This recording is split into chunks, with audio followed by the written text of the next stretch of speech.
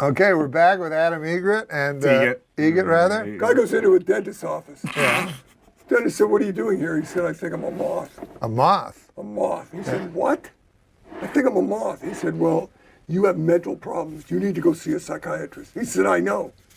He said, "You're in a dentist's office." He said, "I know." He said, "What are you doing here? Why did you come here?" He said, "The light was on." That's a good joke. It's a great one. This is the section where we do jokes. Do you want to read one? Just read into that camera for the folks. Well, don't read out it. loud. You have to read it out loud. No, he didn't. Oh, here, you read one. All right. No. You don't like that No, one? I mean, I like it. Do you understand that we're on the air? Yeah. Oh, right. We all know that the Swiss are officially neutral. Who wrote this? Who wrote this? Who wrote this? Well, that screwed up my timing. Who wrote this? We don't have a name on it. Do you have writers? It's anonymous. It's I didn't write it. I didn't write that one. We all know the Swiss are officially neutral. Unofficially, however, they're filthy sons of bitches. Now the Swiss think I hate them. It's great. Thanks. This one says, remember the old days when tweeting meant stabbing a hooker? Bob liked that one. Super Dave, why is there an app for everything except how to rape a baby? Jesus.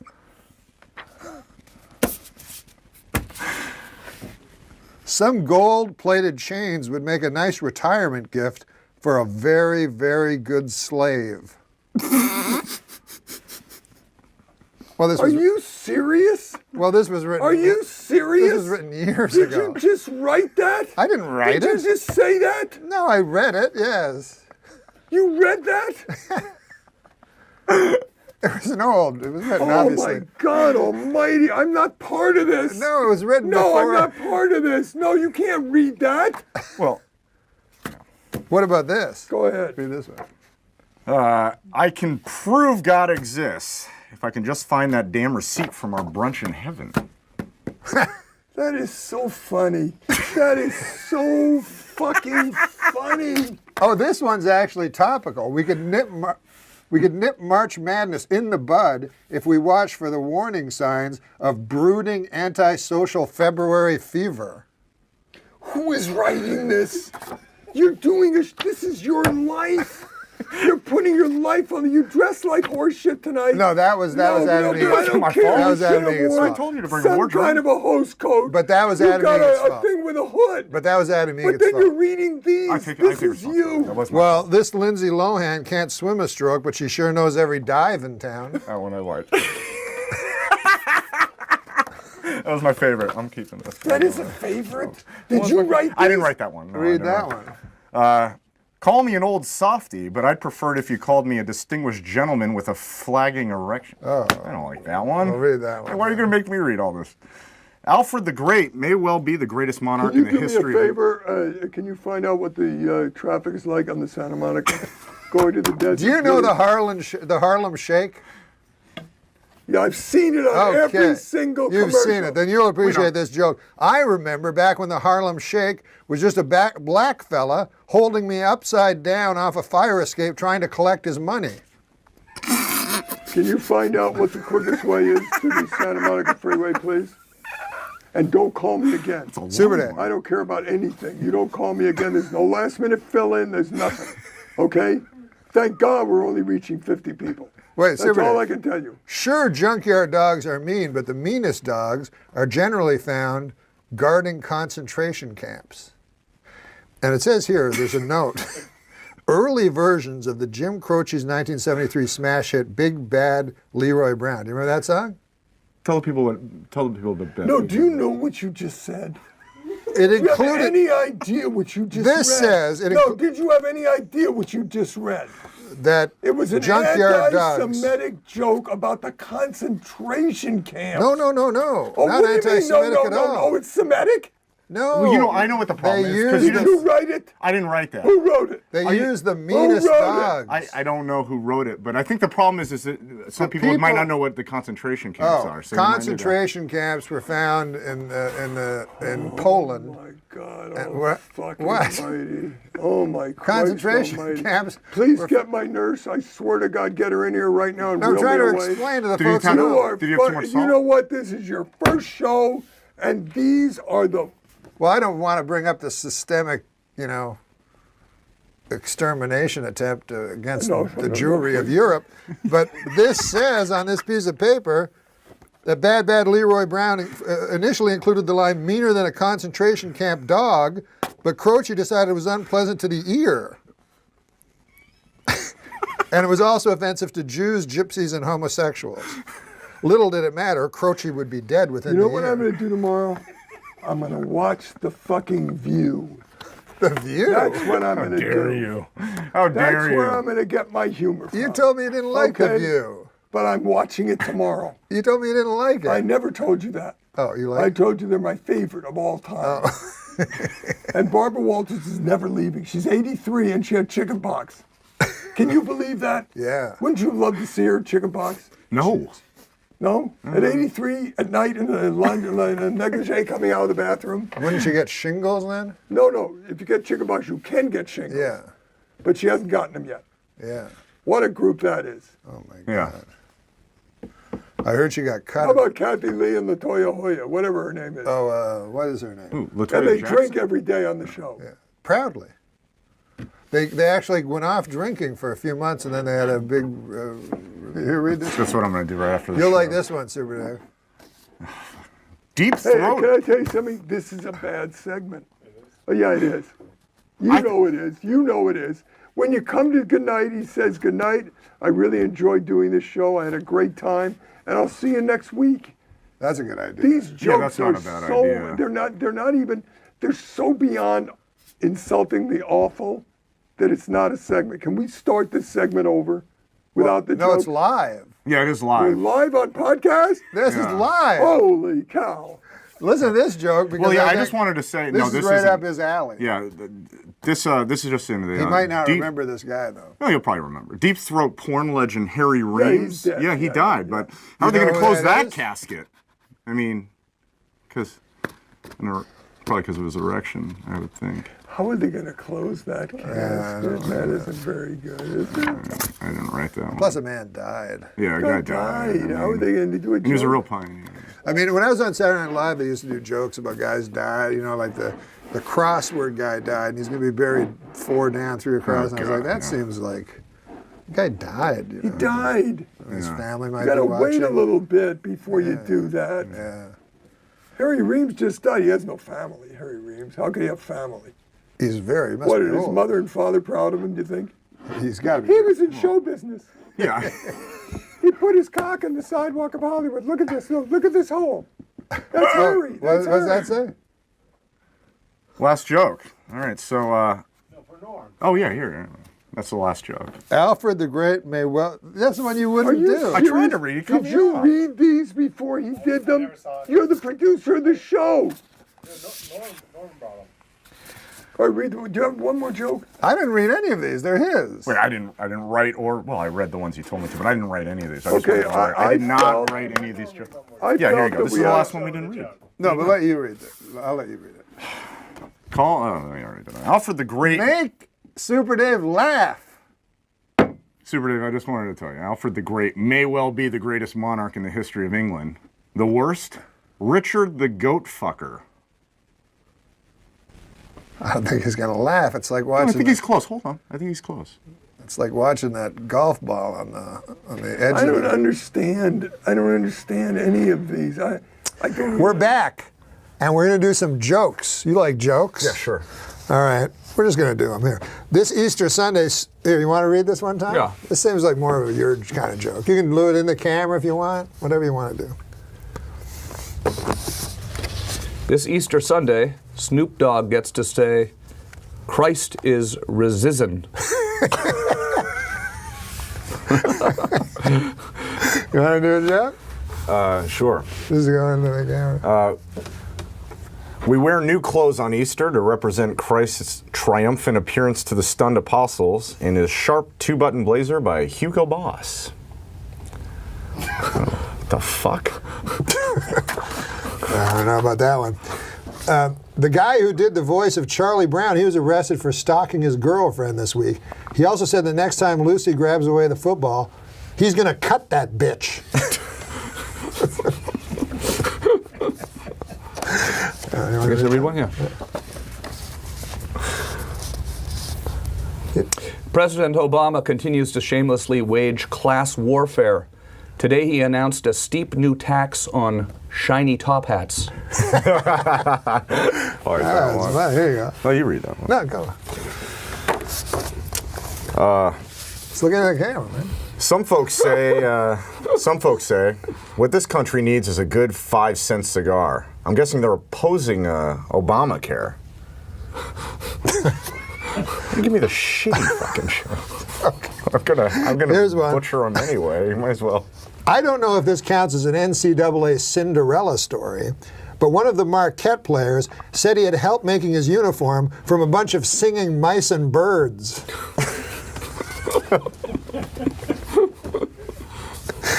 I think this is perfect for Tom Green. Tom Green just reading ahead. Yeah. I read a story. A 17-year-old kid who stole a plane, crashed it, and survived. Why don't we make the whole plane out of that kid? That seems logical, right? Makes sense, right? There you go. Adam Egan. Warning to the Easter Bunny, don't put all your eggs in one basket, fella. You handpick these. I do feel like I'm getting the good ones here. So. They say the world's a smaller place than it used to be, but I think that's an optical illusion based on me becoming a big fat guy. Here's one that's good for you. Growing up, I never would have believed that one day I'd need a computer just to masturbate. It is strange when you think about it, though. Unbelievable. Right? Yeah, remember, you used to need nothing like Yeah. Like Sears catalog. Sears catalog, maybe. National Geographic. Exactly. A van in the woods. Yeah. And sometimes you go, why am I looking at the bra section of Sears catalog? I'm not in the market for a bra. But, you know. Here you go. Try a joke. Sure, my parents wondered why those were always piled up in my room, the brassiere Yes. section. You know, rolled up into balls under the bed. Soggy balls of paper. Soggy balls of newsprint. Hey, speaking of balls, John Hamm has a big dick. Oh, no, wait. John Hamm has a big dick. I could have told you that, but I don't suck and tell.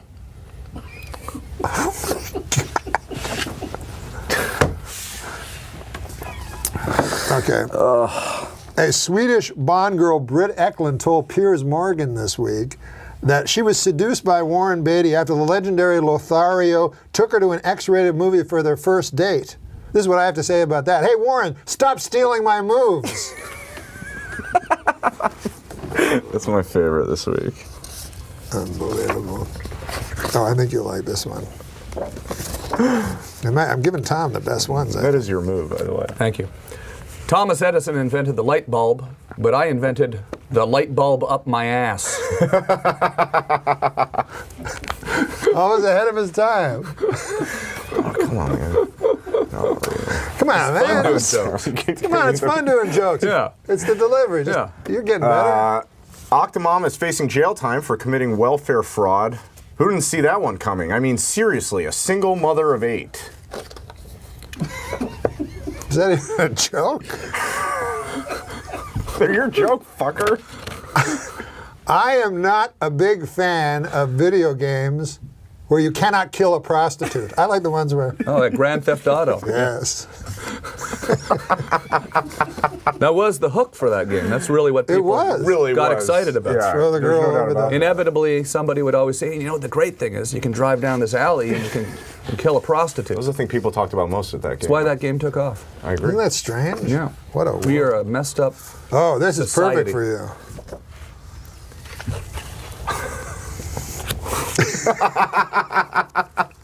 my mom would let. No, that's not what it means. You're just thinking of the Canadian translation of What is the Canadian translation? Of that. That's not a mother. No, what's your old lady in Canada? Your old lady. No, in America, your old lady is like your. Well, I definitely girlfriend. can't read it now. Okay. Here, you can read it. The thing I miss most about the 70s is rolling a number and giving my old lady some head. You fucking ate out your mother? No, not my old lady. Shit, I guess it does kind of. That's what I thought. That's why I passed the card to you. Oh, fuck. Celebrating April 1st birthdays. This is a sort of news thing. Russian pianist Sergei Rachmaninoff, who was born on this day in 1872. Yeah, I know that dude. Rapper Method Man is 41. Debbie Reynolds turns 80 today. Rachel Maddow is 39. And former German Chancellor Helmut Schmidt would have been 95 today. April Fools. Former German Chancellor Helmut Schmidt is alive and well. We got to do an April Fools, right? Oh my God, Tom. What about this one, Tom? I love Lou Gehrig, but I'm not going to stand up in front of 1 million people and brag that I'm the luckiest man in the world because some doctors named a disease after me. Confidence is one thing, but arrogance is the worst disease of them all. I agree with that. I also agree with that. It's funny and true. One day, in the hopefully not too distant future, North Korean dictator Kim Jong-un is going to hear a loud popping sound. The sound of his head coming out of his own ass.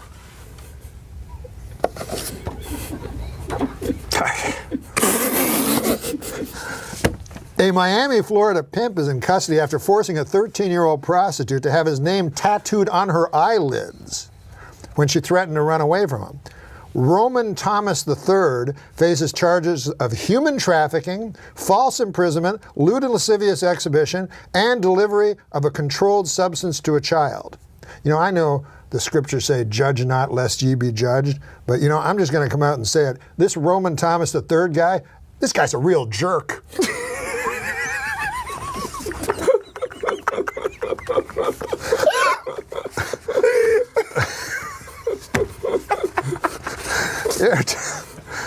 It's fun doing jokes. Yeah. For you. I used to think revenge was a dish best served cold, but then I realized it meant getting back at somebody. I like that one. There you go. Let's do it. Let's do it funny. This one's like two pages long and cut off at the end. Come on, man. Do your best. Give it your best. It's not even complete. Give it your All best right. shot, man. Troubled starlet Lindsay Lohan had a cameo on Anger Management last week and managed to shock the cast and crew by showing up on time and even early. Later in the week, the Mean Girls actress was looking decidedly chipper as she posed on the red carpet at a clothing store launch in Sao Paulo, Brazil. Perhaps Lindsay is getting a jump start on her upcoming mandatory 90-day rehab, or maybe bartenders are just asking her to land someplace else, knowing the way liquor... cuts off. What are you talking about? Okay. Cuts off, really? I'm trying to help him I out. forgot how the end went. Hey. It cut off. That is the most important part, usually. course. Tell the guy to put it That's on where the you're fucking supposed to- card. Hey, news media, leave Kim Kardashian alone, will you? She's pregnant. Of course she's gonna gain weight. And if anyone knows about rapid weight gain, it's me. You know, I went to see the doctor about it, and he told me to open my mouth and say oink. I thought that was a little out of line, Tom. Here's a historical one for Tom Green. I think enough time has passed since 1947 where I can safely admit it. I wish I was the guy who finally wiped that annoying smirk off the Black Dahlia's face. Oh, here's the rest of that joke.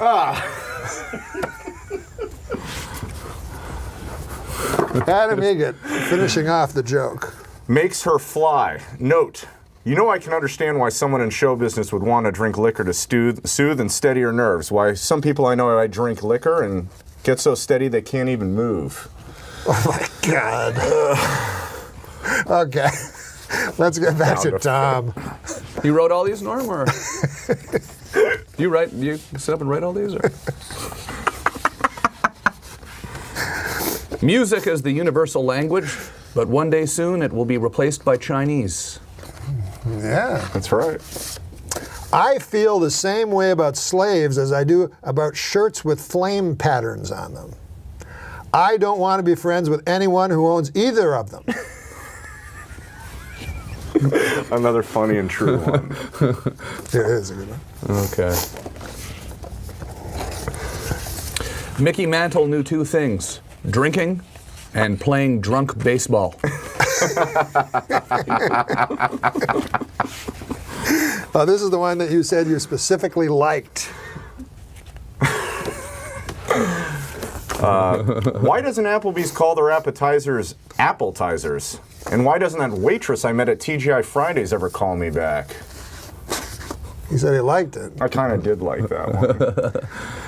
This administration is cutting back drastically on military spending, but doesn't think our defense capabilities will be compromised? How so? I'll tell you how so. Groupons. Remember Groupons? Yeah, absolutely. Remember Groupons. Here's one you'll like. I think you'll like it. A worldwide scientific study confirms a long-held suspicion. No one anywhere likes drum circles. That is some wild stuff. That was pretty good. Really good. That is wild. That was a pretty good impression. Oh, here you go. I realize now I should have been reading them all with that voice. Fucking asshole. Adam Egan with a joke. Justin Bieber's monkey has been quarantined, which reminds us how far we've come since headlines about Pearl Harbor and D-Day. You literally handed me every joke I hated. That was more of a comment, Yeah. really. In the coffee shop line today, I hear the guy behind me say, I like to start by biting the ears off, and I had to pray, please, God, let him be talking about a chocolate Easter bunny. Okay. Well, this one you said you loved too, so you can't say you didn't say you loved these jokes. This one I did. I think you should do this one. No, you loved it. I'm gonna butcher it. This is a. No, this come one on, deserves man. You your- love these jokes. You do these. I'm going to give you the three last no, jokes. No, I'm not doing three. Come on, man. All right. Earlier this week, Aaron Jackson of Topeka, Kansas, painted his house the colors of the Gay Pride rainbow flag in direct protest of the Westboro Baptist Church.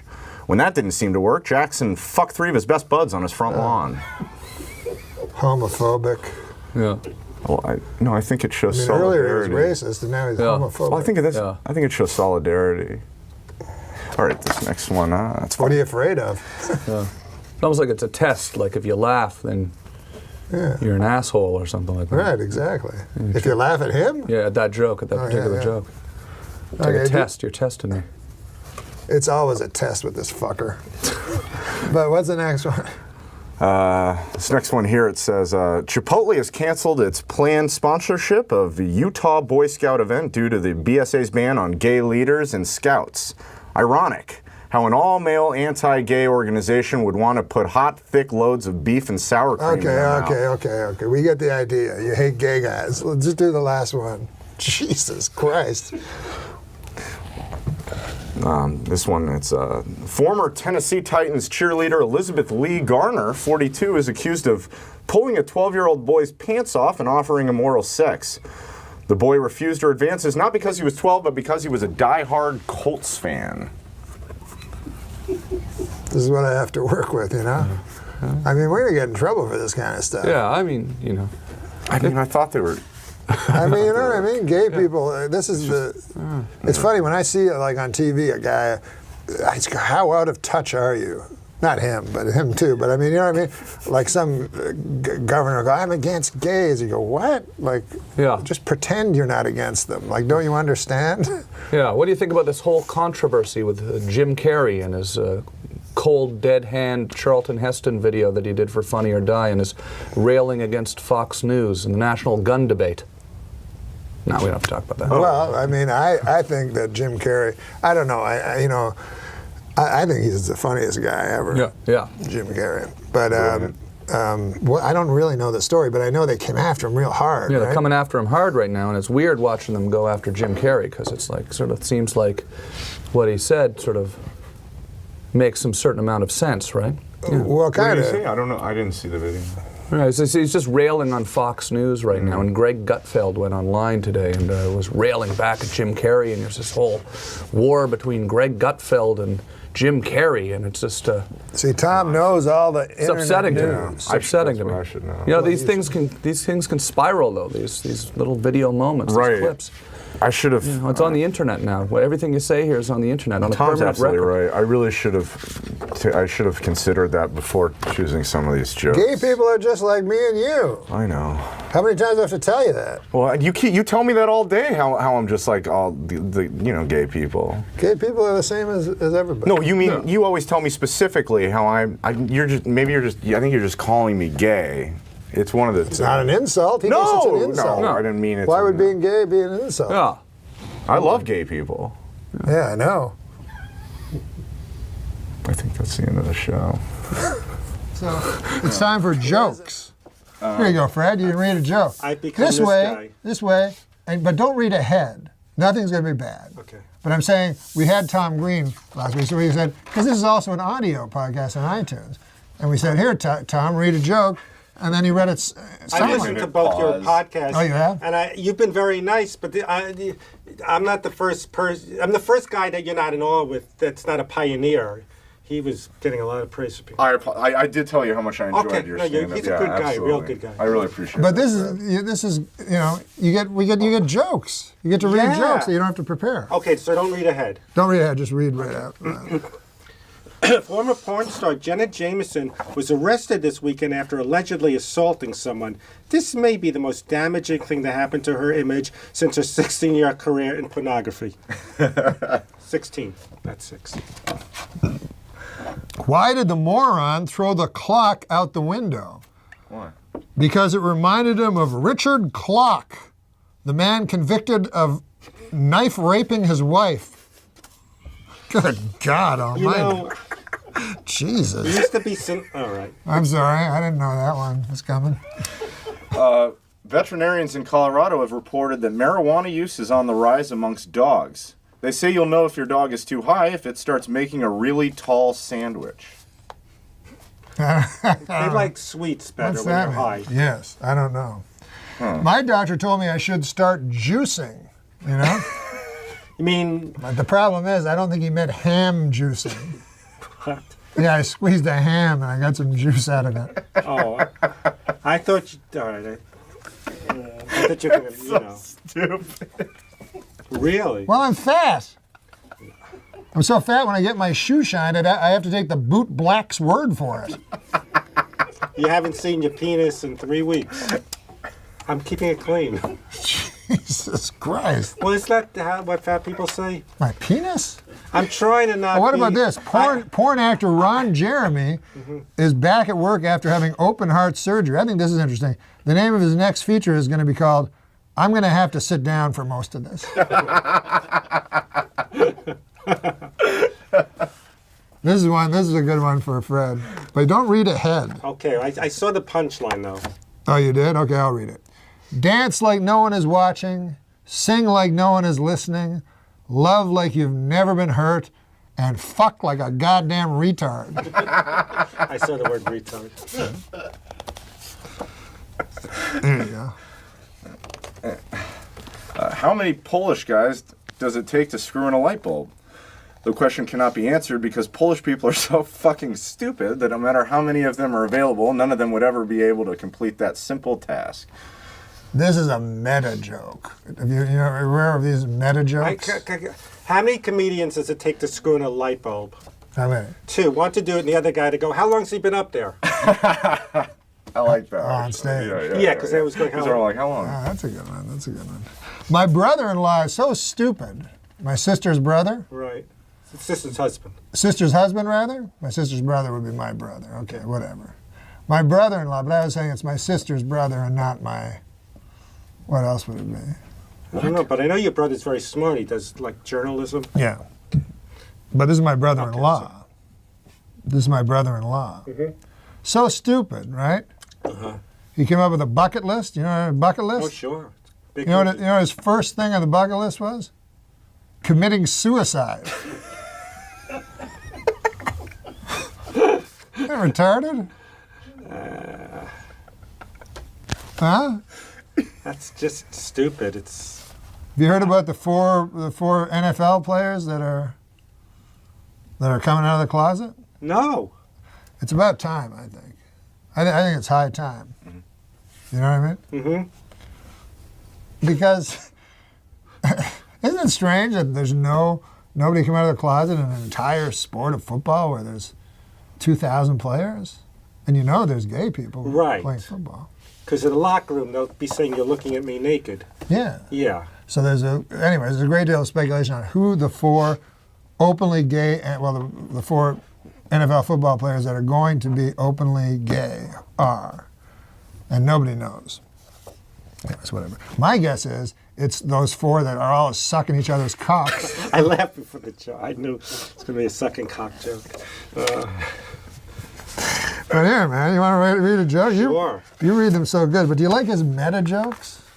He's a deep guy, you know. He's a young guy that's still finding themselves, so he's meta. Yeah.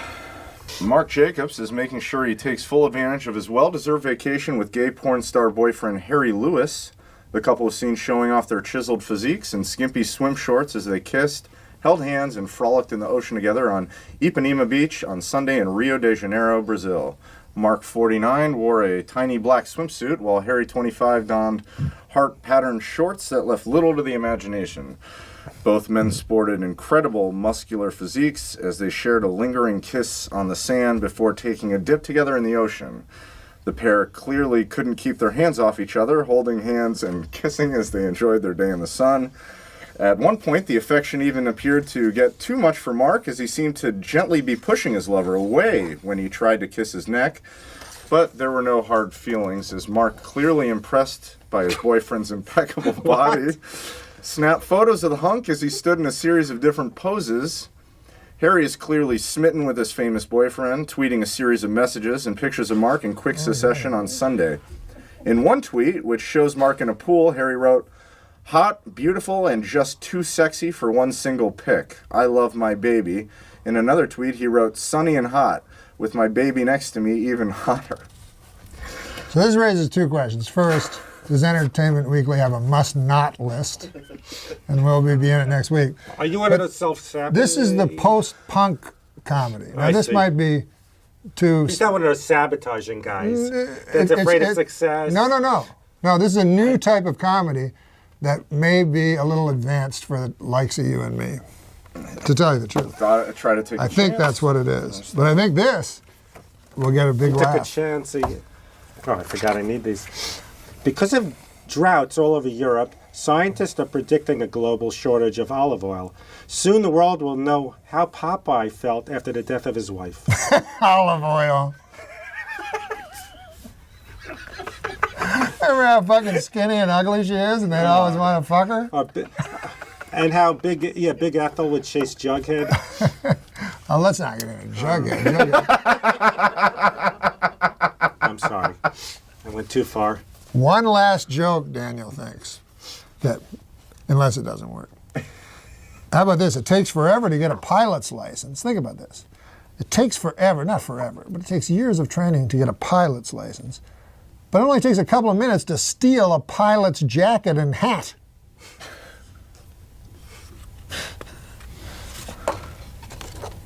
And then do some, terrorist act, I guess. Yeah, I guess I was not living because I was thinking it was going to be a terrorist. You were worried about a terrorist act. I was a little nervous. Did you see Olympus Has Fallen? No. Wow. It's very intense. Is it like Star 69 or what was that movie with the It's very plane crashing? unrealistic to me. First of all, the president's white, which I don't think will ever happen again. Right. And then Morgan Freeman becomes the president because they want to make it somewhat realistic. Right. He's the Secretary of Defense. Oh, so the president dies and Yeah. And then the Koreans, show up, the North Koreans, and I don't want to give away too much of the movie. I just thought of it. People are going to watch the movie. Now that you have a show, do people like give you screeners and you sit and? Barbara Walters is planning to announce her retirement. What's next for Babs? Death. The old Norm Macdonald disease. All right. Hey, this is where we do the jokes. Nice. So we just hand out jokes. This way you don't have to think of anything funny, you just read it. Exactly. This will be a great one for you. Nice. You can just read it in the camera, or where should you read Oh, it? which one? That one? I think there's nothing cooler than being a lone wolf, except at wolf picnics when you don't have a partner for the wolf wheelbarrow races.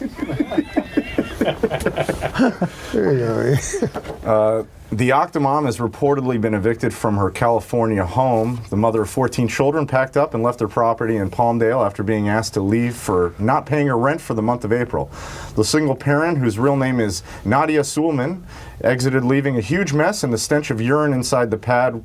Wait, it says here the urine has been traced back to Adam Egget. I don't know. No, call me crazy. Call me crazy. But I take orders from Martians who send secret messages beamed out from the antenna at the top of the Empire State Building. Oh, this will be good for Billy Bob. A Georgia high school is planning to merge their formerly all-black and all-white proms into a single event. The theme of this June's dance, an evening of unbridled race war. That's pretty good. Here, can you do a little song or something? A Florida man was arrested for stealing a truck filled with $75,000 worth of Campbell's soup. I, for one, hope this guy goes away for good. Wow, there you go. Okay, my girlfriend and I have a deal. What are they called there, where you get to have sex with a certain list of people? I should put that on there. But you know what I'm talking about. Yeah. You know. So my girlfriend and I have a deal where we have one celebrity that we can sleep with, and it's not considered cheating. Mine is that woman who plays Medea. I don't know that. It's Tyler Perry. Oh, okay, I didn't know. So, no. Oh, here's another one. These are themes. Oh, okay. In Kansas, a gay rights activist named Aaron Jackson paid $83,000 to buy a house across from the homophobic Westboro Baptist Church and had it painted rainbow colors. Mr. Jackson plans to recoup his investment by, well, actually, there's no plan. Have fun living in a hideous house in Kansas across from some vicious bigots. That's pretty good. It's Earth Day, the one day of the year where you can jerk off outside and nothing bad can happen. I don't know what Earth Day is. I'm not sure. Not sure what Earth Day is. All right. So much of these are gay. Here, wait a second.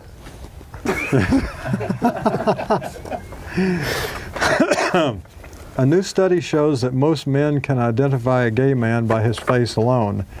It's the face that's buried in another man's asshole. All right, Billy Bob Thornton's been our guest. Thanks a lot, Billy Bob. You're the best. So nice to meet you. Peace. We'll see you next week. Well, I that'll get us into the I joke. tell Exactly. stories. I don't tell jokes. I tell stories. Oh, those are my favorite kind of Stories, comics. I do stories of my childhood, stories of things that happened to me as a kid, stories that happened in broadcasting, stories that happened making speeches. I do, and I might throw in a joke or two, but basically it's a collection. It's an evening of storytelling. It's like Mark Twain, Mark Twain. It's very like Josh Billings. Who's Josh Billings? You don't know Josh Billings? No. But I make fun of things. I make fun of myself. And when did you start? Would you ever do a joke like this? These are pre-vetted, so they're not filthy. Apparently, someone in Germany stole 5 metric tons of Nutella. Police haven't arrested anyone yet, but they are questioning Gunther Hogsbargen, the 700-pound man that smells like chocolate and hazelnuts, who guards the Nutella storage. That's funny. What about this? This is what you were talking about earlier, 42. I love the movie 42. It's Chadwick Boseman like you've never seen him before. Of course, you've never seen him before. I get that. Yeah, man. Here, you want to do a joke? Yeah, sure. Let's do But jokes. don't be dirty, because Larry King's there. All right. There's no wrong way to eat a Reese's, says the guy who didn't shove a bunch of Reese's up his I ass. just asked you. Larry, you like this one. Wasn't too bad. Amanda Bynes is a lush blonde who's quickly turning into a blonde lush. See, I tend to laugh at my own. When I read a joke that's funny, I love jokes. That's good to laugh at. You know what my dad would do? Henny Youngman was a great friend of mine. He was. Oh, he was. He was Henny, the best. The best. Nothing made. Take my wife, please, right? Yeah, but nothing would lead into things. You know, he'd get up and just a stream of consciousness. Woody Allen's favorite comedian was Henny Youngman. In other words, he'd tell you a joke like this and then go like this and go like this. You know what I mean? You go from this. I go to the doctor, and the doctor said to me, "You look great. You're going to live till you're 60." I said, "I am 60. What did I tell you?" Yeah, that's funny. That's funny. What do you think of this? Hey, how about this? Take my wife, please. You think of that joke? 3-word setup, 1-word punchline, 4-word joke. 4-word That's joke. impressive. Don't get I better never than that. thought about that. If you're looking for your porn star name, have you ever heard of this? Where people make up porn star names? They take their childhood pet's name and then they combine it with the street name. So, anyways, mine would be Dick Fuckington. I lived on Fuckington Crescent. But none of this would be on the Hulu show we're doing, Larry. No. Oh, how about this? College freshman Scott Damerow, Larry, set a new world record by using his head to bust 142 eggs, and he now officially holds a place in the Guinness Book of fucking retards.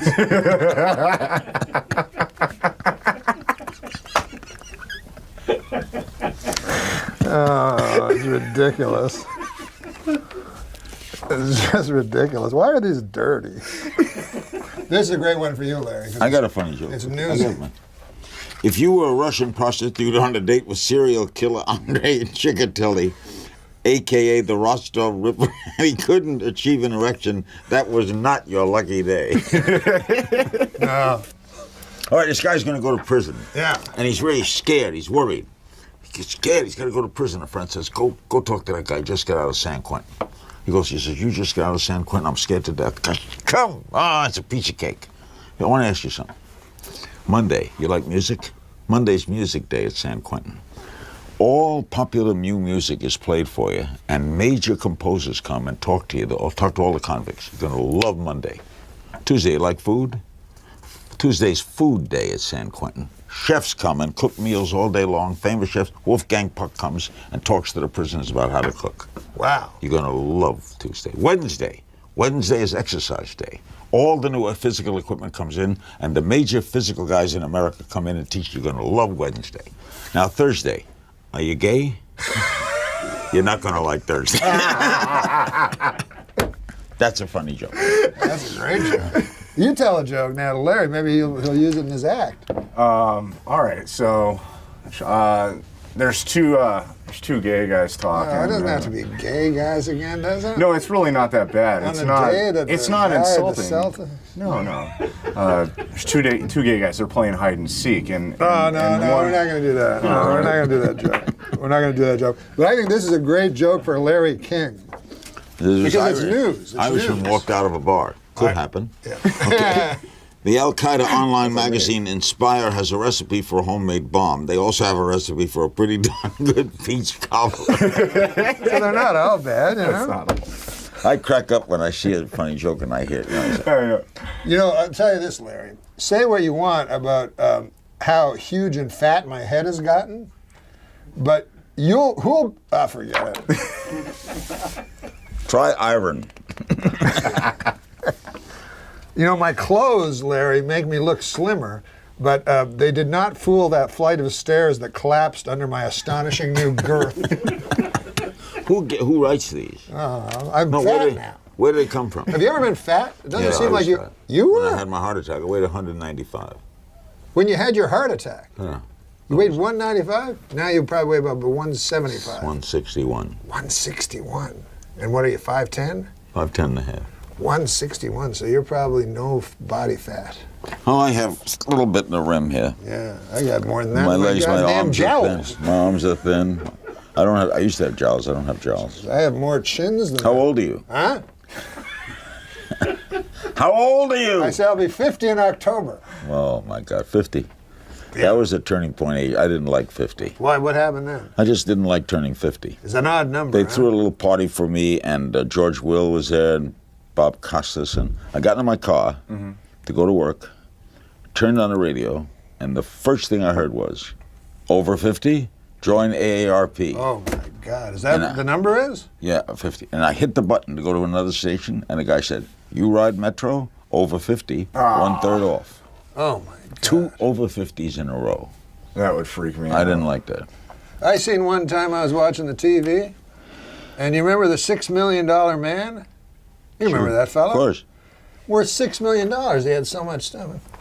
Anyways, this is years later now. The show's been off the air. Now he's on the TV for a hearing aid. He's like, it's called the bionic ear.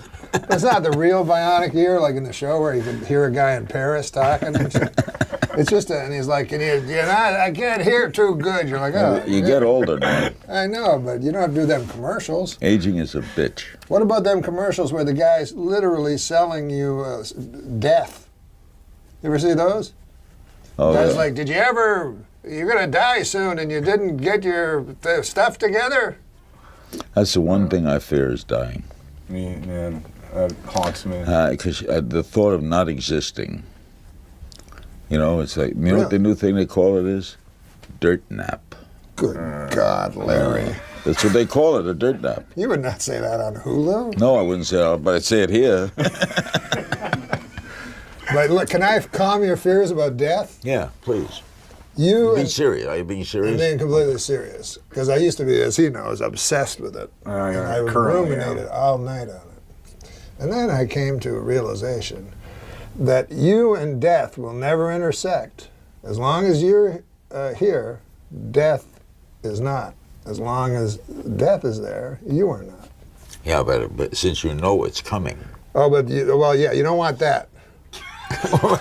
You want to go. But knowledge, I have the knowledge. I can't take away the knowledge that it's coming. I don't believe I'm going anywhere. You don't? Do not believe in a higher power looking down on me. I see too much. I've interviewed too many religious leaders, too many people who I've never got the answer to the one question, which is why? Why Connecticut children? Why? Why a bomber in Boston? Because if there is a God, Yeah. he's omnipotent. Yes. If he's omnipotent, he could prevent it. Yes. Why didn't he prevent it? I don't know, man, but you got to don't stop get it. hanging out in that hot tub with Bill Maher all the time and get some. It sounds like you got a God-shaped hole in your heart. What the hell are you talking about? I agree with Bill Maher on religion, and I'm married to a very religious woman. My wife is a devout Mormon, Yeah. so we don't discuss religion in the house because I think organized religion is No, I agree with you. cause more Organized. problems.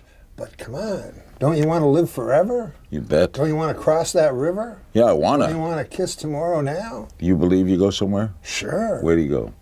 Well, first they put you in a big black car. And by golly, everybody's dressed in their best Sunday go-to-meeting clothes. The best was Mel Brooks as the 2,000-year-old man. Still the funniest comedy Yeah, album man. ever made. When he says to him, how'd you live 2,000 years? He says, well, once, I was 400 years old, and I got a tip that the angel of death was coming. And what I did was, I ate a whole clove of garlic, and I got under the covers, and the angel of death tapped me on the shoulder. I turned around and said, who is it? And he went away for 300 years. Mel Brooks. Mel Brooks is amazing. He's doing the show next week. Is he? Yeah. There's nobody funnier. Wait, what show? I've interviewed, he's doing your show Yeah, here? I've interviewed every funny person in the world. You're very funny. Yeah. There's nobody. Am I second? Because Mel Brooks is a freaking genius. I had him on my show the night Neil Armstrong landed on the moon. All right? Allegedly. He's on my radio show. The night Neil Armstrong landed on the moon. So I said to him, you want to play the 2,000-year-old man? He says, okay. I said, okay, my guess is the 2,000-year-old man tonight. Man has landed on the moon. What do you think of that? And out of nowhere, he says, I love the moon.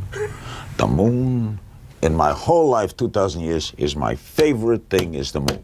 I said, why?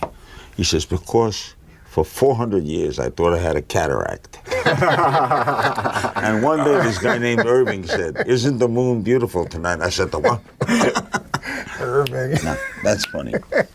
Mel, is he really coming here? Yeah. Well, you get ready. Yeah, that You know guy's Mel, great. don't you? Oh my God. There's nobody like him.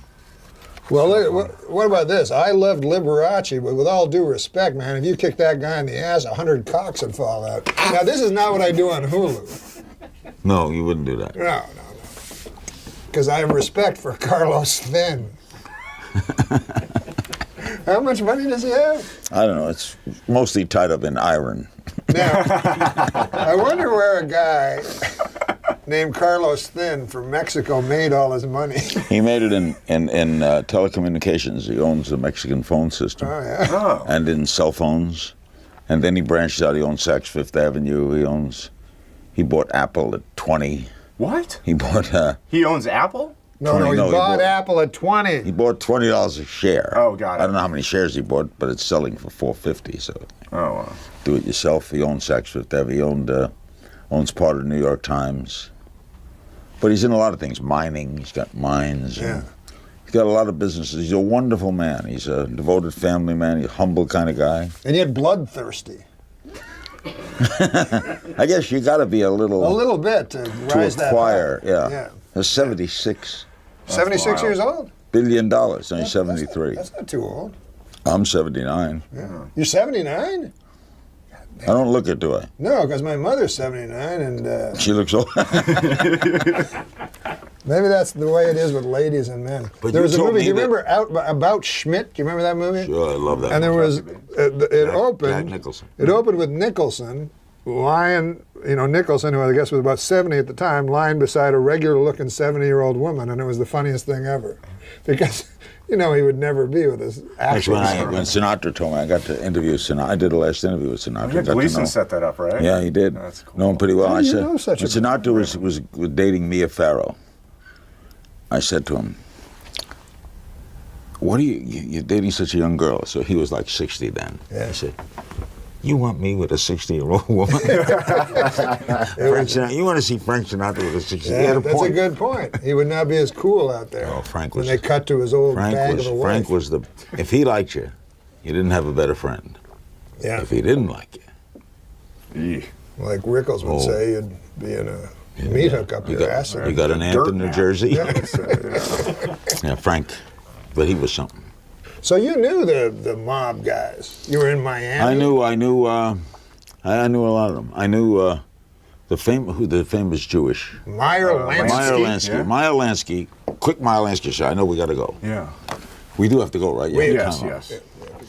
Meyer Lansky. I'm sitting. I don't in think we have to go. I go to a restaurant thought called. Larry I had go to to a go. restaurant called the Forge in Miami, and I go to the bathroom, and I come out, and the maitre d' grabs me. He says, "You know who's sitting next to you? Meyer Lansky."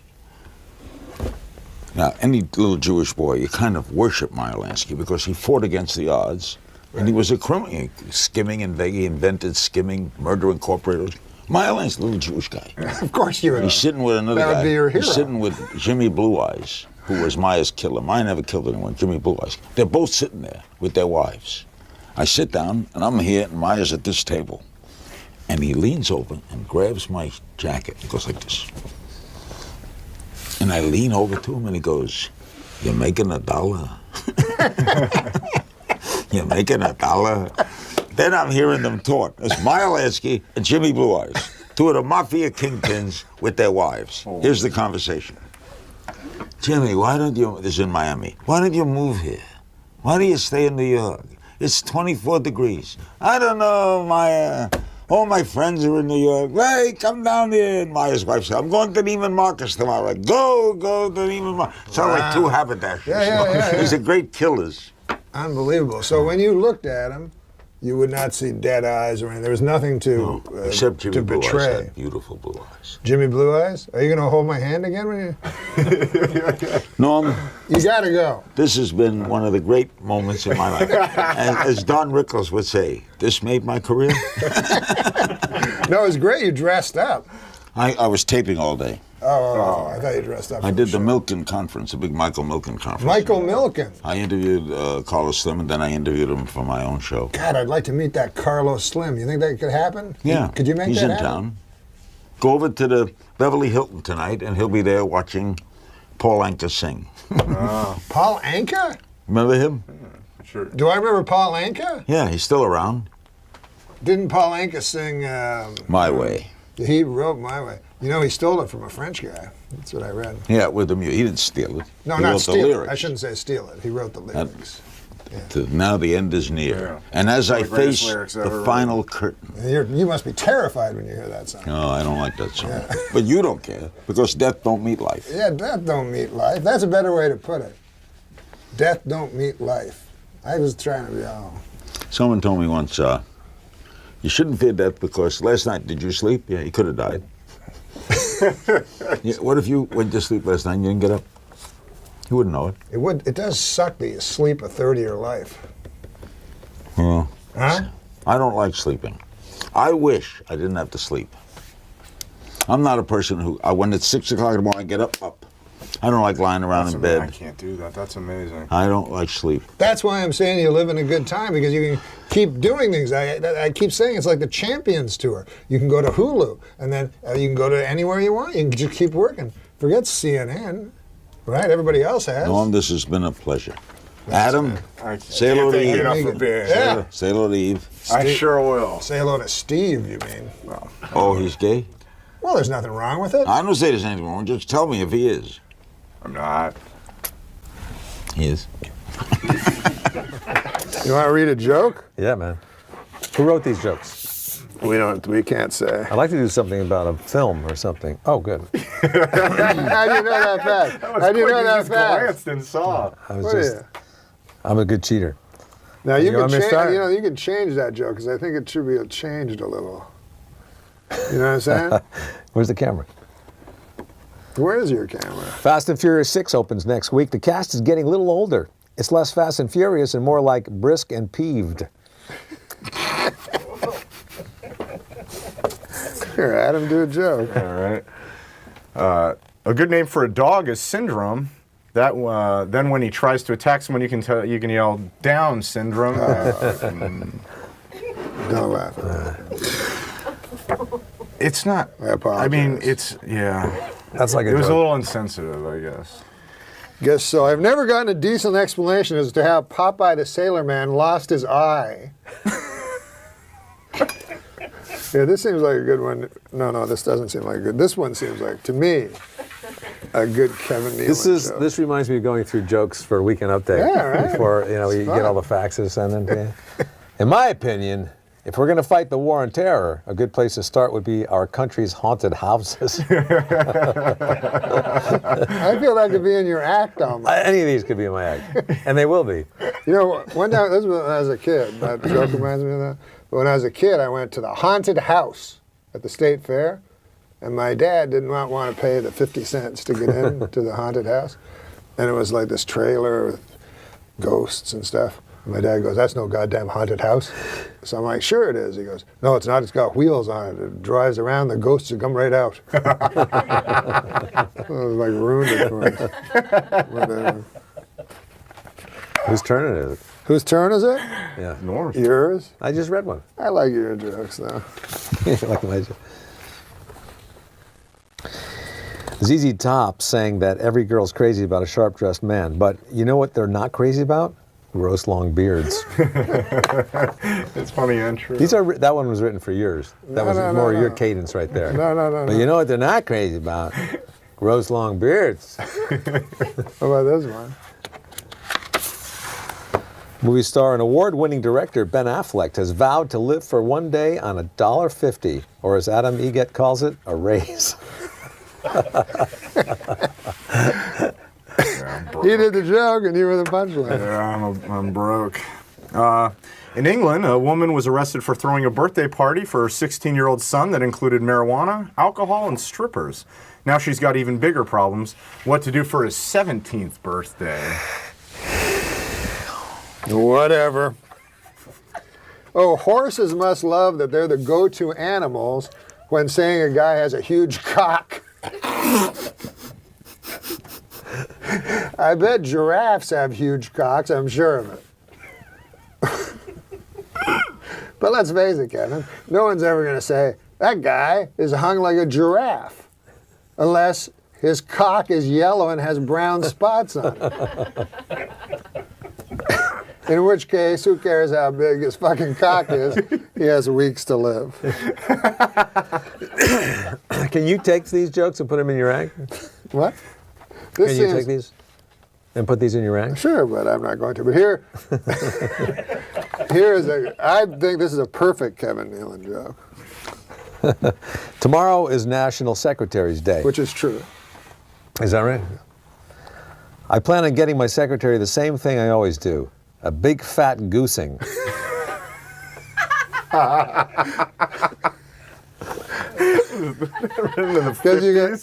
you can imagine Kevin having a secretary and goosing her, right? No. Kind of, right? He's a no. I don't Yeah, think but like he would he's do- an old maybe in the timey guy. 50s. Oh, That's yeah, what I sure, mean. Sure.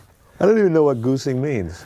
Oh, you Is know? it, is a goose going, is like, I think it's like, Oh, you don't know what goosing means? is it like grabbing them? Or Yeah, No, like, thumbing them?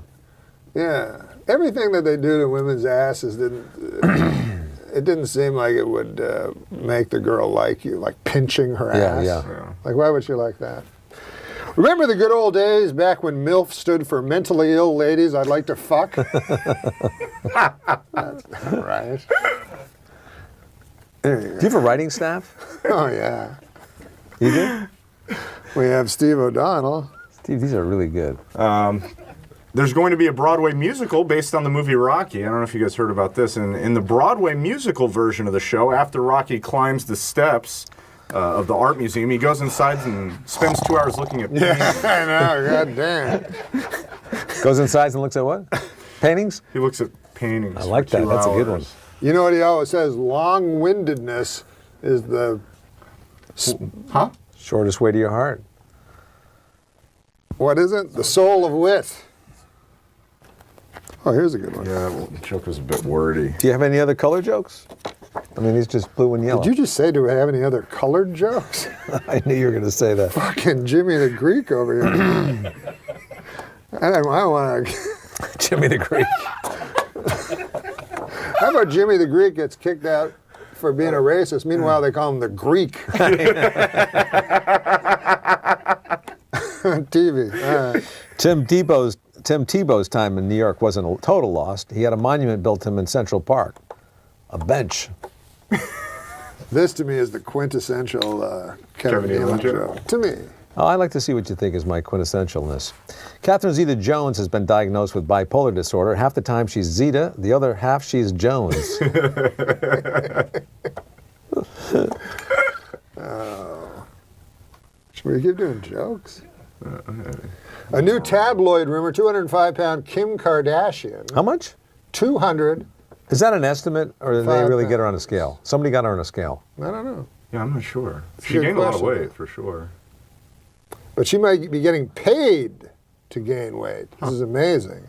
By some weight loss program or reality show that will then get her to lose weight. Anyways. You think I have like The Biggest Loser? something like that, yeah. I have a similar deal. I have only I pay them. And by them, I mean Zankou chicken. And in exchange, they give me some Zankou chicken. But you know what? I was on Roseanne, right? And Roseanne, I was writing on the Roseanne show. So Roseanne, they came to one of these people. One of these Nutrisystem or whatever they call it, right? And they said, you got to lose weight and we'll give you all this money. So Roseanne did the thing for like 2 days, and then she's like, fuck this, I want to eat. 2 days. So then she's like, I'm not giving the money back. And then they said, no, you got to give the money back. And then Roseanne said, I'm not giving the money back, and if I do give the money back, I'll tell everybody that I did your thing and it didn't work. So she got to keep the money. Oh, it's brilliant. I was on her talk show Smart once. cookie. Oh, Probably God. when you were writing on it.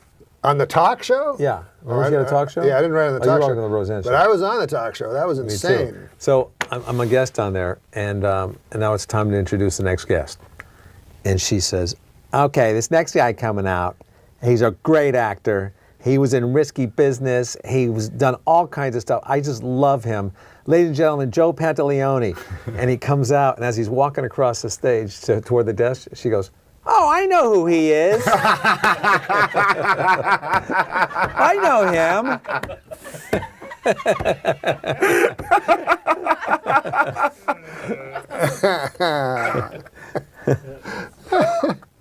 You were on SNL 9 years, right? Yes. Yeah. I just guessed that. Is that true? Yeah. But you know, with that kind of show, you know, it's you have to pace yourself. It's like prison. Yeah. You really can't get too ambitious right off the bat. You got to just sit back and watch and kind of look for your openings. Schneider told me that. He said, "Don't try That's to be funny. in every sketch." That's funny. No, he did. You think that people try to be in every sketch? There's no point in being in a sketch in a little tiny role, like, right? You did a great Burt Reynolds. What? Remember that? Remember when you did Burt Reynolds? Oh yeah. Remember when you... Who was your favorite impression? You know what my favorite impression that you did was? When Sam Donaldson was on the chair. That was hilarious. Yeah. I loved you as the audience member in the Phil Hartman's Donahue sketch when the women, they were like battered wives or something similar to that. Were you in the... thank you.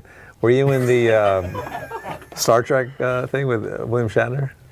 No, that was before me. Before you. I would have loved to do that. But you know, I was the first thing I was ever in, because I was in when you start out, well, you probably started out as a cast member, but I was a No, I feature didn't. player. I was a feature player. So feature player, you should explain to the folks at home, it's kind of a writer, and then sometimes he gets to perform, right? Yeah, but nobody really knows him or anything. But I was living at that Symphony House, the same place Sandler lived, at 56th and 8th, you know? Mm-hmm. He had the best place of all, the best apartment. Oh, yeah. This guy here. But anyways, Helmsley Palace. amazing. It sounds Right, man. amazing. Yeah, it's nice. He doesn't know that. So, anyways, I had been in so I would always go down with Sandler and we'd walk to SNL, right? But I was never on the show. So there was this doorman. He'd go, "Hey," everybody knew Sandler. He says, "Hey, Adam," and Adam would go, "Hey, you got to know Normie here. Norm's on the show."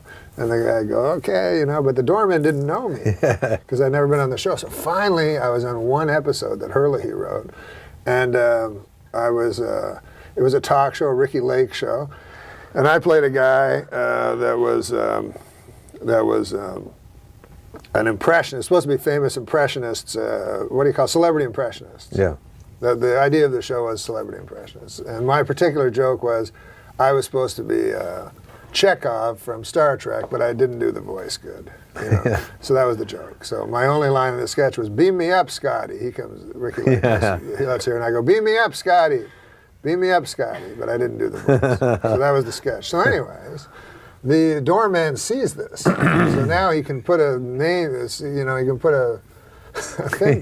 So every day I go out now with Sandler. It's, "Hey, Sandler. Hey, beam me up, Scotty. How you doing, beam me up, Scotty?"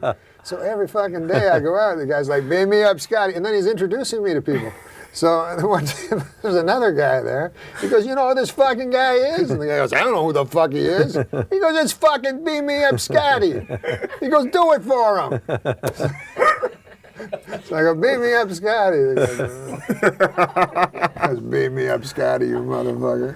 This joke, I couldn't help looking at it while you were telling me that read story. it. Read that joke. This is so your style right here. What? The writers, whoever they are, they're writing. They know how to write for you. Just read this one. This is so Cats and paraplegics have a lot in common. For starters, neither appreciates going into your pool. No, you didn't read it right. Neither appreciates being tossed in your neighbor's pool. Yeah, they deserve a raise. This sounds like a joke you would do. They say there's no people like show people, but now scientists have found show people are genetically linked to the Laplanders and the Finns. That's a good one. I give that an A. More It's jokes, already on man. there. Let's just talk. I know. What's going on? Goddamn bunch of fucking jokes. Jokes went out in the old days when Lenny Bruce showed up. You ever care for that guy? I fucking people, you gotta listen to Lenny Bruce. So I get an album. I can't sit through the motherfucker. I don't know what the fuck he's talking about. Then Bill Hicks. You probably work with that fucking guy. I did work with him You once. gotta see Bill Hicks. So I go on YouTube. 2 hours, I don't laugh. Is there anybody that somebody recommended to you that you thought this guy's funny? Brian Regan. Do you He ever is see funny, him? yeah. God damn, that guy's funny. He's funny. And Mitch Hedberg. Mitch Hedberg, funny. A lot of the new guys, you know. I mean, just those two. The new guys. I guess they're not new, they're dead. No, Brian's not dead. They're No. newly dead, He's doing very good. But Mitch Hedberg is dead. allegedly. Are you like a conspiracy theorist? No. I don't believe in ghosts, or I believe everything the way I see it. The only thing I have trouble It is with, what it is. I believe there's a lot of evidence that man never landed on the sun. So Norm, what do you do now? I haven't seen you. I in a know, while. that's what What do you do? everybody's I mean, are asking. you like, do you hang? Who do you hang out with? This is what I do. I phone my money manager and I go, You have a can't money manager? Yeah. And it's my biggest expense. So you pay commissions for managers and agents? You I have a pay money no manager? commissions. I have a new thing. I pay no commissions to managers, agents, or lawyers. Why? I don't work. Oh, okay. But so I why just a money pay manager? zero. You're wasting your money on a money manager. Yeah. My money manager is my biggest expense. You have a publicist? Do you have a money manager? No. I don't have a publicist, no. I got when I first came to LA, I go, I'll get a publicist. And they said, you can't, you're not famous. So that I found. So, okay, so when you hang out in LA, do you go to a restaurant and meet friends in the morning? You stay home? I live in my You apartment. watch a lot of sports, I know that. Yeah, I watch a lot of sports. I live in my apartment. I love your Twitters on the On tournaments. golf? Yes, Oh, I love golf. that is really good. So I love golf. Should and try to make some money off of that. We should somehow. play golf. I've gotten really good. You have? Yeah, What do you shoot? I'm like an 8 handicap now. No, you're not. Yeah. You improved that much? Yeah. You improved like 10 strokes. I went to Golf Tech. and Is took that where you lessons hit it there. into a The sheet? net. Yeah. Yeah. And so I've been studying there. Not with the actual clubs, but just, with books and stuff. Yeah. Because it's all up here. Yeah. They say that between here. You want to read a joke? Yeah, is it that one? Yeah, no. It's those aren't professional jokes like that. Funny that shit up. You want me to read this? Yeah, man. Oh. This is where we read jokes. I had a feeling. Okay. Despite all the advances in veterinary medicine and racing technology, the Kentucky Derby record set by Secretariat 40 years ago still stands. The reason? Still stands. Yeah. What is the reason? Today's horses are total pussies. Oh. What about this one? Ja Rule's taxes are just like his music. No one can remember the last time he released anything. No, it's not. That's just a sad observation. Yeah. But Well, listen to this. Catherine Zeta-Jones admitted she is bipolar. Half the time, she's deliriously happy, and the other time, she has to suck an old man's cock. That's dirty. Come on, man. Let's be. This is neither dirty nor clean. It's more like a. okay. If tampons are called sanitary napkins, how unsanitary must regular napkins be? Can you see like George Carlin doing that or something? Yeah. Yeah. Hey, look at this one. Scientists have found a submerged mass of granite off the coast of South America that they're calling the Brazilian Atlantis. Damn it! I want to be called the Brazilian Atlantis. Once again, just a sad observation. Why would I even want to be called the Brazilian? Hey, what about this? Michigan man Curtis Peterson received a 15-year prison sentence. I don't want to do that. Oh, this is a kind of an odd one. as opposed But to the straight ahead. I have more faith in you than in Adam. Really? Okay. Oh, well. No, that makes sense. I mean, Crews in Ohio dismantled a tavern wall in search of Jimmy Hoffa's body, and sure enough, they found the inside of a tavern wall. Yeah. So there was. I felt bad for giving him that one. You have to put in the extra.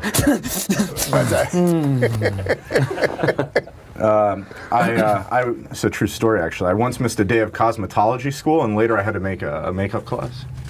Wow. Did you ad-lib that? That's a true story? No, yeah. And it said, help save it. It's funny I that, don't think it's- the expression came about, it's a true story, because it's always a not. Right. It's always Yeah. not a true Yeah, story. right. It is. You're Like protesting. nobody ever goes, hey, I got a hooker last night and I paid money in exchange for sex. True story. Yeah.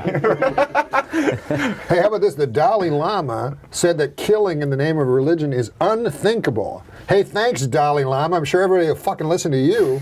No one listens to the Dalai No, Lama. no one.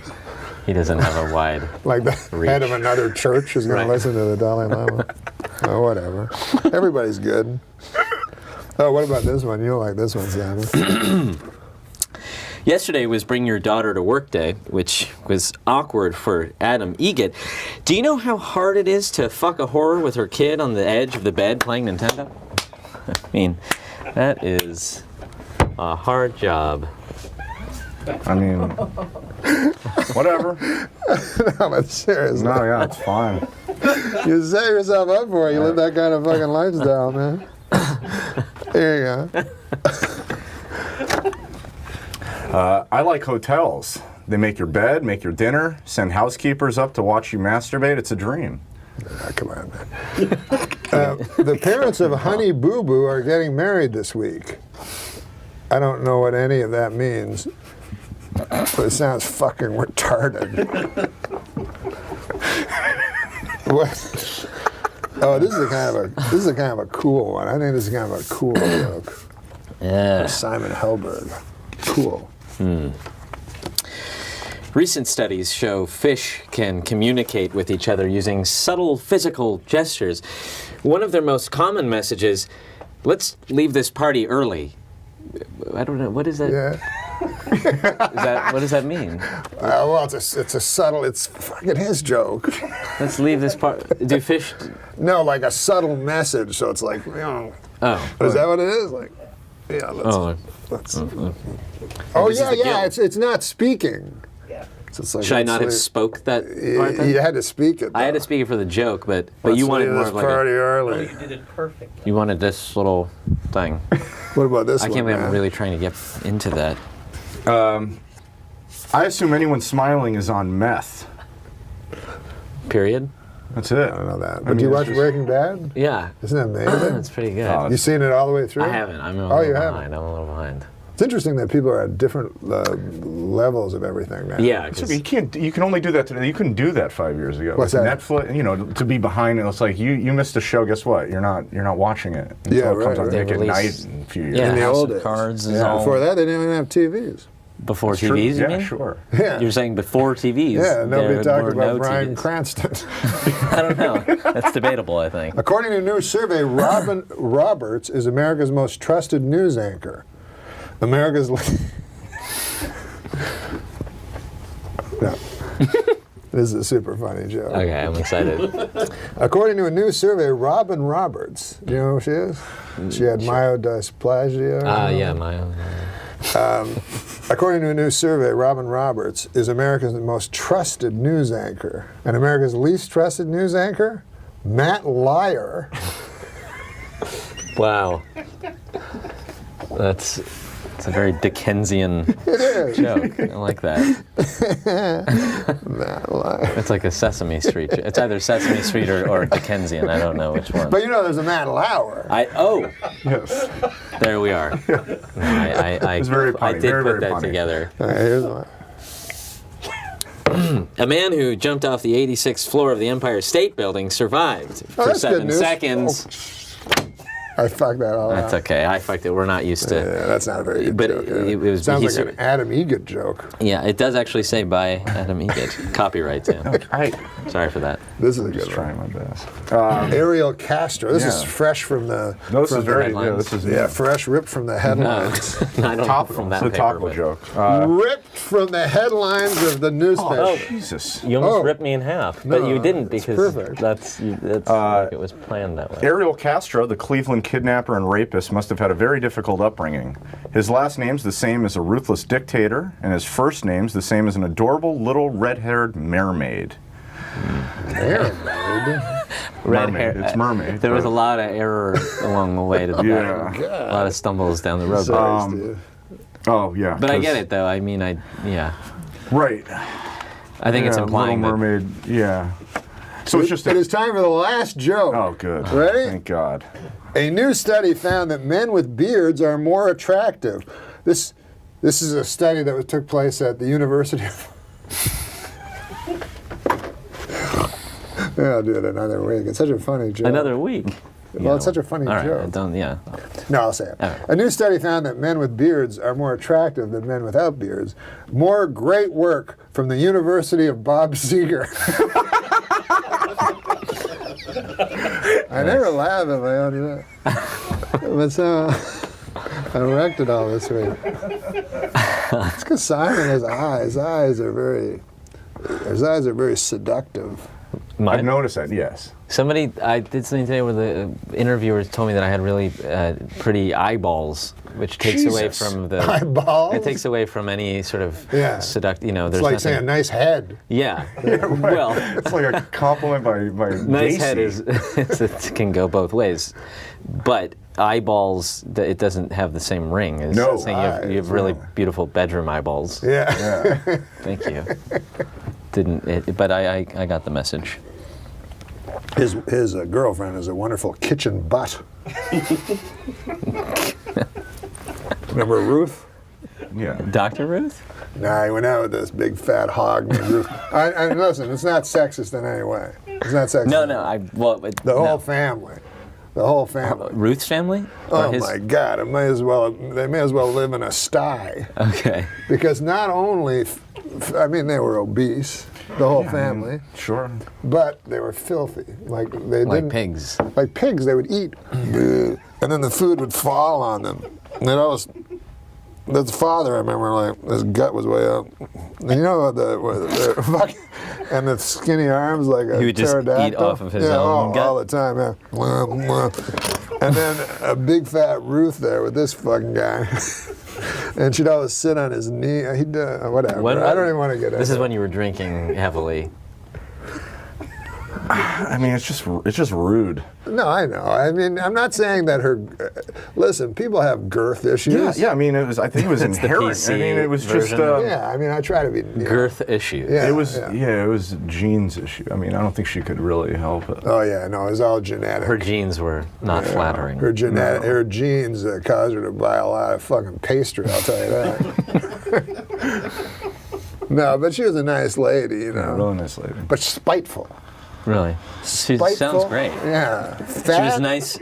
She was nice, but she was horribly spiteful and she had- horribly obese. Yeah, she was mostly known for her spite. Like if you got to know her, No. if You have got to be know really her- spiteful to have that beard. Absolutely. I knew her for 3 months. I didn't even see a fat person anymore. Just pure spite. Spite. That's a compliment to some fat people, though. I guess. Had you said that to her, I don't even see fat when I'm around you anymore. I just see spite. No, she was. One Well, time I she tried helped to. me through a dark time. Yeah. One time I tried to drive around her and I ran out of gas. I mean, I don't want to say she was spiteful, but she could be watching, man. I don't want to say she was spiteful, but one time she got on the scale and said, please, one at a time. I mean, this lady was spiteful. She was a big girl. That's I get spite. it. Why was she spiteful in that analogy, getting on the scale? Well, The scale was spiteful in that. well, that's true. Maybe it's the scale that was. One time, she was so spiteful, she was swimming in the ocean. A helicopter fucking radioed down for landing instructions. I mean, she was a little spiteful. No, it's just a God bless euphemism. Ruth. God bless Ruth. God bless Ruth. She was named after the biblical figure Ruth. which covers both of our religions. Thank the you. Book of Ruth was in the Old Testament. The Book of Ruth? Is that really a book? You're not familiar with the Book of Ruth? No. Do you know the Book of Ruth? No, but every time you talk about Ruth, you always refer to the chapter of Jonah. Oh, that's true, yeah. The whale. Yeah, that's my little joke. And it's not a whale, it's a big fish. Jonah? Yeah, it wasn't really a whale. It was referred to as a big fish, and then people thought That's less whale. offensive. I don't even think a whale's a fish, is it, Steve O'Donnell? It's a mammal. It's a mammal. Yeah. What is a mammal? What's a seal?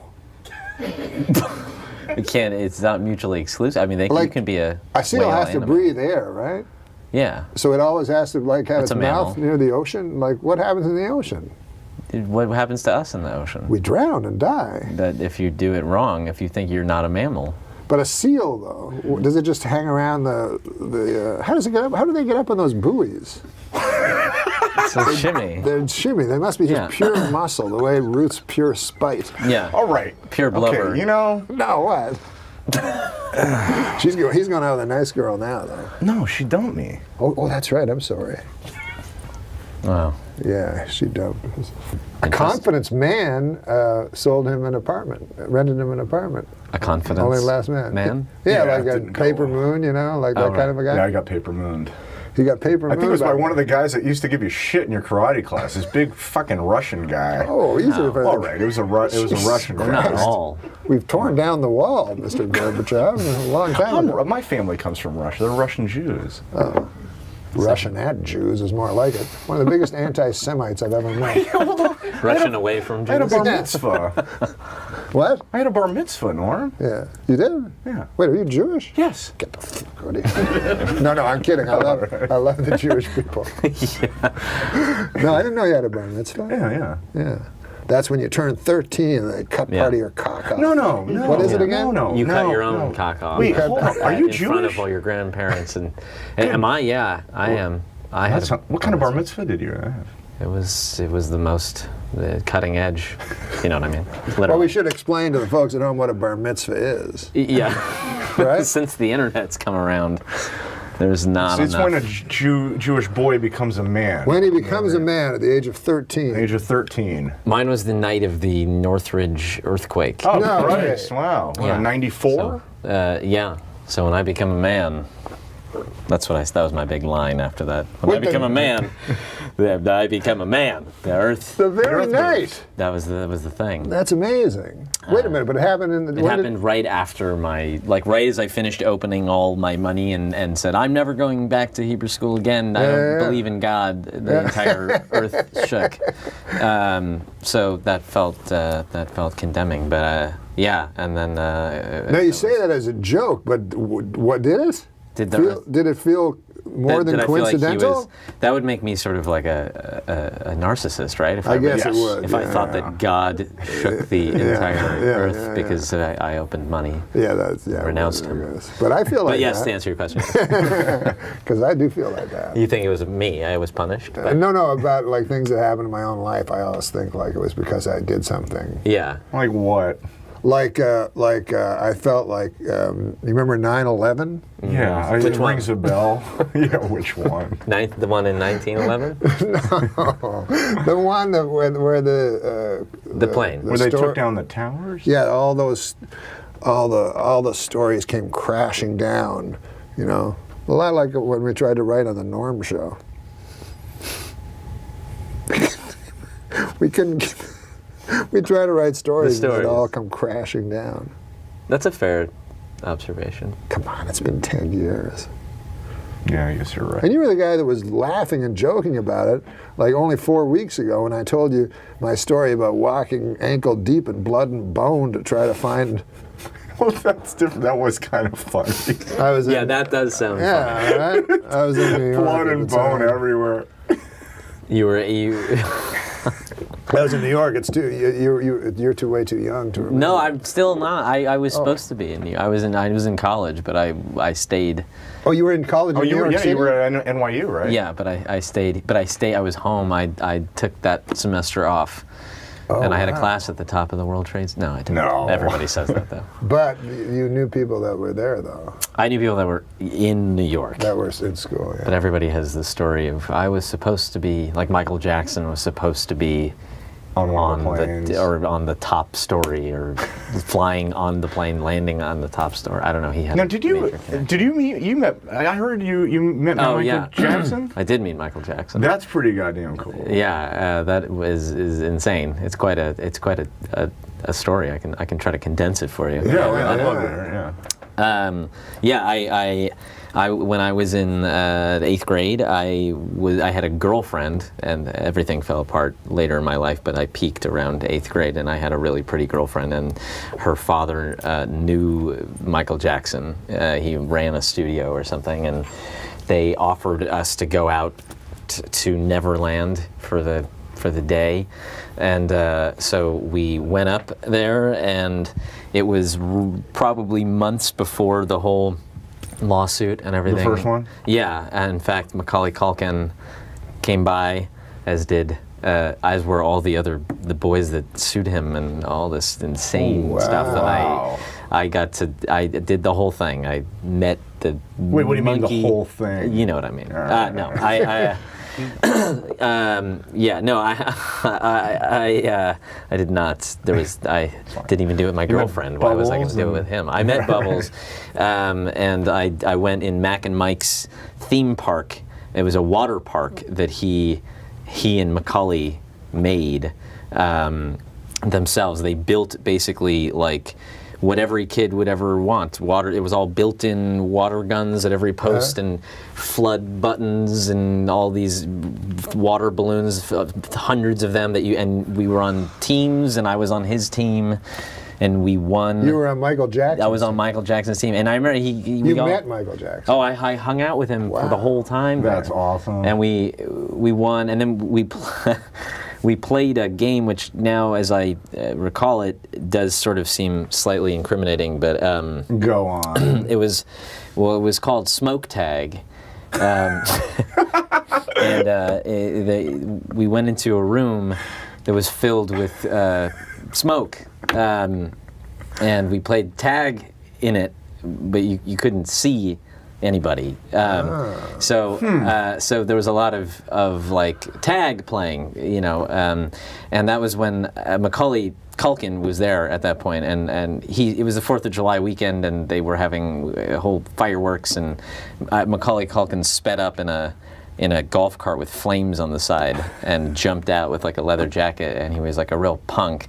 And when we played this smoke tag, he threw me on the ground, and we started this like feud that continued throughout the evening. And when we ended up in Michael's toy attic, after we watched a movie in his movie theater, including a retrospective of his own life, and then all the little Culkins were doing impressions of him, like hee hee, and he was sitting there just watched the whole retrospective. He at one point leaned over and said like to Macaulay, oh, remind me, I gotta call Toys R Us. We'll close it down and head out there over the weekend. It was like Elvis closed supermarkets or whatever.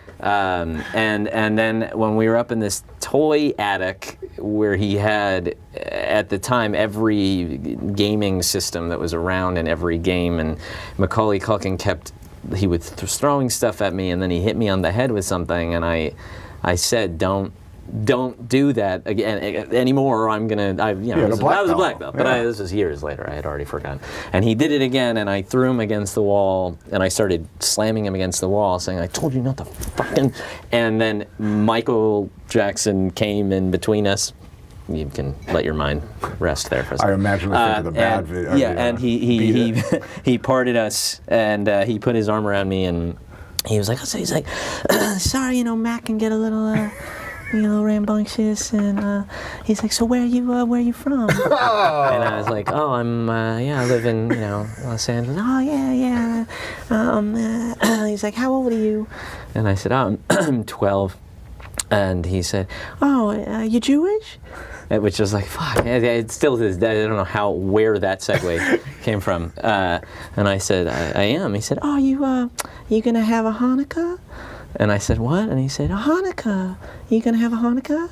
And I was like, I mean, he's like, yeah. I was like, every year I'll have one. I mean, and he's like, yeah, no, where you become a man. And I was like, oh, a bar mitzvah. He's like, yeah. And I said, yeah. And as soon as I said when I became a man, he shoved me away. I don't like him like that. No, but, and then I spent the night in his life-size dollhouse. Jesus. With my girlfriend at the time. So you got to bring a girl then. I had a girl there. Oh, that's cool. That's pretty amazing. But it was absolutely the craziest thing. And I grew up. For me, it was that Thriller was that was everything. I'll never. That's probably the craziest thing that'll ever happen to you in your whole life. I often think that. Yeah. I look around a room and I'm like, nobody else here has ever had anything. Amazing. I got to go into his. I did go into his bedroom and I went into his closet, and it was he's when he would wear the red shirt, black pants, fedora, mirror sunglasses, and his closet, it was like a cartoon. It was literally about 150 red shirts, 150 black pants, 150 fedora. It was like, that's incredible. And he had a TV that came out of the ground. I'd never seen anything like it. That's a pretty goddamn cool story. That beats the hell out of your story about getting fucked by Dan Fogelberg.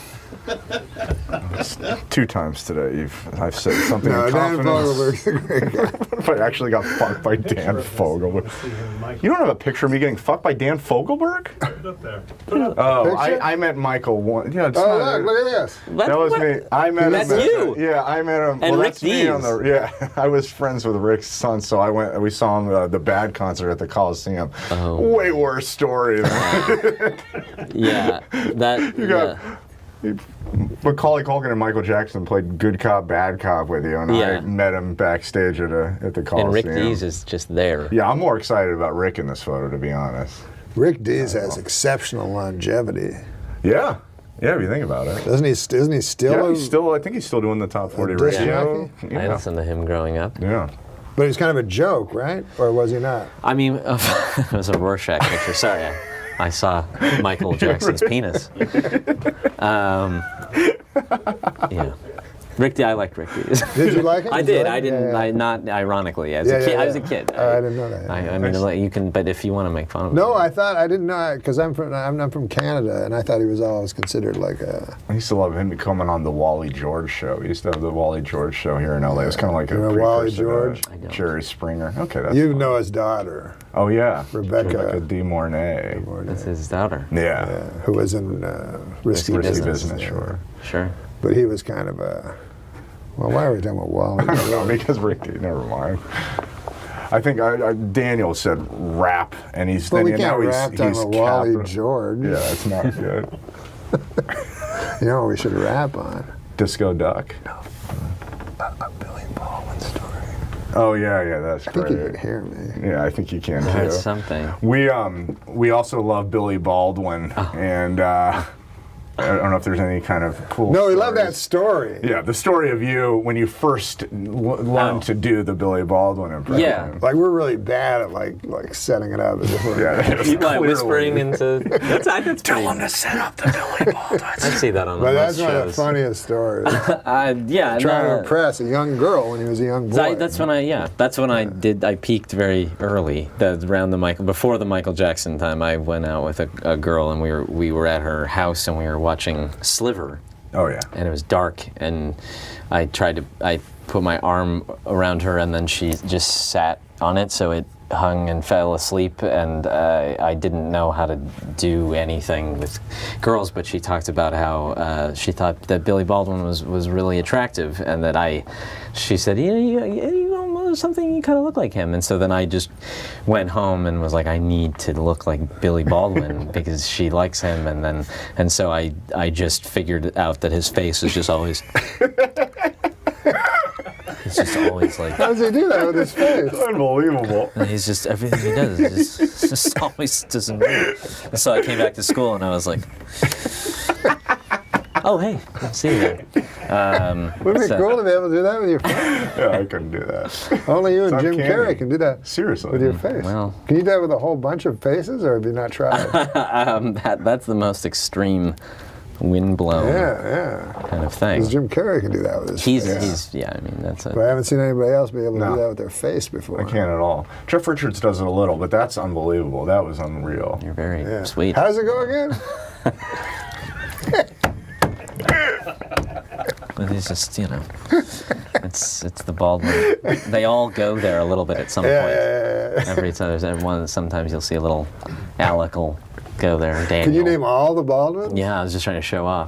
Daniel I'm slowly Baldwin? also turning in my chair. I bet I know your favorite Daniel Baldwin movie. Yeah, Is it Trees Lounge? that's up there. I don't know. I didn't Didn't he do Attack of the 50-Foot Woman or something? I don't know. The remake with Daryl Hannah Oh, I would have guessed Gina Davis. or something? Yeah. Or she did that? Attack of the 50-Foot. Or- I saw. How does Wendy Gruel get Bill Clinton to endorse? I mean, how does that happen? I'm watching a mayor commercial, and then Bill Clinton's on it. Go and vote for her. I haven't seen that commercial. Would you vote for a mayor? For a mayor? Yeah. Any mayor? No, but I mean, would you ever vote? Sure. Oh. Was that groundbreaking? No, I don't know. Do you vote? I've You never, can't. I've 'cause never you're- voted. Or can you? I can't vote. Because you're Canadian? And yeah. Okay. And you see, also in Canada, it's different. Like here in the States, you vote for the president, maybe you vote for the wrong guy, a war happens. Right. In Canada, it's not like that. You go, like, what's the big thing? Should they make that bridge? Or Right. something? That's the biggest. Yeah, so it doesn't really matter. So it's, we're, too much we're pressure. very inconsequential, Canada. Yeah. Well, Like some people say, Canada's #1, and I go, no. you're just quietly trying to shut that Only down. Canadians say that. Yeah. There's a lot of By any patriotism. objective standards. Yeah, I don't think I haven't. 16, maybe 17. 16 Canadians? Canada is 16. Oh, is But that would okay. sound retarded if you're like, Canada's 16. If you did that, it's not Yeah. the ring. to- Canada's number 16. Yeah. That doesn't. It's not iambic pentameter. Uganda's number 148. That sounds better. Uganda. Remember Uganda? I guess it's Isn't it Uganda? It's Uganda. Yeah, it's definitely pronounced I mean, Uganda is. Maybe that's your Canadian. No, it's accent. Uganda. Do I And it was remember for many years, it was ruled by, I believe, Forrest Whitaker. Right. Okay. With his lazy Yeah, eye. that's. Jesus Christ. No, we shouldn't be getting political like this. I wouldn't. Very polarizing conversation. I think he played Idi Amin. He played Idi Amin, of Yeah. course. I'm confusing fantasy with reality, but we all remember Ethiopia. we can't forget. Yeah, what? Huh? What are you talking about? I'm saying Ethiopia. Sure. They thought. Do you remember Ethiopia? Do I remember Ethiopia? Yeah. Yeah, sure. Well, that's Haile Selassie of you. That's what The ruler Hawkeye said of- once. Hawkeye said that on MASH once. You ever watch MASH? I not real as a kid, like at night, it was Yeah. late at night on Nick at Night or something. The laugh track always confused me. Yeah, it was weird because it was in a war, and then when Right. they went in the OR, the laugh track would stop. But my problem was Hawkeye was way too funny. Yeah, Like he'd say 11 jokes in a row. yeah. You know, like he'd go, I'll carry a gun, I'll carry a grudge, I'll Harry carry, if you tell me how, I'll carry a tune. Like he'd have all these jokes and then no one would notice. We gotta amputate this guy's arm who's still making one-liners.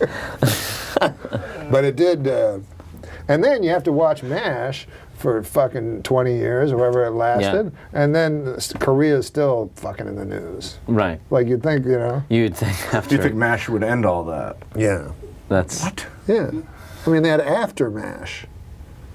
that was the You name of it? remember After MASH? No, I didn't care for MASH. Aftermash? Yeah, it was. They took the idea was they took the 4 worst characters from MASH. That's a good idea. Harry Morgan, who played, of course, Right. Jack Webb's friend. They took Radar O'Reilly, Gary Berghoff, Right. who was famous because he was both in the film and the Oh. TV show. I just watched it last night, and I remember when I was a child, I used to think Loretta Swit was pretty, but she was a fucking old hag. You just watched the Robert Altman movie or the TV show you watched again? No, the movie was Sally Kellerman.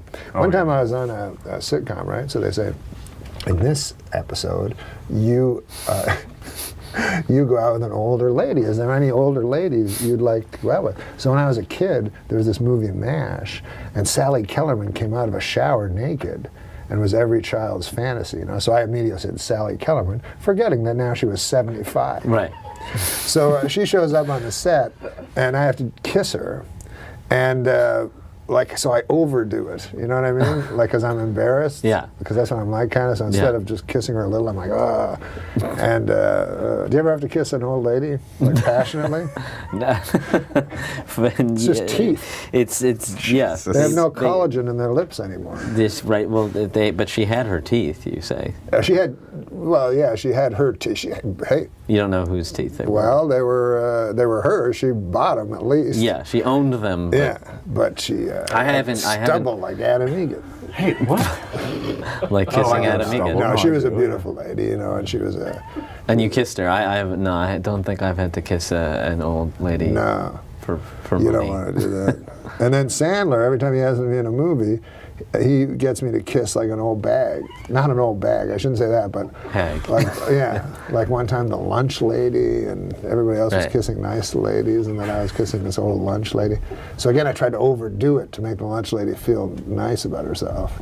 Well, that's kind of you. That was kind of that was nice. But now, what if she's watching? I can guarantee you she's not watching. Well, if she gets USA Today, she is. We should end on that.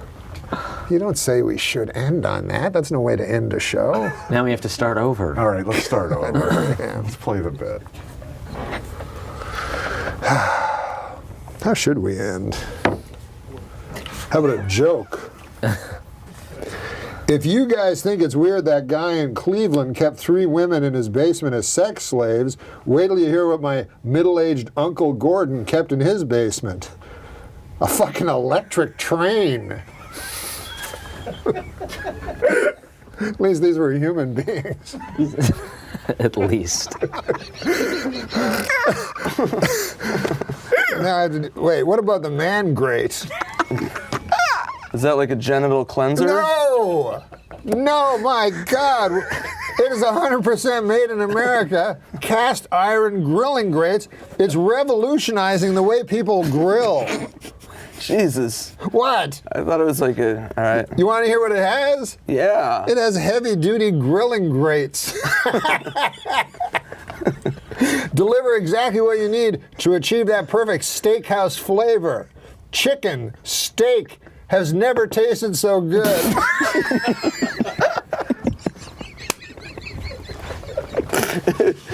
Listen, no more dry meat.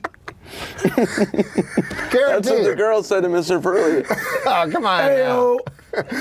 Come on now. Hey, it was named one of 2012's best grilling accessories by Men's Health magazine. Man grates, there's more fucking facts about the man grate than about Nick. Man grates are the perfect gift for Dad this Father's Day. Your dad's alive? No. Fuck. God damn it. I'm sorry about your dad. That's fine. Go to mangrate.com and enter the coupon code NORM for their $19.99 Father's Day special. 100% made in America. 100% cast iron. Hey, how about this? Each Norm Macdonald show order comes with a heavy-duty grilling brush. Jesus. What? Man, work. great. What do you think of that? I think it's great. Yeah. Yeah. Again. Again. That's the ManGrate Grill Enhancement System. Order today at mangrate.com and enter the coupon code NORM at checkout. Now you're going to... It weighs a lot of pounds. Is that heavy? Yeah. Listen, man, what was that fucking Vegas story? Jesus Christ. Sorry. What is in that? Well, what the fuck was that Vegas story? What Vegas story? Remember? It was, it was one of my party stories that Adam wanted me to talk about. Yeah, I'd like to. Yeah. It was about my philosophy about how alcohol always has good stories that come with it. Yeah, it does, right. Yeah. So one of the story I had was I was in Vegas at the Hard Rock, and I was partying with my friends, and they had a show there.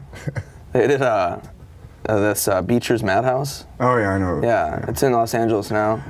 So we were partying, and we were at the club, and I blacked out, and then I woke up in a suite, and there was a hooker blowing me and my friend.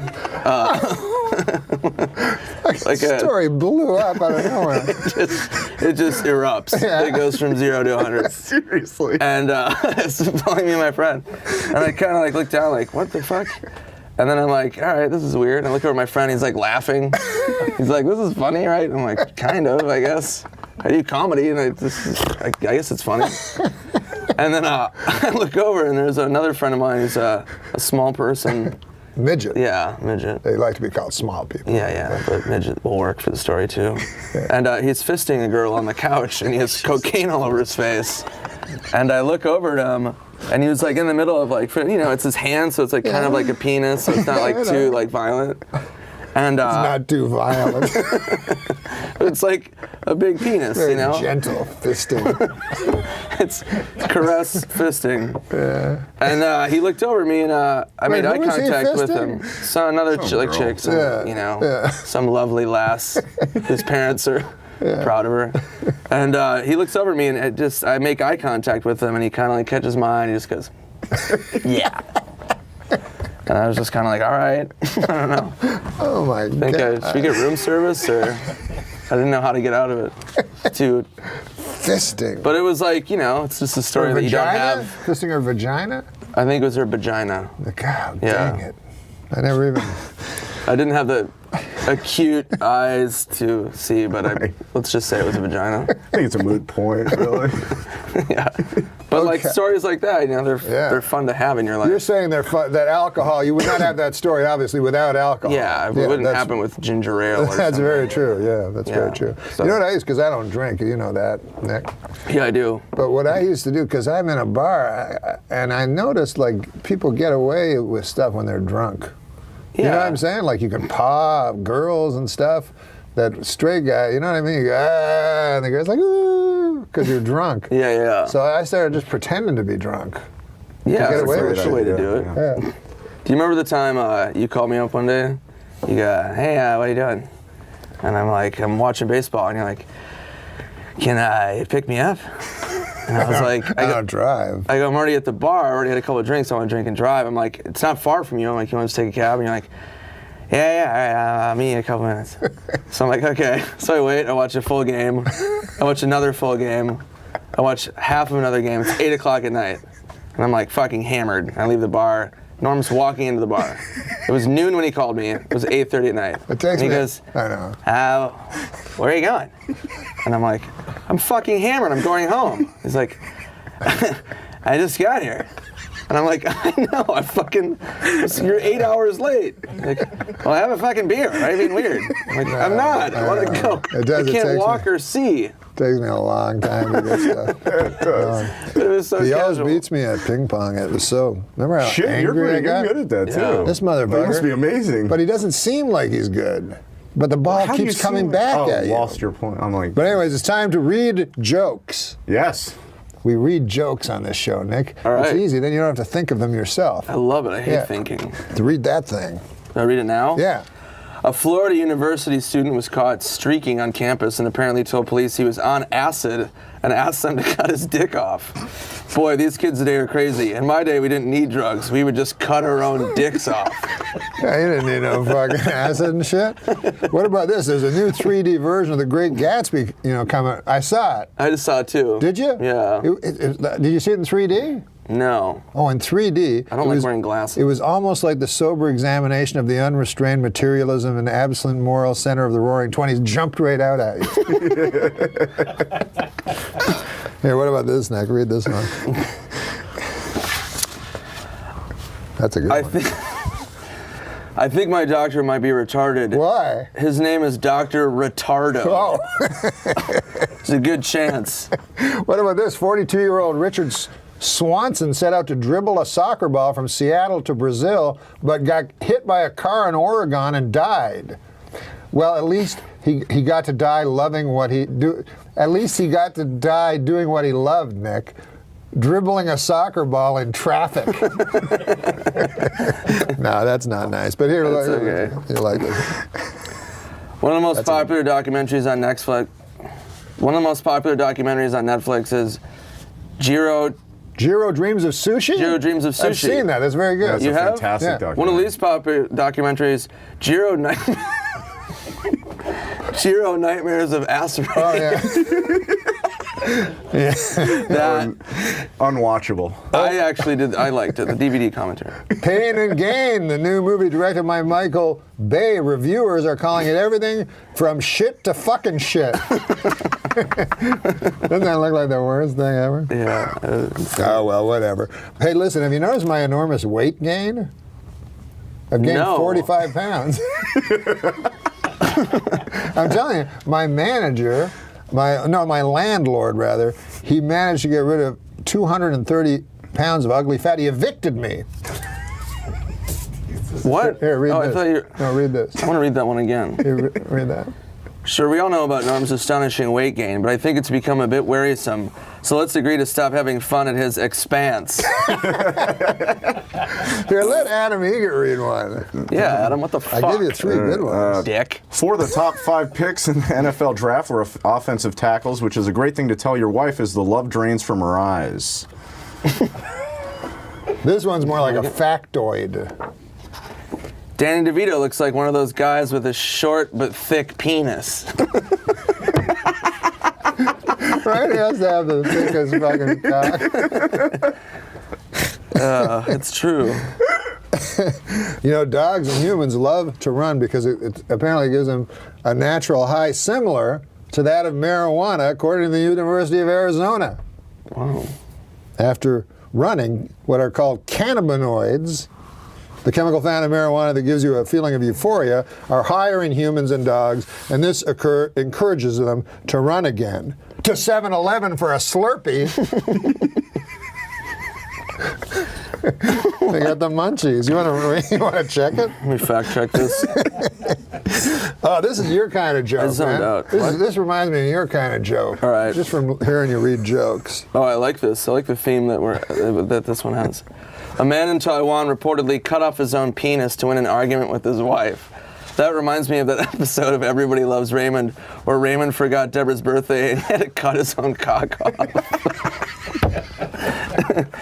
Oh my God! Are you gonna read? Just read any one. You get your cutting off choice. You get to penises. read them out of All right. It's like Game of Thrones. That guy's getting his penis cut off. If you guys care. Everybody. Is there? Yeah, this guy got his penis cut To off. turn into a vagina? Fashion into a vagina?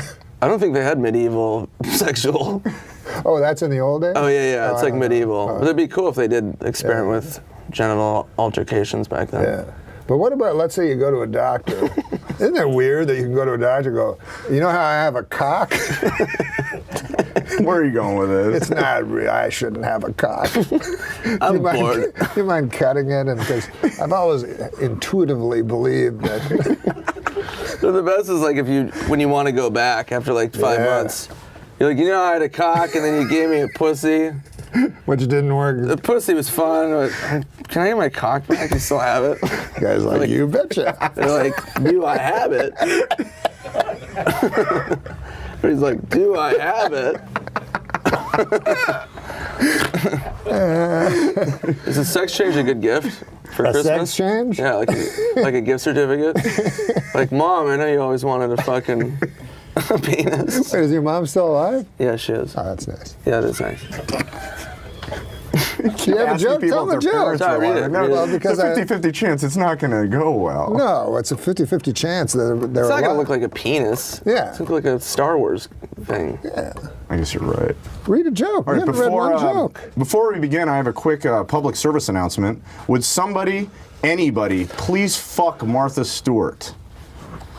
Oh, I got that one. What? I don't understand that. What? That's weird, right? Too soon. It's meta. Meta. Do you like the meta comedy? Meta world peace comedy. Yeah. Only comedy I like. Hey, Barbara Walters is retiring.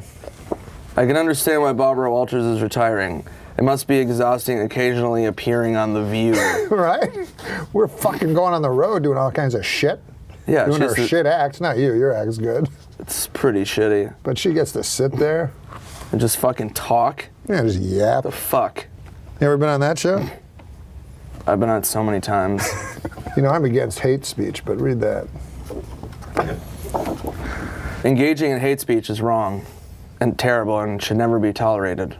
But you have to admit, engaging in a hate stutter would be kind of cute. How would that go? Fuck, suck, queer, fuck, fucking Chinese boy. Hey, a Papa, what do you call that? Papa John's? Oh, okay. A Papa John's delivery man has been arrested for allegedly selling more than $40,000 in cocaine hidden in pizza boxes. Jesus. To undercover police officers. This raises an important question.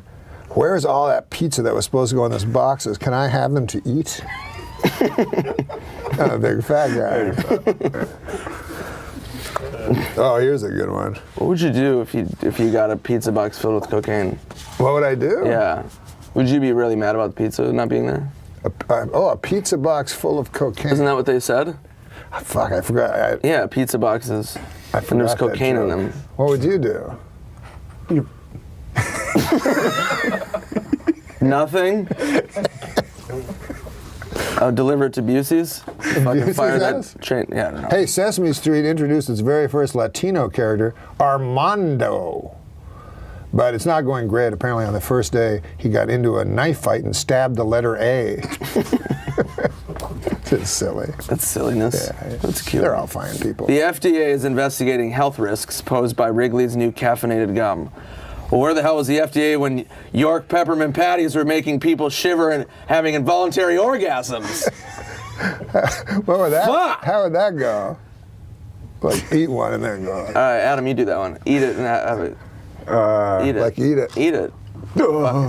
Ooh, that's how you. Oh, God. That's how he comes. Jesus Christ! God, you need to take Mr. Furley's Burbank hotel class on coming on strangers' fucking tits and shitting on poor girls from Nebraska who are here to audition for fucking White Shadow. They're covered in a fucking brown cloud of fucking Furley nightmare mist. Jesus Christ. Adam. Hey. Eat my dog shit snowman! Oh, what's that mean? What's a dog shit snowman? I don't know, man. Is that a real thing? I hope not. Furley could build it, if anybody could. Oh, my God. Hey, Time Magazine named the top 100 most influential people in the world, Nick. The top 100 include Justin Timberlake, Beyonce, Jimmy Kimmel, In Your Face, Yuli Moray, president of the Swiss Confederation. No one knows who that is except Steve O'Donnell. Do you? He probably knows. I like how you read them again. Like there's a side note. Let me get another one. You want another one? Here you go, man. Wait, freshie. Okay, what's that one say? Nowadays, most teenagers don't watch their favorite shows on actual TV sets. Instead, they just blow each other. That's probably true. That Yeah. one's more of a comment, really. Yeah, that's a website. What are you whispering about? We gotta go? 20 seconds till we're off. 20 seconds, man, to read that joke. How many people have to die before we finally do something about dropping pianos? We're here with Andy Dick, and we're going to read jokes. We read jokes. I thought you were going to talk about this thing. We're going to talk about the man grave. You know what I think would be the perfect job for you? I don't know if this has ever been considered by your management or by yourself. Okay. Talk show host. Oh, yeah. I did my You own already little did version. that? I did a thing called House Arrest with Andy Dick. I had one of those ankle monitoring things, but it wasn't house arrest. I'm not talking about that. I'm talking about a traditional talk show. But I did. It was a non-traditional talk show where because I was on house arrest, I brought people into my house and did a little So interview. I'm talking about a traditional talk show, and you take that as a synonym for a non-traditional talk show. You did a few non-traditional talk shows. Yeah, and I then did. the asshole puppet. Yeah, or whatever, that was- Anus and Andy. Oh, that's not- Anus and Andy was hilarious. I thought You know we were what? trying to get- You I thought are we the were trying to get best. away from that. I know. But you are the best. Listen. This is what you need to be doing, and I love it. Listen, we're going to do some jokes. But first... Which, by the way, I don't do jokes. That's the other thing about my stand-up is I don't do that. No, I know, but tonight you will be. But I will. But first, before the jokes, we're going to talk about man grade. Have you heard of the man grade? Yes, I have. You have? Yeah. Where'd you hear about it? On Adam Carolla's podcast. Wow. Yeah. How about that? I like it. Well, this Father's Day, your father's dead. But you have children. You are a father. Yes, and I'm not dead. Yes. And I bet you'd like a man great. Are you going to give me one? Huh? Are you going to give me No, gonna do it. no, your son would have to get it for you. What the fuck am I going to buy you a Father's Day present for? Is Father's Day coming up? Father's Day's next week. What is the man great, you ask? Okay. Huh? Fine. I didn't, but You didn't ask, but I you know want to what know. it is. You probably know what I know. it is. Yeah. It's 100% made in America. Are you a jingoist? What is that? Someone who only loves things made in American? America? No. But it's a nice thing. Yeah, yeah. And take a look. it's cast iron. It's if I cast remember. iron. Iron? Cast iron grilling grates that Are are you kidding when you say iron? You know what? Don't be like fucking Larry King. That motherfucker, I say iron and he's up my asshole for fucking 4 days. I heard you had Larry King on here. Cast Your iron. show that's amazing, by the way. No one Cast- gets on Larry King. Cast Larry iron. King gets you. Cast iron grilling grates. Look at that. So basically, you put I'm going to just tell them. You Yeah, put this tell the folks. on your normal grill, and it makes it hotter. Yeah. And it's cast iron, which is good. My mom always cooked with a cast iron skillet because a little bit of the iron gets in your food, and that's good for you. Have you used one of these before? No, Adam didn't give me No, one. no. Maybe you'll give me one, and I'll give use you it. one. Is your mom still alive? My mom? Yeah. No, she's dead. Jesus Christ, is any of your relatives fucking alive? Just me and my kids. Well, listen, man, Okay, so you're scraping And then that? you just scrape it off, and that's how you do it. And you get two of these, I guess, to put right on your grill. 2 or 3 of these. Huh? How many do you get? I You think get 2. You get 2 of these, and it makes it hotter and easy, very easy to clean. Okay? These are very heavy. Yes, no, but that's part of the charm. Deliver exactly what, you know what it does? It delivers exactly what you need to achieve that perfect steakhouse flavor. Yes. You can smell that cast iron. It smells like, like my mom's skillets. Chicken and steak have never tasted so good. Yes. No more flare-ups. What do you think of that? That's good. No more dry meat. Nope. What do you think of that? Good. You want your meat juicy. Oh, come on now. Don't make it sound like a fucking fat, plumpy, delicious cock. Go to mangreat.com and enter the coupon code NORM for their $19.99 Father's Day special. 100% made in America, 100% cast iron, 100% steakhouse quality grilling in your backyard. Remember, each Norm Macdonald Show order comes with a heavy-duty grilling brush. Again, that's the ManGreat Grilling Enhancement System. Order today at mangreat.com, mangreat.com, and enter the coupon code NORM at checkout. Thank you, Andy. That's yours. You just threw your own going away present with contempt to the floor. Sucks. But Okay, it's going to be a good Father's Day for in your household. Look at that. Those things are dirty. No. That's from the iron. Are you sure? Yes. Well, it's not from my cock. What? I just went to the bathroom. You say cock so much. Oh my God! So here now we tell jokes. Now you think you don't tell jokes, but wait Well, till I you can read them. You can read them. Oh, I saw one in the bathroom. I went to use the bathroom. Oh, I and threw there were- some. I threw some in the garbage. In the Don't tell garbage people that. That you threw all the racist ones. And then one other one that was about The View, because it was. Did you it go wasn't through the that- garbage and find the old joke? When there's a joke, it was in the garbage, and there was one. Yeah. I just went. It was I don't do clean. It View was sitting on jokes. top of paper Yeah. towels, so I pulled it out.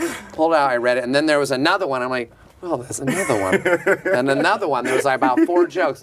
The one I remember was The View. Wait! I don't want to do View jokes because if you start a battle with Joy Behar, you're not going to win. No, you'll win easily. But read this one.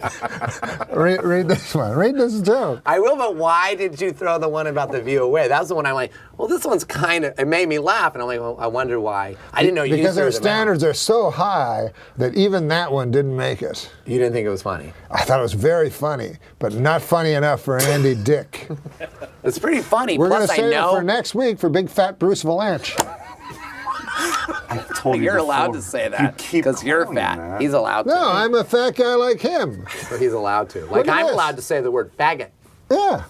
You fucking faggot. Well, I mean, there's no need for that. Yeah.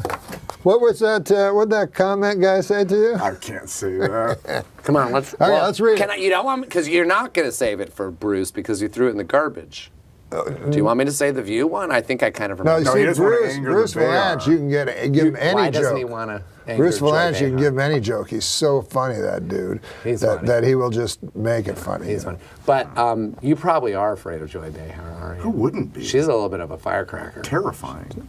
She's funny. Yeah. She reminds me of like your aunt that tells jokes at the fucking Thanksgiving. I'm table. gonna go get that joke because I Oh, have my to. Because God. the way they wrote it was pretty funny. Well, maybe you should tell a joke while I. Okay, folks, we'll tell a joke while Andy is gone. You tell one. Okay. The latest Adam Archie. Egget telling a joke. The latest Archie comic shows gay character Kevin kissing his boyfriend Devin. Another barrier will be broken next month when, in a dream sequence, Jughead will be show fisting Betty Crocker. God damn, you're illiterate. It's a show fit. No. Oh, you're right. Will be shown. Shown. Will be they, shown. They forgot to write the end there. Okay, now we'll see this joke. This Made is me a laugh joke. again out loud. This just is reading this it show. to myself. This show is so high quality that we this one- take jokes from the dustbins. Well, you said that this is very funny, but not funny enough. Not funny enough for Andy Dick, I felt. Well, I thought it was fun. Well, I'm a fan of The View because Sherry Shepherd is a good friend of mine. Sure. And I've been on The View a lot, which is weird. Yeah. Because I'm on The View. Daphne Aguilera was on The View. Oh, really? Did Daphne Aguilera? He didn't rub your cock on like. Okay, come on. This is what we're trying to get away from. Sorry. And by the way, every time I'm on The View, Barbara Walters will not be on The View. Is that right? Yeah, she won't be on it with me. And it has to be the pre-taped one. You know how they're live except for she won't do it. And they always have to do the pre-taped one. Filthy old bag. Barbara Walters announced that she's retiring from The View. Well, actually, she announced it 5 years ago, but no one could hear her over those yammering bitches. See? Amazing that worked after that giant build-up. Hey, how about this one? They say pimping ain't easy, Andy. But what they won't tell you is much, much more difficult being a prostitute. Pimping is pretty easy. I don't know if you heard of pimp, but... It's hard to believe that the entire cast of Saved by the Bell is now dead. It's hard to believe that. What? Hey, George Clooney may be a dapper fellow, dude. Don't forget, he whacks off just like the rest of us. I wonder if he does. I don't even know if that's true. If there's two things I'm 100% sure are true, it's that... No, don't read ahead. I don't know One who of that the is. rules is we're not supposed to read ahead. Oh, okay. Well, hand me other ones then. I will. I read those. I will. Should I do this? Oh, yeah, do Just it. do it. If there's two things I'm 100% sure are true, it's that number one, no means no, and number two, you should never take no for an answer. Kind of a puzzle. It's a little conundrum. There is a new service called Sidecar, where if you need a ride somewhere, you will be picked up by a stranger and driven to your location. However, in a few months, the company plans on going back to its original name, Murder. Yeah, do this one though. That's great. Accomplished comedian. What is accomplished? Did you write this one? This is not against it. Accomplished. This is not against anybody. Accomplished. Okay. Accomplished comedian Sinbad has a. He's accomplished. Yeah, you're right. Very He is. accomplished. It's like Byron Allen. Yes. Accomplished comedian Sinbad has announced he's filing for bankruptcy for the second time. The second time. Oh God, it's so retarded. Sounds like things have gone from sin bad to sin worse. Okay. All right, listen, man. A lot of people talk about masturbating to the Sears catalog when they were younger, you know? Yes, I've looked through them. You know, because nowadays with the porn and everything. do anything. But I'm a lot older than that. Back in my days, you actually had to go to a Sears store and fucking whack off. To the mannequins. I don't know. I used to love mannequins. That doesn't make sense because Did you? Sears started as a catalog. It did? Yeah. Sears. Before Oh, the you're story. right. You're right. that That one- didn't make sense. Did you write that one? Well, you're right, though, because you know what? They used it in the was old a catalog. outhouses. They would use the Sears catalog as toilet paper. Toilet paper. Because the paper was so thin, probably. Organist Ray Manzarek died this week at the age of 74. The Curse of the Doors.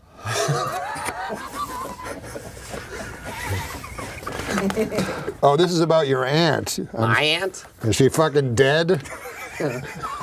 Yes. You don't have a living aunt? Maybe. Maybe. I have to read it. Yeah.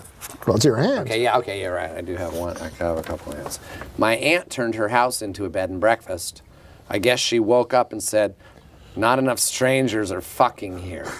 It is kind of weird when you think about it, right? Yeah. You make your house a bed and breakfast, and then damn dirty hippies are fucking upstairs. There are over 10,000 missing person cases in America.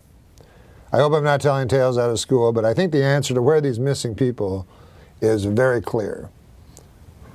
Johan Vandersloot. You don't remember that guy? Aruba. He killed rich Natalie guy's son. Natalie Portman. No, it was Natalie Holloway. Natalie Holloway. Did you have anything to do with that case? No, I'm kidding. No, You know, I'm a true kidding. story. Give him Never one, sure. give him one. Never trust a black guy wearing a Dirk Nowitzki jersey.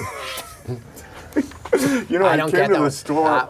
Which one? Oh, you wanted me to give him one? Here you I go. came to the store the other day, and Pauly Shore's interviewing an assistant, Yeah. and I'm like, this guy looks fucking familiar. Yeah. And Pauly's like, yeah, dude, remember that Johan Vandersloot? No Guy way. had a younger brother, just looked just like him. Yeah? He didn't hire him, but it Wow. wasn't that great of a story. Listen, whenever someone says, I have a couple irons in the fire, I think, is one of them a job writing blacksmithing metaphor? What? Why are these I all don't know. fucking... I don't That's know. funny. But we're gonna end. just screwed We're it. gonna end the whole show with a joke for Andy Dick. I'm gonna try to find a really funny one. Here's Can one. I do one more? If- I like it. No, you're gonna do the last one. Okay. But let me tell you this: if the Miami Heat win the NBA championship this year, I will eat my hat. It's not that I care or think they're gonna win. I just want to eat my hat. This is where most of my weight goes. Straight to whatever the fuck this is. I'm gonna find a really good joke. You guys talk, and I'll find a good joke. So, end. Adam, Yeah. is it hard to not drink? You know you've Looking gained. at- You know you've gained too much weight, by the way, when your chair guy refuses to work with you anymore. But go ahead. He's fat. Yeah, we need to help him out. Well, Get him. Let's try to get him on Dancing with the Stars. that is the greatest idea I've ever heard. Yeah. Well, you know, Jeffrey Ross was on Dancing with the Stars. He didn't make it past, I think, the first episode, but it did well for him. It'll help this show, and it will help you. And It'll help you. Yeah, Jeff lost gained weight when he went on Dancing with the Stars. that's true. Daniel Kelson says Jeff Ross gained weight when he went on Dancing with the Stars. He scratched his cornea. His eye was. You know what show I would like to go on? Fucking- Eating strawberry shortcake with the stars. Drinking gravy with the stars. Is it hard to not drink? On this no, not here, because nobody drinks. You think here. this probably means I'm fucking sucking somebody's cock, right? But it's taking Ready Whip and spraying it in my mouth. See, that's how you eat Ready Whip. How do you think? How do you think we do the Ready Whip? Did you ever do this, like at the Comedy Store? Go into the Ready Whippets? Whip. Oh, to get high. Oh God, it's real. It's fun. Major high. For But about don't 30 tell the seconds. children though, how to do It's a it. great fun. Well, Don't tell the children. It's true. It's Okay, true. No, I was folks. just gonna ask. Is it's it hard impossible to at stay the sober Comedy at the Store? Comedy Store and on this why- podcast. Yeah, Well, it's this virtually is easy. impossible. There's no alcohol. There's no booze here at all. Yeah, but That was the thing when I was dancing and I was at my most, like, I need a drink, I would think, my brain would think, where in this whole CBS studio could I get a drink? I was trying to think, where could I go? And nobody would ever know. At the CBS studio? Yeah. Yeah. Yeah, where? Where? Well, I know Moonless where. office, probably. I know where. Where? Does Bob Barker still work there? He's dead. Bob Did he Barker's die? dead? Yeah. I didn't know. Well, rest in No, peace. he's not. Oh, I'm sorry. Drew Carey just Oh, took don't over. listen to I fucking assumed he was. Daniel. Oh, God, he's not on dead. Who's Alive and Bob Who's Barker is Dead. not dead. Last I think week, he was I alive. hope he's alive. Daniel, we Oh, my wanted God. we wanted to book Jan Michael Vincent. The guy tells us he's dead. He's not dead at all. he's all clean like you guys. Miami Vice? No. Airwolf. Airwolf. Oh, is this one for This. 89 and alive. me? Bob Barker? Yeah, Bob 89. Barker, 89, alive. See, that and good well. clean living, like a Johnny Carson or a Bob Barker. Yeah. They live Johnny forever. Carson died quite young. Oh, 66. He had a heart attack. he was 66? I think it was about that. We'll look it up. Okay, yeah. While he's looking Died at of a heart attack at his home in Malibu. That's horrible. Do you want to hear my impression of the That's going to be you if you don't lose weight. You want to hear my impression of the 9/11 call from Johnny The Carson? 911 call. Yeah, I'm sorry. Yeah. But 9/11 was a national tragedy. Yes, it was. Why do you laugh at that? You said it. Johnny Carson died worst. at 80 years old. Okay, Johnny Carson died at 80 years old. Would you like to hear my impression? Would you like to hear my impression Of the of Johnny 911 Carson? call. Johnny Carson's 911 call. Because he called while he was having a heart attack. No. Would you like to hear my impression? Okay. Okay, you be the 911 operator. Hello, operator Mary. What is Yes. your 911 emergency? I feel like there's a yak on my chest.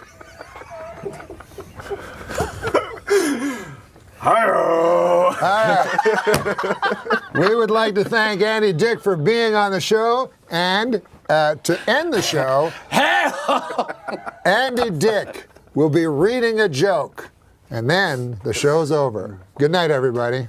Andy? Purple socks. Oh, can I do a Karnak? I was trying to. Can I do a Karnak? Yeah. That's what I was trying. Now, do you know how to be Ed McMahon during this? Well, you have to read Okay. Mount Baldy. Mount Baldy. And you read No, then you have to say Mount Baldy. Mount Baldy. Mount Mount Baldy. Yeah, Mount Baldy. What did Yul Brenner's wife do on their wedding night? Okay, now we really have to go. But we will end with Andy Dick reading this joke into a TV camera. Half of your audience doesn't even know who Yul Brenner is. most of those people do not I know who do. Yul Brenner is. He's the king and I. One of the most famous bald people from the Johnny Carson age. Him and Kojak, right? Yes, Kojak. He's looking at you, kid, right? That guy with the Telly lollipop. Savalas. Here's looking Telly at Savalas. Here's looking at you, kid. He had a whatever. He had a Broadway musical Humphrey Bogart. about his life. Yeah. No, but he looking had at that you, line. kid. Not here's looking at you, kid. He had a he had a Who lolly. loves you, baby? Who loves you, you, baby? baby? Yeah. And he had a Broadway musical And he had Isn't a that brother weird? named about his Demosthenes. life. Is he dead, by the way? Telly Savalas. Yes. Tell Yeah, us about us. that's why they But the brought a good news musical. is he's in heaven. We don't know. I know. There was also a Broadway musical about Liza Minnelli's husband. This is going to bring it full circle right to the beginning of this interview. Liza Minnelli's husband that turned out to be gay, called The Boy from Oz. All about this one guy, Liza Minnelli's husband, that turned out to be gay. I went to see it, and it was starring Hugh Jackman, Oh, yeah, the boy from Oz. The Boy from Oz. And is Hugh Jackman gay? Jury's out on that. Well, I thought there was a guy that said, I can't get work because I'm gay. It was one of those big action stars. Not Hugh Oh, Jackman. Rupert Everett, maybe? Listen, Rupert Everett, that guy's done nothing but work. Here we go, the final joke. Okay. Good night, everybody. Well, we'll say goodnight right after the joke. No, it was going to be okay. We'll do that. Okay, fine. Good night. No, we'll do the joke and then. Good say night, goodnight. everybody. We'll do the joke and then Okay. say goodnight. Good night, everybody. This year's most popular iPhone game is Clash of the Clans. Clash of the Clan, the most popular Yeah. iPhone game. game. The least popular iPhone game, Cut My Cock Off. Oh my Lord. That's what you chose? Is the final joke? You chose it. Andy Dick, the Good night. incomparable. Andy Dick. Thanks, pal. Now we're going, this is the section where we do jokes. Yeah. And you don't have to think of them, they're written For on the blue first cards. time in the show. Yeah, the first time in the show, we do jokes. We stop our Marc Maron like grilling of your personal life. Do your Marc Maron. I don't have a I Marc get Maron. it. Marc Maron gets it a lot, like anything you say. I get it. Yeah. Were you jealous of him? Okay, so here's a joke. This seems like a Gilbert Gottfried joke. Okay. Today is the 11th birthday of President Obama's youngest daughter, Sasha, or as I like to call her, the uppity one. Oh, goodness gracious. Yeah. Jesus I'm a Christ. regular Mozart. Well, we're now into those hazy, crazy, lazy days of summer. We should do this later because we're not really. But now, Gilbert, we're into those hazy, crazy, lazy days of summer. Yeah. Especially those of us who are over-medicated schizophrenics who live near smoky industrial parks. That's kind of like a Care Bear joke. Oh, do you know how T for 2 goes? Yes. All right, here's one for you. Here, you read this joke while he's putting his glasses on. Read that one. What? I think there's some trouble over at Craigslist. I went on there this morning and I saw an ad. Someone to kill Craig's wife. Okay. Jesus. Okay. You know that sweet old song, T for Two? Certainly. Why, certainly. Nobody near us to see us or hear us? I think those people wanted to get down to some serious fucking. Oh, my goodness. Wow. Here, read this. You didn't see that one coming. Here, I think the reason I most look forward to China ruling the earth is that all of their last names sound like slang for cock. All right, tell your joke. Astronomers have discovered 3 new planets that have an atmosphere conducive to human life, and they've discovered one that has an atmo conducive to hipster life. Oh, whatever. I like that one. Oh, this one, it sounds like a Gilbert joke because it's ripped from today's headline. Do you know the story about Sergio Garcia and Tiger Woods? Don't I? All right, then this joke will be perfect. It's a little it's on the longish side. What was I living in a cave? The Gulf War between The Gulf War? Yes. No, the Gulf War. The Gulf War ended 18 years ago. There's nothing to do with Kuwait. But it's still the lives lost. That's why it's important to me, that Gulf War. Could we put a U there so it looked like it is the Gulf War? Okay, this is the Gulf War. It's a Gulf War. Gulf War. I agree with you. Gulf War. Yes, I agree that when you first glance.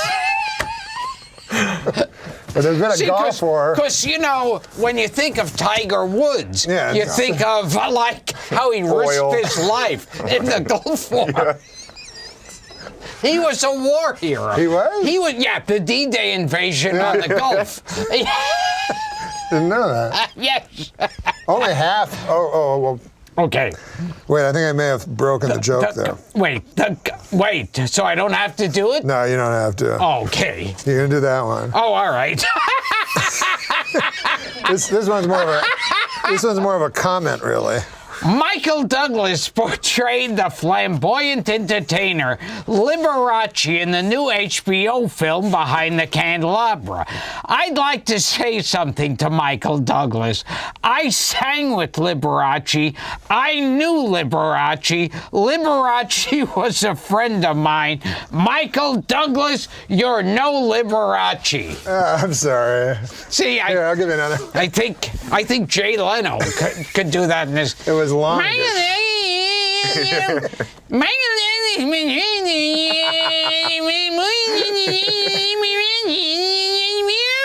But what do you make of the, what do you make of the late night wars? I'm very upset.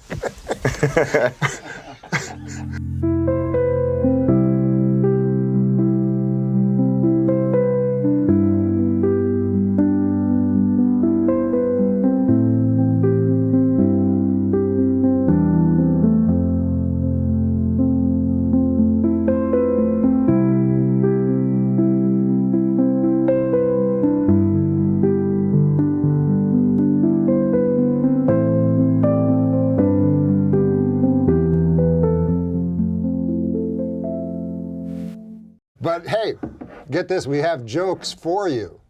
You're gonna, We're the only show that provides the guests with now, jokes. wait, when you say jokes for me, You read them. for me to, Yeah. oh, you mean for me to tell? Yeah. Oh, okay. So you don't have to Good. think Oh, about I it. like that. Now, well, This way, let me see. there's if less it's- pressure telling them than having a fake react to them. Exactly. and you know, if it doesn't work, it's not your fault. You know what I mean? I'm saying it to you, or No, it's it's a the camera? camera. Yeah. Should I read it first, or just wing it? Yeah, just wing it. Scientists now say that trout can communicate with each other with subtle physical gestures. Just when you thought trout couldn't get any more, well, I should read it first. I should read it first Here, start to again. give it the Yeah, case. start again. Yeah, you're right. You're right. Oh, so this is like a monologue. Yeah. Okay. Scientists now say that trout can communicate with each other with certain physical gestures. Geez, just when you thought trout couldn't get more fascinating. Wow. He swallowed that whole. Well, that's I incredible. did. Yeah. You shouldn't stop right before the last punchline word. You shouldn't go. How did you do that, though? How did you memorize that so quickly? Oh, I don't know. Just good, huh? Here, Fred. Adam. Whatever. Well, that name's a name. Jesus Christ, it gets fucking. You knew what he meant. Yeah. Mondays aren't actually worse than any other day, according to a group of researchers who've never read a Garfield comic. Fred? Yeah. You can't win with these. Now you want to read it over first. Okay, Right? trash Fred. I'm actually, I don't want to mispronounce a word. Yeah, I'm stupid. of course. The Jamestown College. How about this? I'll read it to myself. I'll say just enough so you can hear it. Read the first. Archaeologists evacuating a trash pit at the Jamestown Colony site in Virginia have found direct evidence of human cannibalism. It's believed to be the first historical occurrence of someone eating a bag of dicks. I don't know. You don't know that phrase. Me? That's what you told me before. I said I don't know the phrase back. No, Oh, I thought you said that. It's a Louis C.K. bit, right? Oh, yeah. The guy stopped him and That's said, right. go eat a bag of dicks. That's Yeah. true. That's where it came from. Maybe he made that up, did he? Or is it a real phrase? Did he make it's up been the... around for a while. It's possible. I don't even know that that is a phrase, bag of dicks? Yeah, eat a bag of dicks. It's a flawed joke in many respects. Yeah. There is a It's that guy right there. flaw. Two women accused of using sorcery have been beheaded in a remote village in Papua New Guinea. A team of police rushed to the scene but were forced to stand by and watch the victims being decapitated with axes as locals refused to let them come to their aid. Norm, if you ever go to a remote village in Papua New Guinea, at all costs avoid using sorcery. I didn't understand any of that. Maybe you'll have me Everyone back. stopped listening like 3 minutes in. Well, it's a fucking novel. That's the problem. The amount of time to the amount of laugh ratio. Way off. If that was a one That's bad line, when you got the same laugh. It was 2 cards. It was 2 cards. Yeah. Didn't bode well for my. I know. Well, this is not a. Is this the first time you're trying this? No, it's worked before. Okay. So. All right. A Las Vegas woman was arrested after hiding a stolen Rolex in her vagina. Wow, now Bruce Jenner's just gone too far. I don't understand it. But somebody told me he's going to have a sex change operation. That's what I'm somebody just wondering said. if. I guess. Is that the joke? These are jokes I'm just reading. I don't. Yeah. They're not. Bill Clinton says he wouldn't be surprised if someday we are visited by aliens from outer space. Leading Democratic presidential hopeful Hillary Clinton said, "Shouldn't you be getting a blowjob somewhere?" Why always dirty? Why always dirty? But this is a joke I think Ray will kill with him. Can't lose? I think. Las Vegas is now home to a 550-foot tall Ferris wheel. Also drawing thousands to Las Vegas, whores. that's you. That's your voice all the way right there. That's the old the Norm Macdonald lean in whores. No.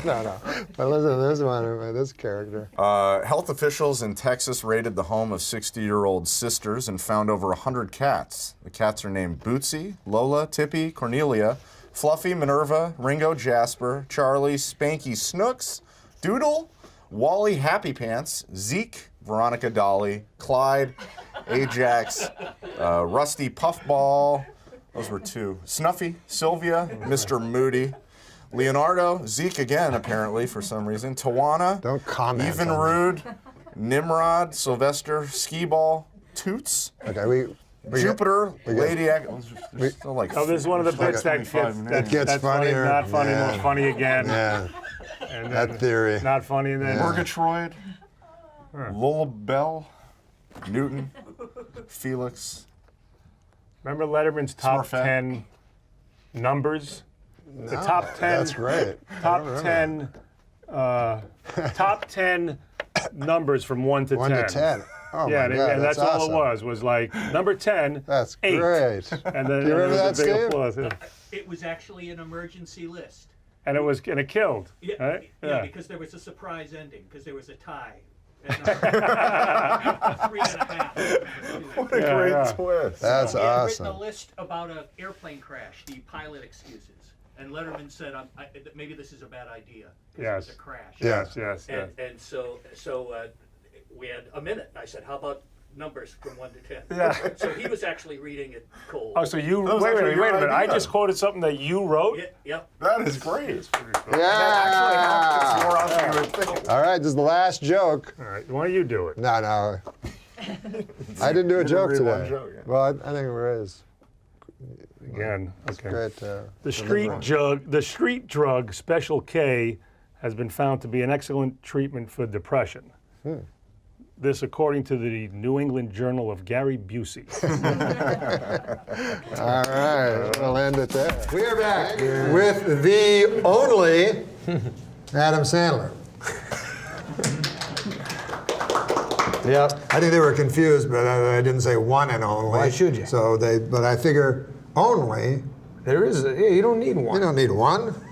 All right, Adam Sandler says we're going to do jokes on this show. We actually provide the guests with jokes. Oh, good. So you don't have to think about Who wrote them? funny stuff. Oh, we don't like to say because you can also you have the option to pass. Oh, but I can put this in my act It's if I like want. Jimmy Fallon. Yes. It's a game. Okay, ready? I'll do the first joke to show you how they go. Michigan, so you can do it to the camera or you can do it to me. It doesn't matter who you do it to. Michigan man Curtis Peterson received a 15-year prison sentence for having sex with his pet pit bull. What's that, lassie? Woof, woof. Grandpa got stuck in a well? Woof, woof. Oh, you got raped. So I didn't want to say, but that's just a. Now this is to me a perfect Sandler joke. You try that one. Okay. A new study found that men with beards are more attractive. More great work from the University of Bob Seeger. That was a good one. That's great. We always get one to Ige, you know. Let's go, baby. All right. Ige, man. Sometimes he gets nothing. Growing up, I never would have believed that one day I'd need a computer just to masturbate. That's not bad. Did they have computers when you grew up? Yeah, I had a TRS-80. Apple II GS. Oh, really? So yeah, when I was young, Radio Shack TRS-80. But we're older than you, huh, buddy? I don't remember That was a computers. biggie. When I was young, the computers were so big they'd fill up a whole room.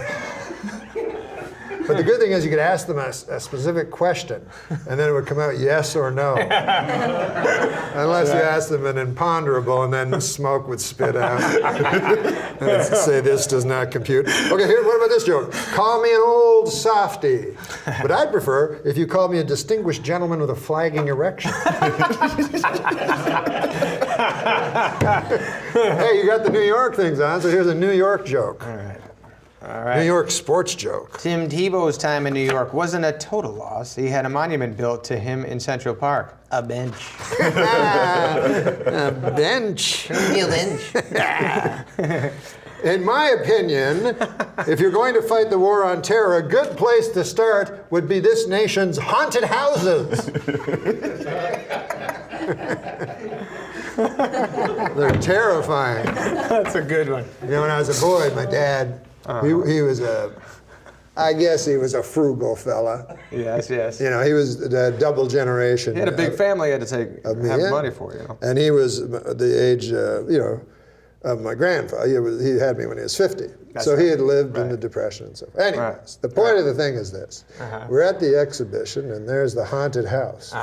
So me and my brothers all want to go in the haunted house, and my dad says, well, God damn, that's no haunted. That can't be a haunted house. Why not? Well, it has wheels. The ghosts that come right out of it. That's funny, man. Direct. Catherine Zeta-Jones has been diagnosed with bipolar disorder. Turns out half the time she's Zeta. Oh, that's good. Here's one for you, Adam. If you were a Russian prostitute on a date with serial killer Andrei Chikatily, a.k.a. the Rostov Ripper, and he couldn't achieve an erection, this was not your lucky day. Oh, goodness.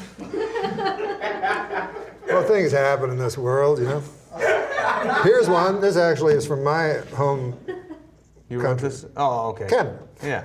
Self-described Canadian porn star Luca Rocco Magnotta heading to court soon for the grisly murder of his Chinese boyfriend.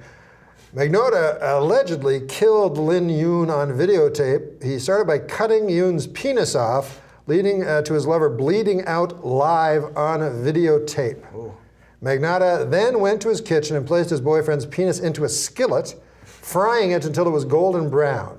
While taking his last breath, Yoon witnessed his supposed soulmate feast on his genitals. After Yoon had perished, Magnotta began dismembering him, sending packages of his... I mean, this guy was a real jerk. Yeah.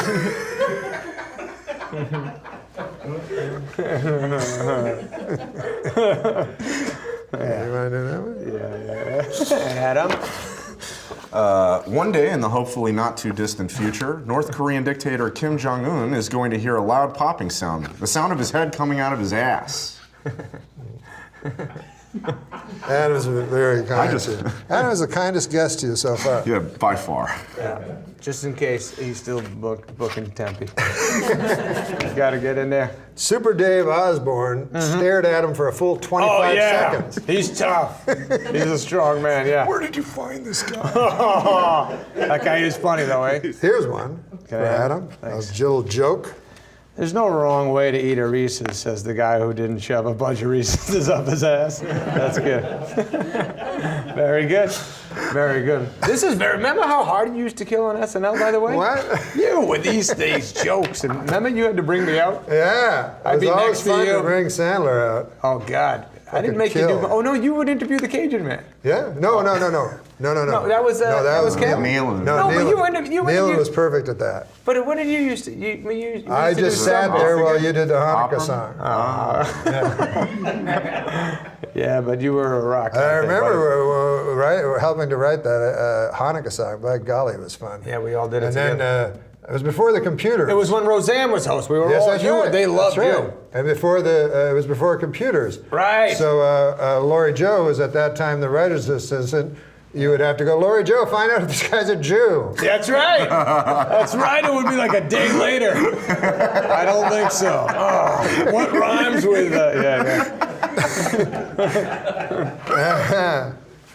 And then at the end, all I remember at the end, I said, there he is, Adam Sandler, not too shabby. Oh, wow. Very Okay, what's nicely your done. joke? The Octomom has reportedly been evicted from her California home. The mother of 14 children packed up and left her property in Palmdale after being asked to leave for not paying her rent for the month of April.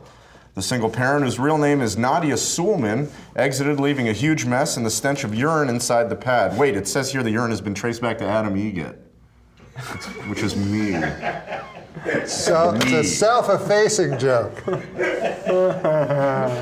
Tricked you there, Adam. Hey, here's one that for Adam. It reminds me of this. Reminds me of a Dangerfield joke. So I'm going to give it to Adam for his long-standing respect and love for the great Reiner. My favorite All stand-up. right, baby, okay, give me this. All right, okay. All right, my brother-in-law is so stupid. You kidding me? The first thing on his bucket list was suicide. All right, baby, okay. That's good, right? That is a very good rhyming joke. That's like a rhyme. Okay, fine. I remember at the end, I saw him a couple of times at the improv, and at the end he'd say, "Thanks for the use of the hall." I wish we had the Gardner joke that you made him tell Ron. Was it? Remember Bob Woods used to open for Buddy Hackett? Yeah. And he used to, he won the first night, he said to Buddy when he got off, "Hey man, that was a great set." He goes, "They're not sets, they're shows." And then and Bob Woods said that he did a whole tour with him and he on purpose did it every night. And he would come off and he would go, "Whoa man, that was quite a set." "They're not sets, they're all right, baby, thanks for the haul. You're all right, you're okay. Kevin James has a smooth Rodney, by the way. Yeah. Oh, he does a good one? Unbelievable, Rodney. Really? Yeah, he gets deeper. Yeah. Hanging out with Rodney, by the way, was that not the craziest? Oh my God! It's funny that he thought he didn't know he was funny or something, you know. Like, yeah, everything he said was funny. Yeah, everything was funny, but he didn't know if you were making fun of him. They think I'm a square or something. Yeah. But everybody worshipped Everyone him, but loved he him. didn't understand it. Yeah. Any good stories from? Well, no. One time, Josh Gardner he used to do this joke all the time, and I make him do it. It was a retarded joke, where he'd go like, there's these two gay guys, and one guy says to the other, he says, this is how Josh talks. He goes, one gay guy says to the other, "Let's play a game called hide and go seek, and I will hide, you try to seek me, and if you find me, you get to fuck my ass. I'll be behind the couch." So I said, you got to tell that to Rodney, you know. And so Rodney came, and then they were in that hallway down by the makeup where it's super thin, you know, that Farley used to have his dressing room. It's that super thin hall. Yeah. And so I said, "Go tell him the joke," and he got stuck there with Rodney, real close, you know. And he told the joke to Rodney, and then big silence, and then Rodney said, "I'll tell you something, kid, I'm not much for jokes, okay?" The guy most for jokes ever. I heard one-liners, baby, all right? We're going to end the entire broadcast now. Yep. So thank you, Adam. It's time, Normie. It was Let's do it wonderful. again. It's great being with I'm you. going to give you two jokes to do, though, to end the show. Okay. And here is the first joke. Now, you can read ahead. There's nothing wrong. There's no shame in reading Okay, ahead. so I can deliver it a little stronger? Yeah, no, you've been delivering them great. I'm just saying. No shame in reading ahead. I think there's nothing cooler than being a lone wolf. except at wolf picnics when you don't have a partner for the wolf wheelbarrow race. Okay, you know what? All right, baby. Okay. I'm going to give you two more jokes. You can read ahead, but I think this one is perfect Sandler. Okay. Offstage Sandler. That's a good one. We should end that. Here, I'll tell you what. We'll end with that one. All right, and do that one. You can read ahead. Porn on that actor one. Ron Jeremy is back at work after having open heart surgery. The name of his next feature, I'll have to sit down for most of this. Okay, so this is going to end the broadcast, and then we'll say goodnight. The perfect Adam Sandler, offstage Adam Sandler show. And here it is. Thomas Edison invented the light bulb, but I invented the light bulb up my ass. All right, Adam Sandler, everybody. Thank you, buddy. All right. Not too shabby. My hero, Adam. Way to go. Do you want to do some jokes, David? Fuck, something, yeah. Well, here's a very, what do you call it? When a joke is just ripped from today's headline. We have to explain them how the joke's Topical. After being drafted in the 7th round by the Rams, Michael Sam kissed his boyfriend. The celebration didn't end there because on ESPN2 there was full insertion. This is a joke. Yeah, these are jokes on these cards. Oh, okay. It's time for this week's This Week I Learned. Adam? There's a thing we do. This week I learned. This week I learned that cum tastes like nickels. Oh. This week. Is that true? That cum tastes like nickels? Yeah. That's funny. Is that what it says? That's what it says here. This week I learned how many gallons of sweat my Kmart hat can hold. Jesus Christ. But you know, people are watching that envy the heat, you know, from all across this nation. Oh, God. Yeah, it sounds like when I was in Arizona. I hate that. This is interesting. A study has found that the average high school prom goer now spends $1,000, or $2,000 if you count the abortion. Have you ever been with a girl that had an abortion? Sir. Sir. This guy goes in and they go, hey, 10th one's free. Hit his card. I do have a lot of abortions. Under your belt. There's one joke for you. A Westchester parking enforcement officer stole $89,000 in quarters. How much laundry does this guy need to do? No, this is a good performing joke. The man behind the voice of Tony the Tiger. Sadly, the man behind the voice of Tony the Tiger died at 64. His last words, I don't feel great. I gave it something. Yeah. Are these left over from when you did updates? Oh boy, 2 strangers were arrested for having sex on a plane. How about that, huh? You know who I feel sorry for? The guy in the middle seat. This saves it. Do you like American Idol? Sure. Okay. Wait, no, I don't like it. Then do the joke. Oh, here's a good one. Are these in the audience? They write them. Did you read them? Did you write them or the audience? Sure. No. Neil Patrick Harris posed nude for the cover of Rolling Stone. This is a true story. Neil Patrick Harris posed nude for. Am I reading it wrong? No, I'm just saying it's a true story. Neil Patrick Harris posed nude for the cover of Rolling Stone, except for a hat hanging off his wiener. And this morning, Adam Egat. Oh, is that your name? Fucking change it. And this morning, Adam woke up and said, hey, where's my hat? Sorry, Neil Patrick Harris' cock. It's on his dick. Go get it. I bet Neil Patrick Harris fucking shoved his cock deep up his asshole. Huh? Oh my God. But he probably couldn't even get it hard because look at him. So he had to like cram it in. Like, you ever have to cram it in? Or no, you probably. It's a lot of work. Yeah. Sometimes it's not worth the anal sex. We are living in a golden age. I go, can we just tell people we went in the behind and we don't have to really do it? The behind. I'm trying to clean up your fucking show. We're living in a golden age of Adam masturbating to interracial granny porn. Gary told you that one in confidence. So that's fine. You ever see that? He's sort of a good foil. It's that granny thing. Have you ever gone on porn and then something shows up and you don't want to see? Yeah. Gaping. Gaping, exactly what I was going to say. You know what I do? You know, it's funny. Mother-daughter porn. Oh, yeah. Because the guy is like a hot 18-year-old, and then you got like an older like cougar, and then the chick's doing it, and the guy's all excited, and then he goes, "Get out! I'll show you how to ride that cock." And he's like, "No," and he's trying to look, and he's pulling the other one back by her foot, and she's like, "Can I get my 300 up front?" And then this one's like, "Yeah, you like that shit? Not bad for 57. He's like, 50s? You're a fucking cougar, I thought. Let's gotta talk to the union about putting some parameters on this fucking word cougar. Jesus, you old hag. Get this. He's always darting back to the fake daughter going, she's like, I can't move her. She's too sturdy. She's like, oh, this is how you do it, sissy. It's disgusting. True. What was the website called again? I think it's just mother-daughter porn. I don't know if there's a particular site. One time I saw there was a porno, and it was funny because it was like a true moment. All of a sudden, the porno, the guy was eating, he was behind the girl, and she was like standing up, and he was eating out her ass hole.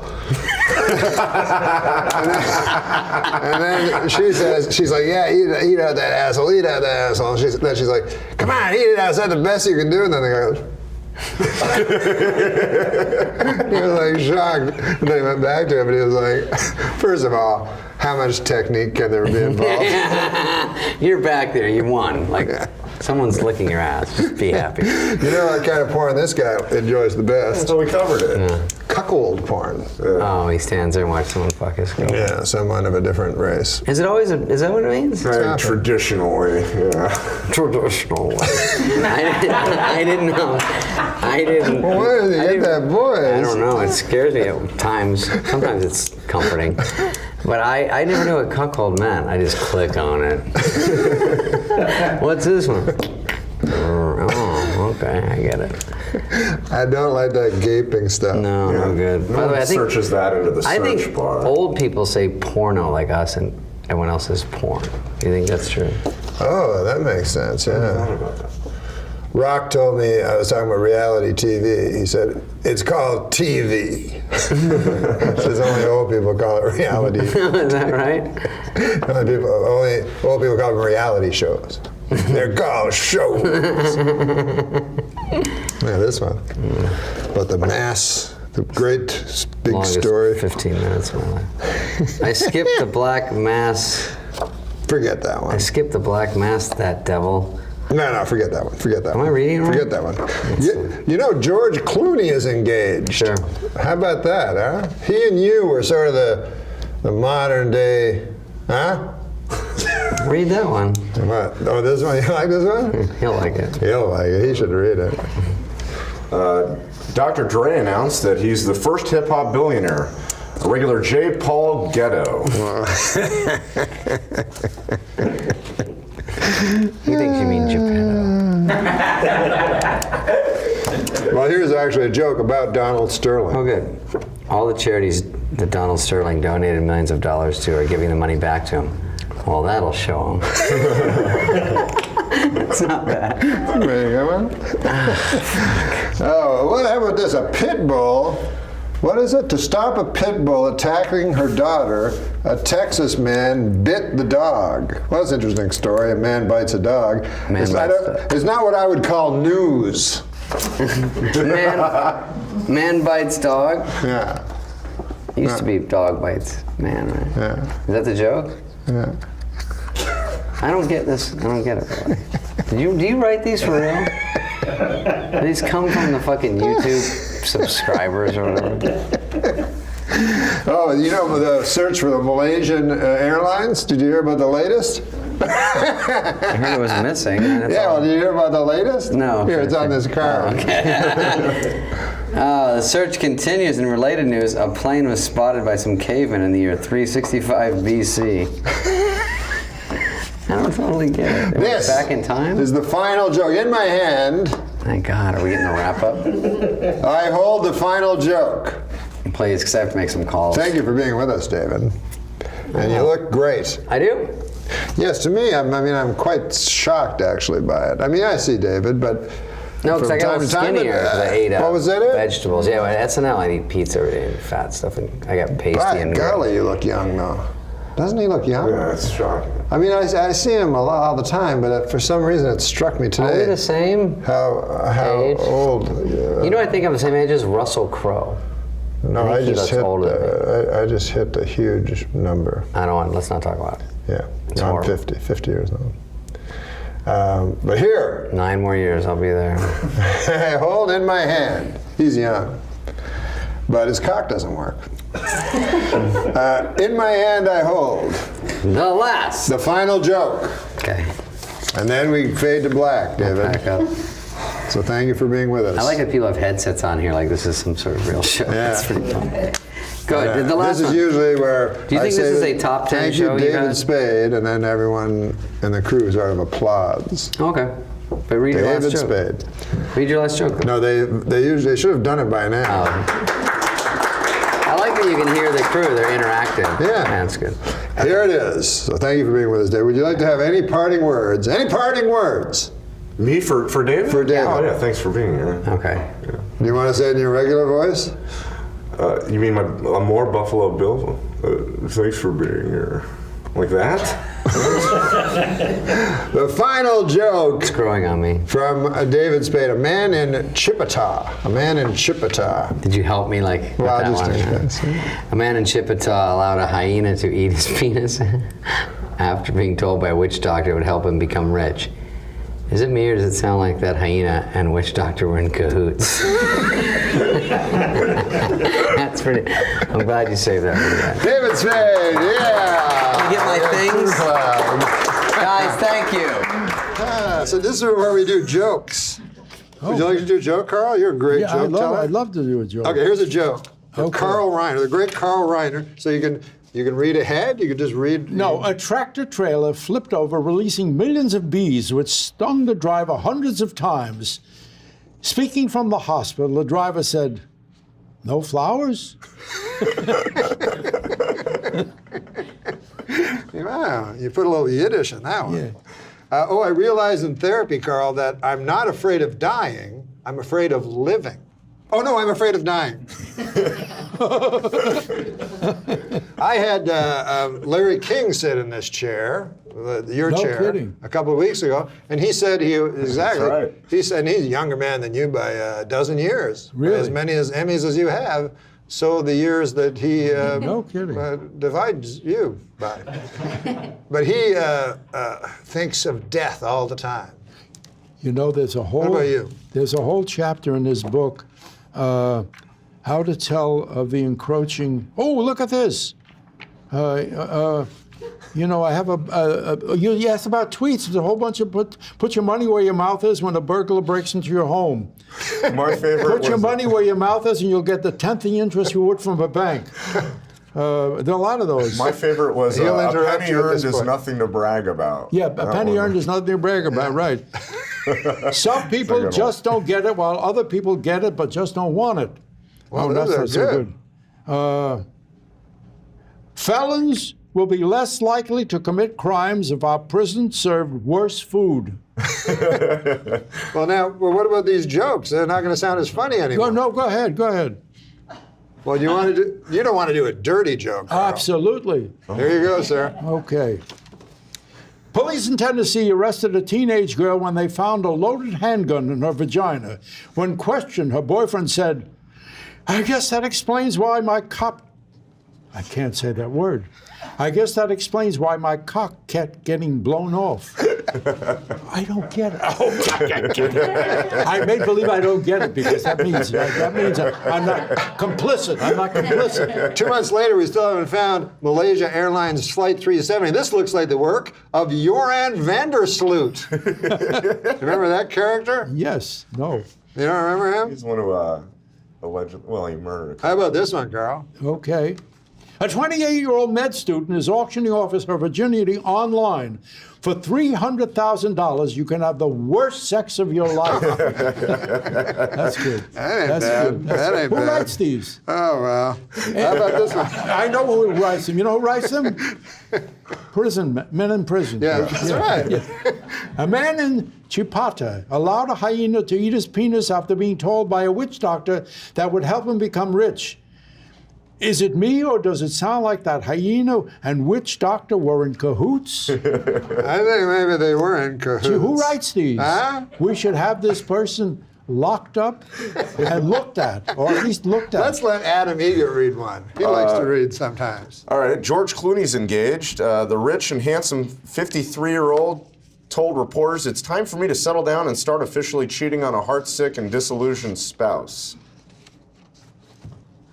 I don't hear any laughter. Well, I love George Clooney so much that he can do no wrong. He's just one of the good. I can do a lot of wrong. He's just one of the good human beings he in the is, world. isn't he? Well, look, he put you in 3 movies. But the things that he does, he and his father going to Darfur and going through Chad at risk of being to send food and shelter to people who are getting killed. I know he's a man of the world. I mean, a man caring about the world. Now, I don't know much about geopolitics, but that is one cool name for a country, Chad. I know. Yeah. Hey, how about this one? Yeah, okay. This is a terrible story. The The Nigerian kidnapping victim in Nigeria are being forced to marry their captors. I'm glad to hear these kidnappers are old-fashioned. In a way. Yes. In a way. I mean, they're getting married. Yes. Yeah. This is a similar type of joke. Right. Some of the 200 Nigerian schoolgirls kidnapped by extremists in Nigeria have been forced to marry their kidnappers. And worse than that, they've been forced to laugh at their husbands' stories, even after hearing them for the umpteenth time. You know something. Yeah, I know. It's but very we don't have hard to make a joke about those girls who are kidnapped. When I hear about those things, that is one of the worst. You know, and yet you got a big laugh out of yours. Yeah, I'm sorry. I got. You know, No, don't I ever was just thinking of apologize Liam Neeson doing that movie called Taken. Remember Taken, that? oh, yeah. It's one of the best movies ever made. Love Taken. And I love comeuppance movies. When Count of Monte Cristo is my favorite movie because the bad people get comeuppance. And in Taken, Liam Neeson wipes the floor with the worst human beings in the world who have taken. And when I read about these kids, all I can think is Liam Neeson, send him in and get Giving these them a people call. out. Yeah. Also interesting, though, still that you got a big laugh and he got nothing. What? Yeah. I don't know how you're still surprised I by think this. people are being kind. To you? Yes. I disagree. No, if there's anybody to be kind to, it's this guy. Hey, how about this? If I had a gun to my head and had to pick a vice presidential candidate to have sex with, I would choose Sarah Palin and Spiro Agnew. Remember Spiro Agnew? Do I remember him? Hot piece of ass. You know what I would like to hear? A poem. Do you have a poem, sir? I do not have a poem. You do not have a poem? Oh, I have a poem. You have a poem? Yes. Perfect. Well, I'm glad one of us has a poem. Thank God. You know, as a matter of fact, this poem, and here, by the way, I wrote this poem when I was 20 years old in the Army, and I wrote it on a piece of paper which I had lost. All I remember was the title. How did you know to archive yourself? Well, this is one of the things. When I was writing this book, I happened to find the little almond roca tin. This little thing I carried in the war. It was with all my letters in it, and I found this piece of paper in there. All I remember was the Ode to the Buttocks Bountiful. I know Ode to the Buttocks Bountiful. And I remembered I'd written that. Would you do us the honor of reading? I will, and I would not have been able to write it had I not found it just a week before I finished writing this book. Ode to the Buttocks Bountiful. This is I had written this to a girl that I had met in the Army before I was married. A young girl, a very lovely girl named Lois. I don't know her last name. Not an American. Hope she's listening today. Is she an American? Yes, she is. I met her in Laramie, Wyoming, and she did have a very lovely backside. And I wrote this. Likely long dead. I wrote this poem to her. Wouldn't you say? Pardon? I say likely long dead. Yes. No, not likely. She was younger than I. Oh. Maybe not. Oh, no, she probably. Oh, to the Buttocks Bountiful. In any anthology of poetry carefully bound, poems of love and hate undoubtedly could be found. And wherever one deemed to look or to gaze, up would pop Keats with nightingale and vase. But ne'er has there been in verse or in rhyme an ode or sonnet to a curvaceous behind. To the laws of poets I will not abide, but write as I will of the broad backside. To me this subject is as quite as dear as love and intrigue was to Will Shakespeare. So to hell with convention and the great bard, I'll write as I will of the hiney firm and hard. I do not extol, of course, any blasé asp, but one that belongs to a lovely sweet lass. A tush that is soft, rigid, and white, not one flesh, flabby, or slight. So to you, dear Lois, I deed must ordain, you are the queen of aforesaid terrain. Wow. Anyway. You're like, you're like? You're a Renaissance man. I sent that to her and she loved it. You read She it? really did. As a matter of fact, she was a very, very lovely girl. You know what else is interesting? Bodacious behinds are now all the in thing. I know. Yeah. You know, she made a trip from Laramie, Wyoming to Bronx, New York, just to visit my folks and tell them what a lovely son they grew up. And she was a very lovely girl. I wish I knew her last name, and I wish she was still alive so I could thank her and say hello to You her. are multi-talented, though. I did not know that. You are a Renaissance man. I would call you the rich man's Steve Allen. The rich man's poor man. No, I would call Steve Allen the poor man's. Steve Allen is the guy who is responsible for the 2,000-Year-Old Man getting on record. Oh, he is? We did it at parties for years, 10 years. Mel and I did the 2,000-Year-Old Man just for fun. Yeah. And everybody said, you got to put it on record, you got to put it on record. And we said, no, this is only for Jews and non-anti-Semitic Gentiles. And finally, Steve Allen said, fellas, if you don't do it, George Burns says, if you don't, he saw it at a party, if you don't put it on a record, I'm going to steal it. And Edward G. Robinson said, put it on a record. He says, I want to make a play. I want to make a play out of that. Make a play out of that. That's what he said. Make a play out of that. I want to play the 1,000-Year-Old Man. I says, 2,000. I can play any age. And it was Steve Allen who said, fellas, take my studio, go whale. And we did. We whaled for 2 hours, cut it down to 47 minutes, and there it was. Now, in that story, Edward G. Robinson's the funny man. Yeah.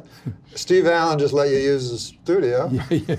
But it was you who created the 2,000-Year-Old Man. Not even Mel Brooks. You. Yes. The great Carl Reiner has been with us for the full hour of a very special show. Thank you, sir. Thank you. Okay, so this is where we do jokes. This is a section where we do jokes. It's kind of comic relief. Okay. So would you like to do a joke? If I can think of one. Well, no, I give them to you. You give them to me? This is the great thing. The guest doesn't have to think up a funny story or a joke. We give them to read. That's great. Now, Wouldn't it be great if your whole career could be like that? You're going on stage. Here's a bunch of great jokes that are going to kill. Well, that's what this show is all about. So this is a topical joke about the flight. But you just read it. You don't read ahead. Oh, no? You can if you want. Malaysian Flight 370 is still missing. You know where they're going to find it? The last place they look. Now, is that the best one? Kind of or is this better? There's two Malaysians. We can't That's a joke kind of joke. Why do you find something? Why is it always the last place you look? Because you stop looking. A Joe Pine So that's joke? a joke. That's a comment. That's a very bright joke. It's not only a joke, it's a comment. Comment, yes. Now, this is a different Malaysian Air Force joke. The pilot's last words, I've had it with these motherfucking snakes on a motherfucking plane. That could be, that could be.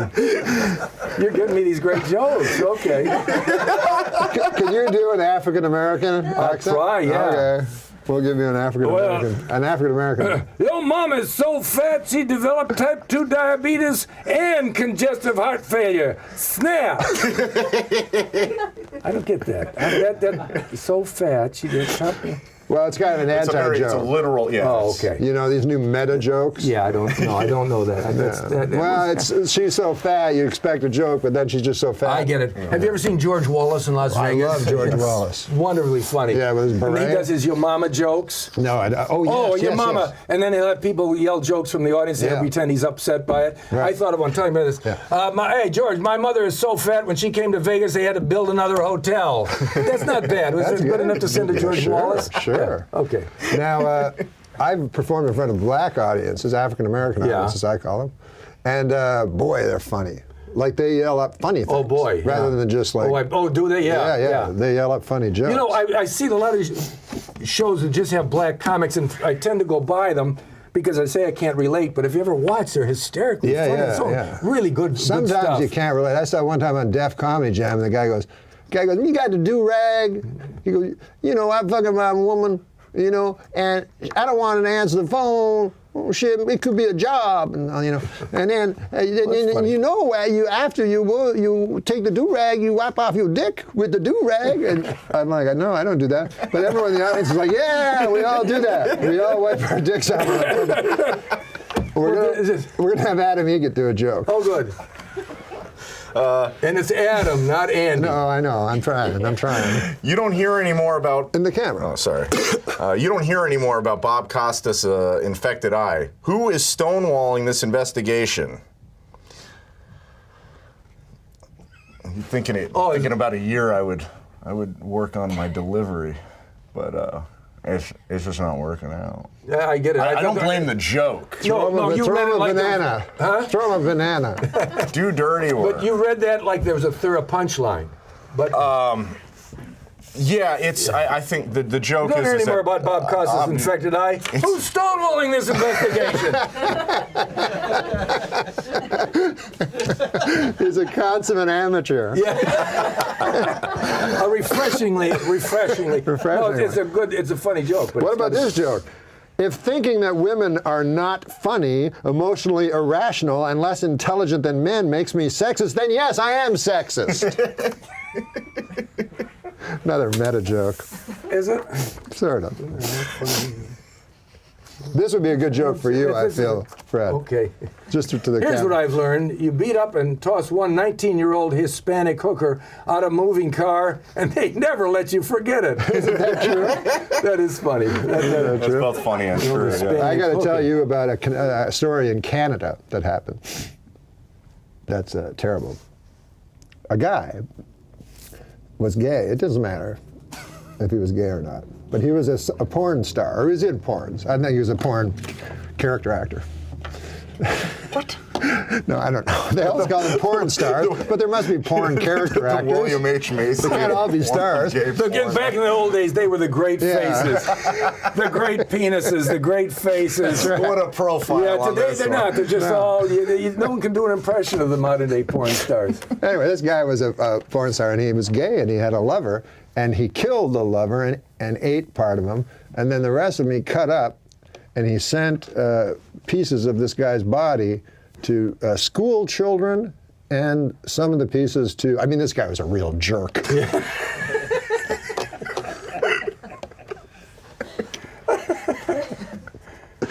Oh, here's a joke. I don't think you should do this joke. I don't know. I don't know if anyone should do this joke. Should anyone do this I remember joke? a joke you did on, I think it was David Letterman. You said, David, have you ever seen a gay porn? You watch adult films, and Dave said, yeah. Have you ever seen the one with all men?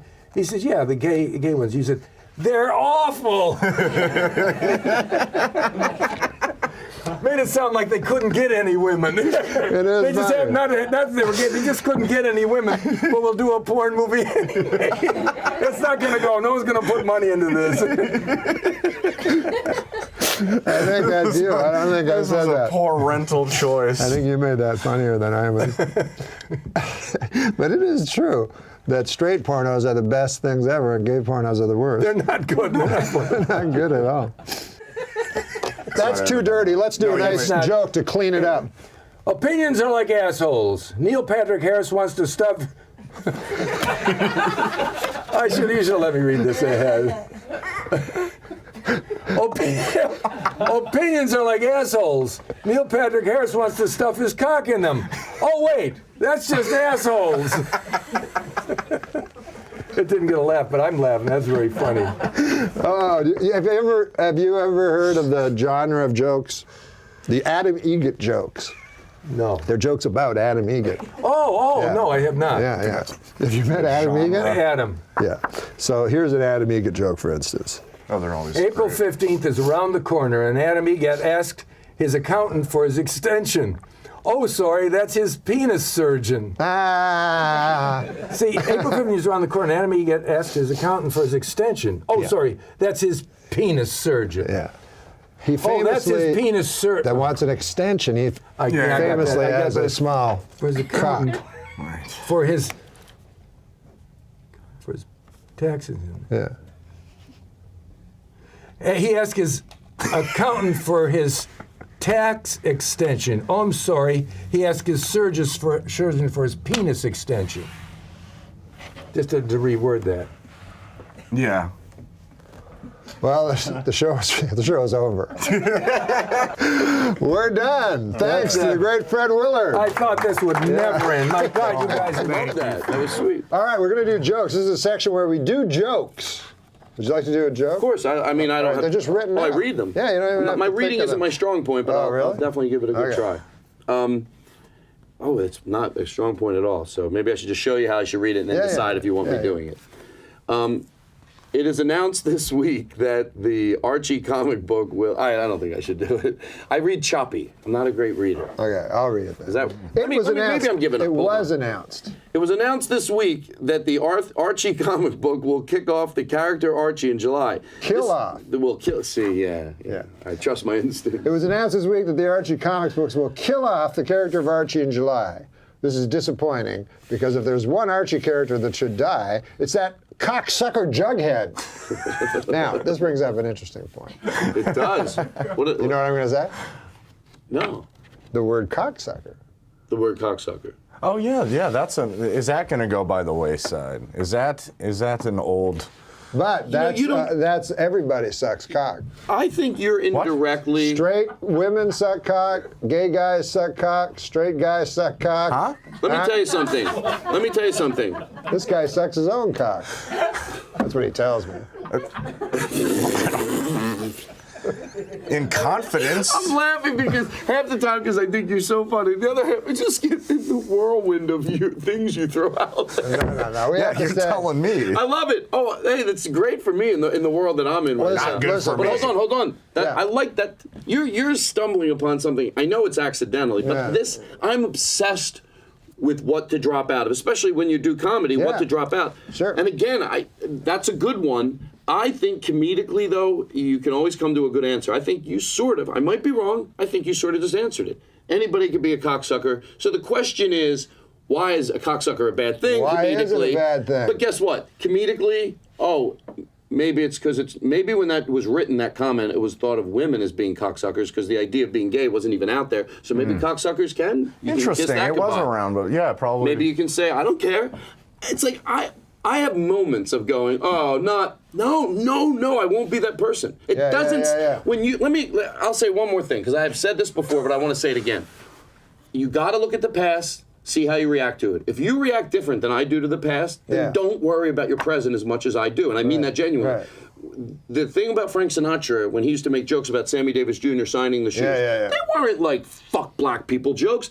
And I'm going to go one way, but I'm going the other. You could say Frank got Sammy into the hotels, a lot of people would say. No, you don't understand. They were friends. Frank got those guys into hotels. He wouldn't work there unless Sammy went in. So they were friends. So you think it's okay to make those jokes.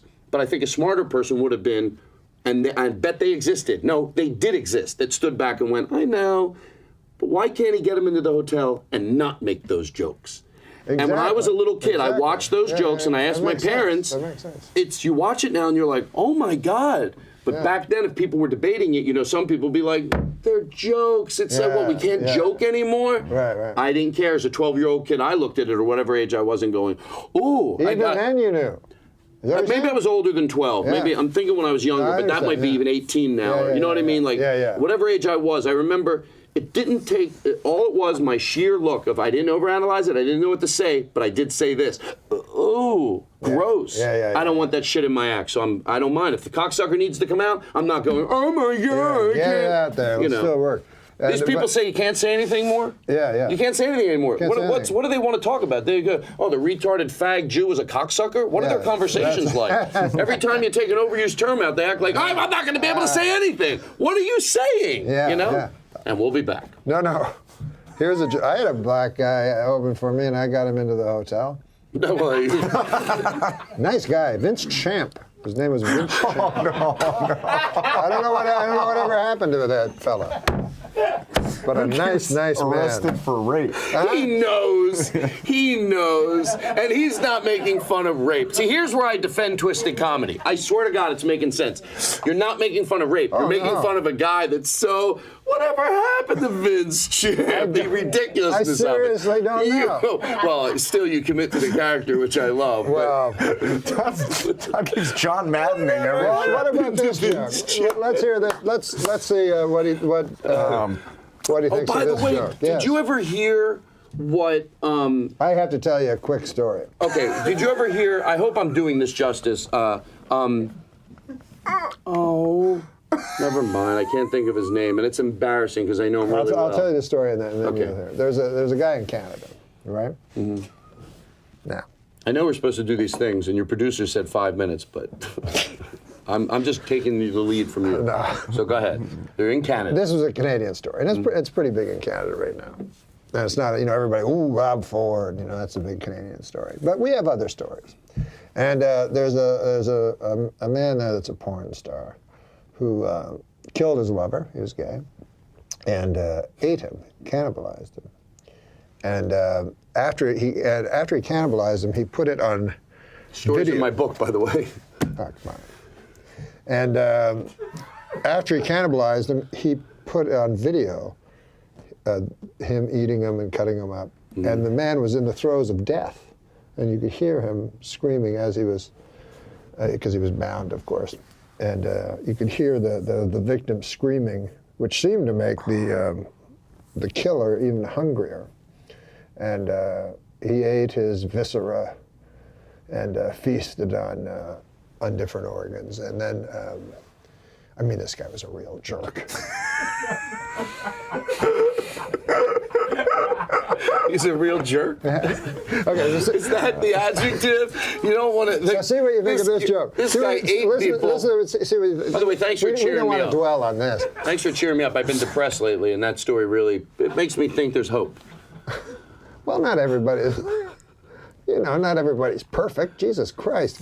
Can I ask you a question seriously? The guy made a mistake. I'm being honest The guy with you. made a mistake. He had a press conference later, and he said he made an error in judgment. The guy who ate the guy? Yeah, he made an error in judgment. Now, what do you think of this joke? I know what you're doing, but I didn't Todd, at first. What do you think of this joke? No. Well, it's just I'm saying here. Yeah. What was the point of that story? I'm thinking I'm higher than I am, or you're telling stories that don't make any sense. No, you're very high. I don't know. Let our viewing. Thank God we have this. If we were just sitting around my house. Your ears are popping, and we're not on a 777. Now I know, of course, but before I don't think I did. But So listen, go ahead. Now, what do you think of this joke? I'm not sure about this one. So, Al Sharpton said that the FBI hired him to spy on the mob in the 1970s because if there's one thing the mob trusts, it's loud black guys. Yeah, I don't think that. I think that's okay. Well, mob wouldn't trust them, so there is something that's funny, right? Yeah. I don't want to sit around and dissect funny jokes. Oh, I thought you wanted to. Okay. Well, I do, but I'm paranoid to do it. Yeah, of course I want to. What about this one? When I die, I want my body donated to science. But more specifically, a scientist who is working on bringing dead guys back to life. Oh, is that funny at all? That's just a statement. I'm serious. Am I crazy? When I die, I want my body to be donated to science, but more specifically, a scientist who is working on bringing dead guys back to... Yeah, I don't... Okay, forget that one. That could be funny. But this one, I think you really like. I think that maybe I'm wrong. This one is ripped from today's headlines. The search continues in the Indian Ocean for the Malaysian Airlines Flight 370 as they listen and try to follow the pings. These guys sound like me always listening for pings. The pings are my Chinese neighbors. Jim and Ellen Ping. Nice people, nice folks. Nice folks. And they'll still be looking for this in this will be in May right now. People are watching this. Jim, the other day, he very nice guy, Jim Ping. He. Oh, they really do exist. What is this thing you're doing with your face? Oh, it's. Do you have allergies? No, I'm not used to these glasses, but he was very nice. So you think that's going to help? And he lent me.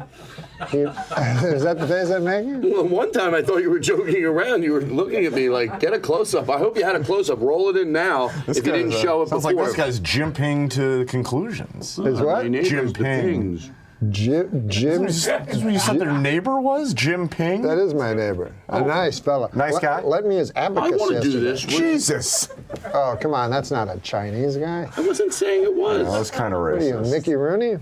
Hey, come on. I know he's dead, Have a but little Mickey Rooney respect. did a very racist thing like you just did in a movie called Breakfast at Tiffany's by the wonderful Truman Capote. I wasn't doing anything racist, and you know it. But go ahead. I was just doing like someone. I like Audrey Hepburn. I don't think of her, I don't whack off when I think of her, but she had style. Thank you. Thank you. I want to thank you for saying something that's been on my mind for a long time. You like her too? Sure. Yeah. She was class. No, I was thinking about. Why? Audrey Hepburn had class, but Katharine Hepburn could hang with the fellas. Thank you. That was a better time back then, right? Huh? It wasn't. So don't get me No, started. it was a worse time. You know why? They took care. Because they had separate water fountains for the black people and the Chinese people. What? You know, and what did they do back then? Segregated water fountains yeah, you're water talking fountains, about. the blacks Yeah. and I know whites, you're just yeah. kidding. No, I'm not kidding. Well, they yeah, had but everybody segregated knows. water fountains. Now, I know you're not kidding about the event of it happening, but I know you're kidding. Of course, everybody knows that. I'm saying it's a bad thing. Well, of course it was a bad thing. Yeah. But answering to my it existed, as did the Holocaust.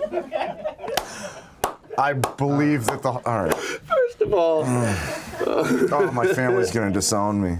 I'll tell you a good thing. Yeah. I understand now. Can I tell you what I understand? Yeah. You don't believe. You never said anything about the He Holocaust. did say one thing. What's no? Can I say? To George Carlin?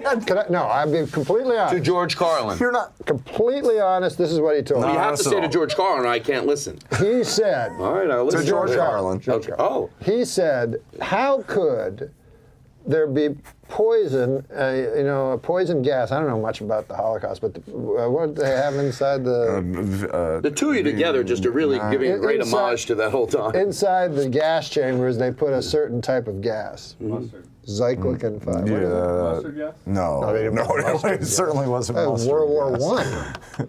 I. It was Is there a something question? 9. Steve? Zyklon gas. There's Now, a number. I think. they put that in the. I believe with all my heart that they put that in and killed innocent people. Mm-hmm. He says, how is it possible? Because the guards would open the door and get the Zyklon all over their hand and die also. Okay, can I show you? I can do you answer justice. that. Would my guess that you'd say you don't doubt the horrificness of anything that is No. talked about, but that is how would that not happen? How would that not Maybe happen? there was a subdoor. But he had another thing. I don't want to make pretend we're some. He said when the Allied planes came over, they have pictures apparently of the smokestacks, and he said the smokestacks drop a shadow. The smokestacks that we all know spewed out the sad remains of human souls that once had dreams and once loved. He says it's all a bunch of horse shit. I fucking can't laugh. I mean, it's such a terrible thing. But you make me laugh with your fucking weed. Did you guys know Mad Men's? There's nothing. I get that. I'm sorry I laughed. You're all right. I'm sorry. We'll edit out Did my you ever laugh. get yelled at on a movie if there's a specific story? Did you ever get yelled at on a movie because you know how you laugh once and everyone laughs and then you laugh the second time and they'll laugh? But there's a time, have you ever, where someone came to you and went, listen, this can't happen. Did that again. happen to you? Not on anywhere where I had to be nervous about it, but not on a legitimate movie where I would have shit my I get pants. nervous. Well, I mean, I get nervous when I screw up lines, for sure. And I do that a lot. Do you ever have it happen where someone pulls you aside? And I read the lines 1,000 times and I still screw them up. And people are, it's okay, but you know. After a while, And they're all pros, you know, because they do it every week. I just do it once in a while. But you know, I just don't know how 6 million people disappear from the face of the earth. Ask this motherfucker. He's the one that thinks that it didn't happen. Wow. By the way, you know the weird part? That's why I think something is so funny, because that's the absurdity absurd is funny. So to me, it's absurd, but what makes it even funnier, whether it's him or not, and I don't think it is, those people exist. My friend Lynn told me one night, about 15 years ago, he heard someone like that. One of those people that literally says, no, I'm not defying that it. You can tell when they're. They always say it like that. They always. No, you're right. You're right. No, you're absolutely right. They always have the it's something bad happened, right? Yeah.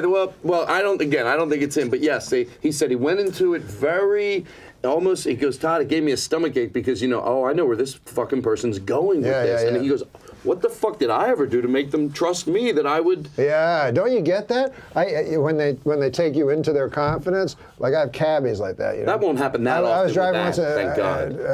In Toronto, and the guy goes, "It's a good city, too many burrheads." First of all, I'd never heard burrheads before. I've never heard that. But he's, and then I say nothing, so he assumes I agree with him. What is you never thought that silence would mean agreement, right? Silence is assent. But by the way, if we said one thing tonight's show, didn't we just say it all? Silence is assent. If you know, hold on. You would probably argue with that guy.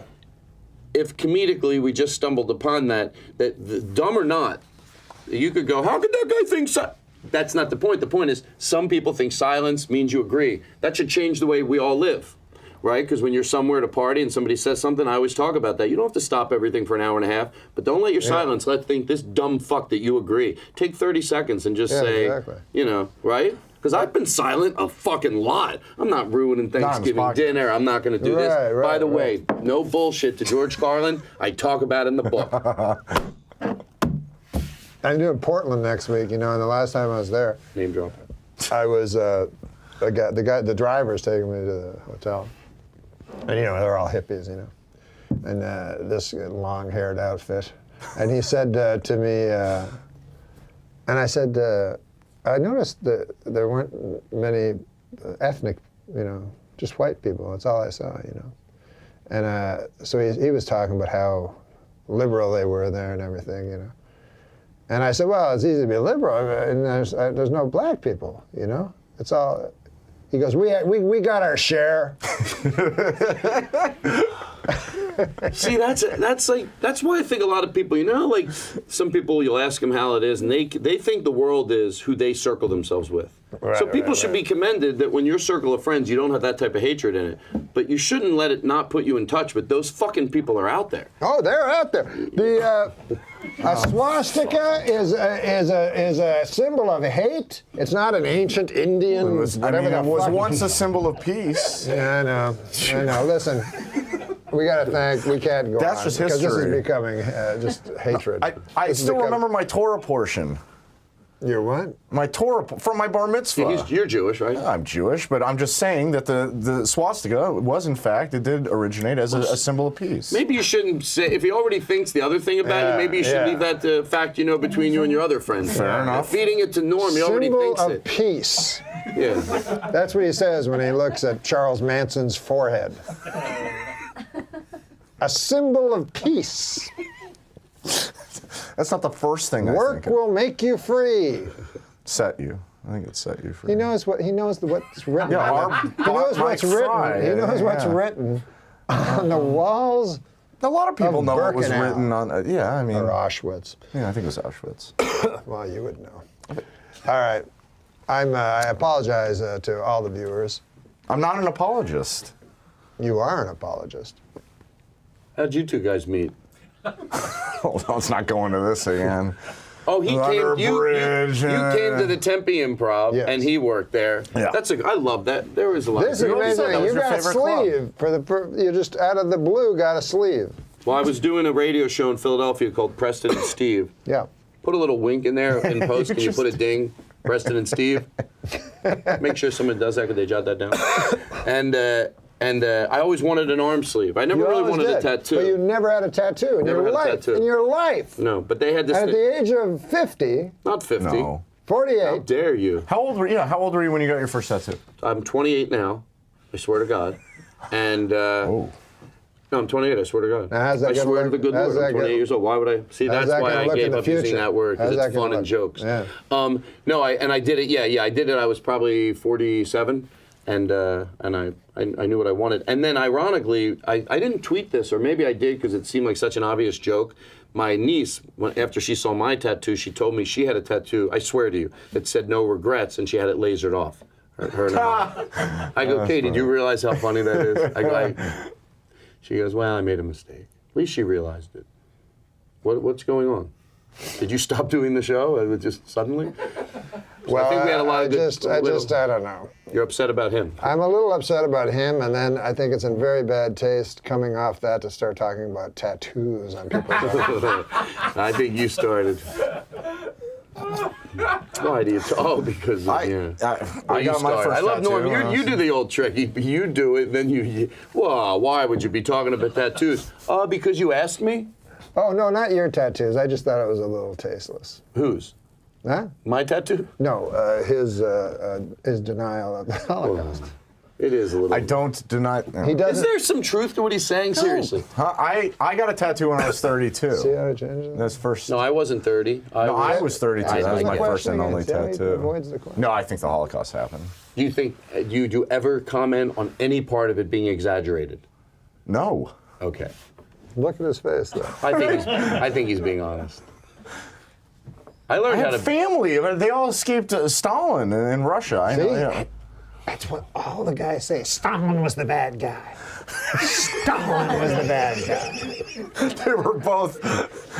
That's what they all say. That's the first They were both key. equally evil. Whenever you hear guys, what about Stalin? I'm talking about my 20 minutes during the show. We talked about later. We're going to look back at footage and hope we're on the right side. I think this is proving that you can satirize a lot of shit that's fucking hilarious. And I think this is it. I know I'm overanalyzing it, but that's what I do. But I'm afraid one person will watch this and go, oh, I can't believe they said that. Then they went on to make fun of. No. The joke here is the absurdity. I hope I'm right. Otherwise, fuck it. What do I know? Right? This guy, he does it. I don't think Am I ruining it by saying I know he doesn't believe that, and that's I don't know, but I hope to God he does. I looked to George Carlin. Is there a story that you're not telling us that when you guys were hanging out driving in the car? No, I will say his hero is Andy Kaufman. He's always trying to do, I'm going to be Andy Kaufman. I'm going to be like Andy Kaufman. And then, is that what you say? And then sometimes I think, Andy Kaufman. Yeah, Me too. So sometimes I think maybe he's doing this as some sort of an Andy Kaufman. Or it could be you. Tribute. Me? No. What am I saying? I'm doing an Andy Kaufman thing by saying the Holocaust happened. No, by acting like he said it. I'm not acting like he said it. Ask him. When you ask him, he brings up Stalin, the enemy of Hitler. You know the power. The man who fucking stopped Hitler.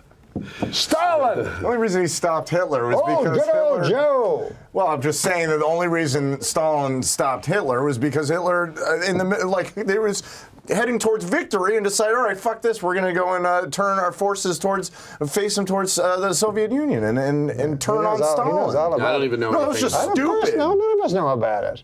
He knows every fucking detail. But anyways, listen, it's great to have you here. Why don't you put up your book one last time? I don't want to be anybody at home going, you talked about the book enough. Just to prove I'm not joking around, there we go, we can get rid of it. You were going to say something about John Pinette, though. What? Oh, well, we were saying that we both have stories about John that are very sweet about, and you know, that one of the last times I remember seeing John was a few years ago, and he was at the gym, and he came by, and he brought me a bottle of water. He goes, I thought, I needed one too, you know? God, and it was what a just nice so sweet, and he guy, brought me, man. and then he goes, oh my God, the smoothies here, have you had them? They're so good. Yeah. I was like, oh, an adult can be adorable. Oh, yeah. That he sure is. Such a big baby kind of. And when we went into a restaurant, because he liked being taken care of, I only did it once, but man, it was fun to go sort of, I experienced the closest I would ever get in my career to be like if you went with like Frank Sinatra. Yeah. Because probably 5 people, when they went into that restaurant, knew they were getting $50. Yeah. So for $50, they, they're closed, but yet we're still sitting there eating dessert. You know what I mean? Oh, take it, and then Mr. Panette, there's no hurry at all. Except the whole restaurant's closed down. All the lights are out except one table. Now, where is this? This was we went to do this thing in London, which I don't remember where there, but he was on the thing too, and he took us all out to dinner, and it was such a great experience. London, England? Isn't that where it's at? Yeah. Well, no, that's interesting because I found out about the death of John Pinette because it was on the front page of BBC. So did he have a British? I don't know. I just happened to be there doing this. I don't even remember what it was, but it was like a little TV thing, and then he was on the show too. Was it? And we had the same manager at the time, One that Alex was Murray. hosted by who hosted it? The one that Dennis Leary hosted? I don't remember, to be honest. I don't remember there even being a host. Huh. I remember just eating dinner with John Panetta. Yeah. That was probably the best thing that happened the whole. He used the to whole bring thing. food for the London whole was staff great. after his weekends in Tempe, just from Cheesecake Factory, pies after pie after. What a nice Great guy, guy. man. It Everyone was loved him. wonderful also how London rebuilt itself so quickly after the bomb. Did they not? Oh, they did, no? Oh, they did. After that, what I thought. Socially, I'm aware, but politically and what this stuff, I sometimes I get lost. I don't want to come off The stupid. Nazis. Okay, you know what? The Holocaust happened. We literally We're ran out of done. tape. I mean, we're gone. Yeah. We're done. Thanks to Adam Egan, my trusty sidekick, and the great Todd Glass. Todd Glass. But see, it's. It's time to do jokes. This is where we put in a big thing, jokes. Yeah. So here, you can Does start. it flash? Does it have You exclamation can start. mark? Just do the joke right into that camera. And who wrote these? You got me just doing jokes. Just read a joke. Unsolicited. Is this from that joke book, that 1942? No, this is a real joke. Two businessmen. I didn't write this. This is I a don't know what it- topical joke. Topical? Yes, ripped from the pages of today's headlines. Two businessmen bought the Milwaukee Bucks for $550 million. They are very excited with their purchase, as this is the only legal way to own black people. Now that is here, and I read that. Well, you're not there. You know how businessmen are racist?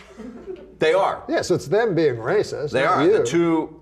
The two businessmen that bought the Milwaukee Bucks for $550 million Yeah. are racist, Oh, according no, they're to this. fine, man. They're Jenny McCarthy recently got engaged to former New Kid on the Block, Donnie Wahlberg. They plan to marry on Retard Island.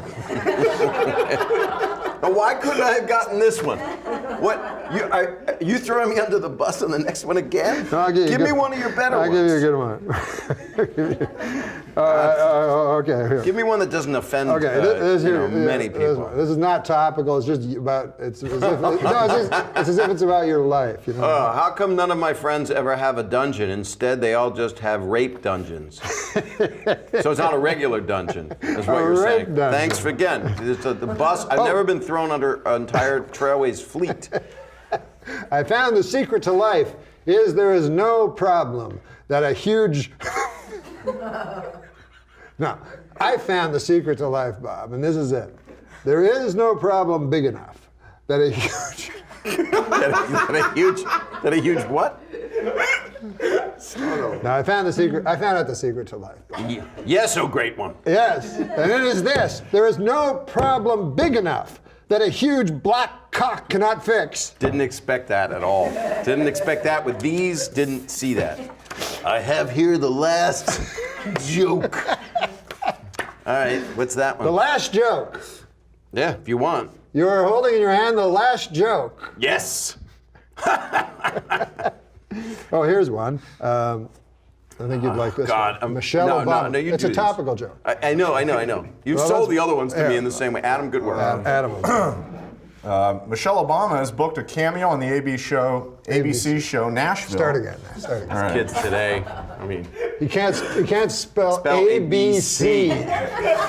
Wow. Michelle Obama has booked a cameo on the ABC show Nashville. With this and her appearance on iCarly, I think Michelle is ready to start appearing in films. May I suggest my favorite film series, Black Ass Fuckers? It's actually. does this go live to web? Oh my God. Is that an actual dish? No. Why are It's you Black reading? Ass Fuckers. Norm, do you just, Actually, there is a series. right. That is There's- true. There is yeah. a series. Yeah. Black, because I saw Black Ass Fuckers number 5. A pale imitation. I missed number 5. But let me ask you. That's where it really jumped Let me the ask you shark. a It question. jumped the shark. Black Norm, Ass Fuckers 5. It jumped the shark. You just write all these? Is that what It happened? jumped the shark. I understand. You watch Shark Tank? No, I did see. There was a magazine. I love Shark Tank. Yeah. Oh my, this is my favorite show. I did see a magazine called Black Ass Fuckers, I'll be honest with you. And I looked at I opened it, and it used to be you'd open it and pages would fall out. I don't know if you remember the old porno. No, you'd open it. Anyways. I used to get every Playboys, picture was just a black ass with cum coming out of the asshole. But should we do the last joke? Do the last. You should do it yourself. Just pick I your should favorite. do the last pick your joke? favorite. Pick your favorite out of all those. Okay. Oh, this one's good because you guys can join me at the end of the joke. You'll see why. Remember? All right, just get ready. This is like the worst Passover Seder I've ever been at. You know what that is? I know what a Passover Seder is, but the worst Passover Seder is when you're there and this guy's talking about the smokestacks of Birkenau not being true. Because he doesn't think it's true. There's no way I would bring that up at Pesach dinner. This is the closest I've seen to him admitting to the Holocaust, where he said, I think people have died. He's like 6,600,000. What's the difference? I'm like, well, there's a lot of difference. There's a Adam. huge difference. You know, I'm not Passover, arguing they that say with you. that it was the Last Supper was supposed to be the Passover dinner, I think. Oh, is that right? I don't know. I made that up because most of the other facts have been made Well, up. isn't Passover where they put the lamb blood on the lamb door? blood on the That'll door? keep anybody away. Yeah. If I put lamb blood over my door, you probably would call 911. And the Jewish children were spared. Yes, because that's they And wanted to. my people. Which is what people is that? Yeah, what is the Semites, though. The Semites, the not Semites anti. that weren't Jews, the children were slaughtered by God, by the angel of death. Oh, the Egyptian in the first Old Testament, Yeah. apparently they were Deuteronomy. the Pharaoh Yeah. in the Ten Commandments movie. I don't know. I don't know about The movies. animated one that I saw on I don't know C, movies. C, Oh, that's I read Christian. the book. Did you? Yeah. Here it is. Ready? What's your favorite religious movie? I loved Passion of the Christ. Did you? Although I will say I thought it was very anti-Semitic because every Jew looked like fucking Levitts. You know what I mean? They were all like, hook noses and stuff. So I could see the anti-Semitism. But what I liked was the incredible violence. But you know what was strange? Did they ask them, did you kill Jesus? No. But when they tore apart Jesus with that, when they flayed him with that thing, I'm sorry I asked. and then they took him to cavalry, it seemed like almost an anticlimax when they nailed him to the cross because he had been beaten so savagely with that crazy ball with spikes in it. Have you ever seen the movie? No, it's hard for me to watch people suffer like that. Yeah. And like this.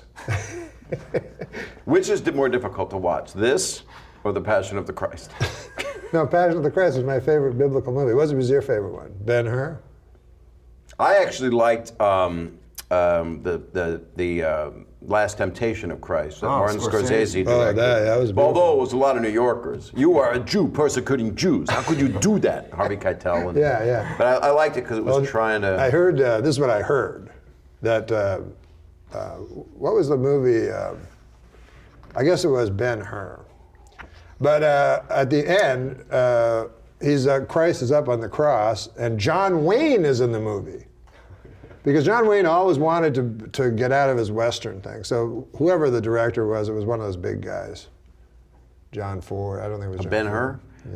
Yeah, I don't know who it was. I don't remember. But anyways, they said that, important. I don't know if this is true, but they said, he came up and he had, he was still John Wayne, so he had the last line of the movie, which was, surely this man is the Son of God. And everyone's like, oh, it's John Wayne saying it, So he goes, you're doing it like John Wayne, like a cowboy, This is probably not true, but the director said, yeah, John Wayne has the last line of the movie. I ain't.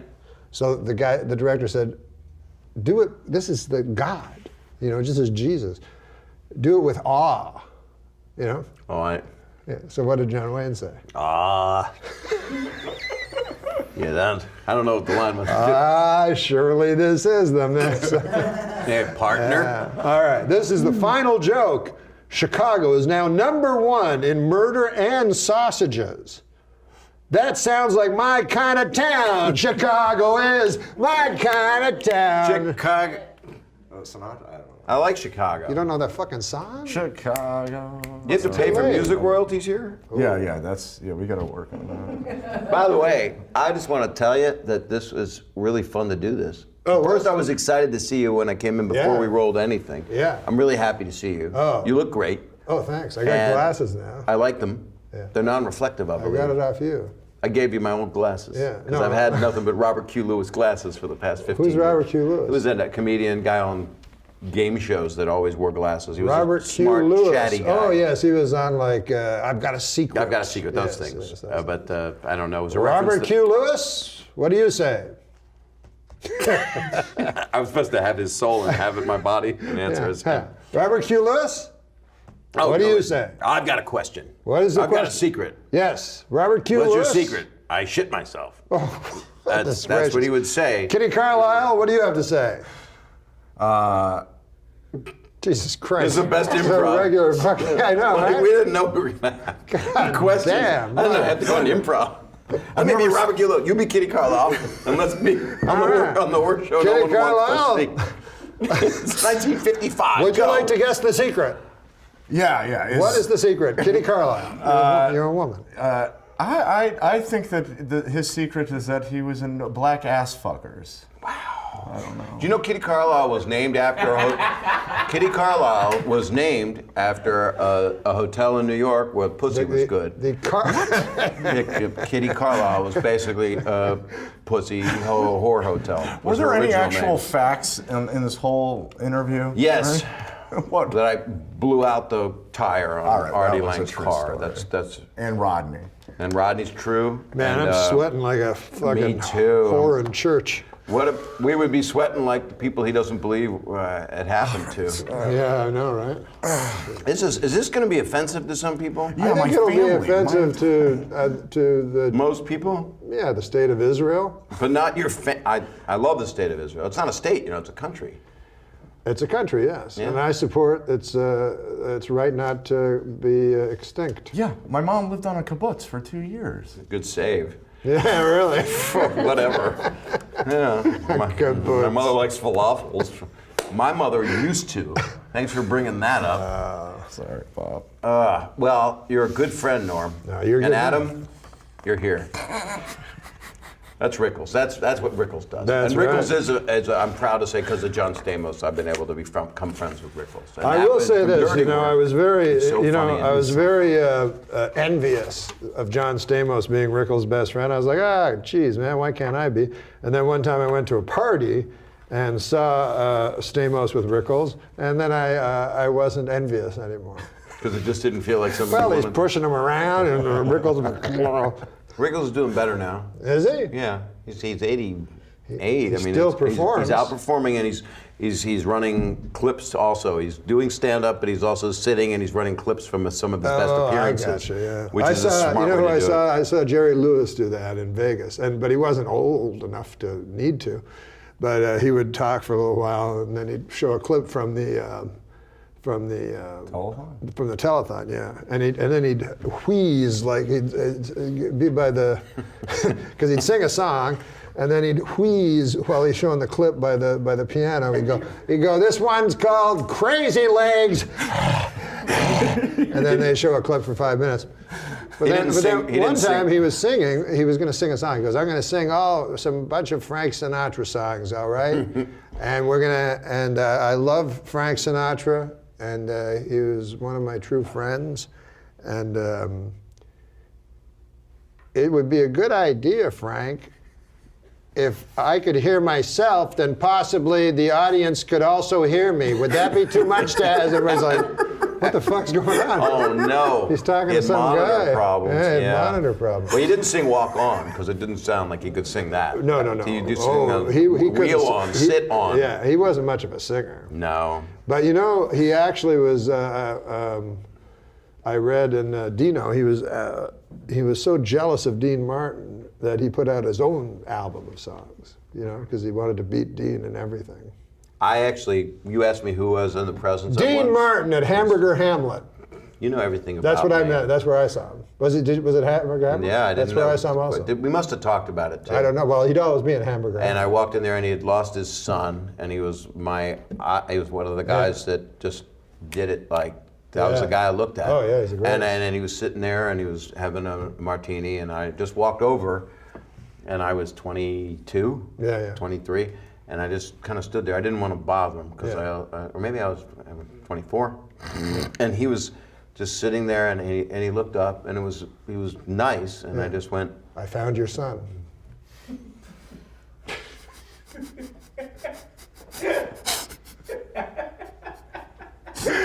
That's it. Bob Saget's been our guest. Thank you, sir. Love you. A lot of bass. Let's get to our next topic. Okay. They're jokes. Would you like to read one? I would be. This is a joke, honored. David Koechner, that is ripped from today's headlines, yesterday's headlines. All right. The World Cup. Yes. World Cup fever. Yes.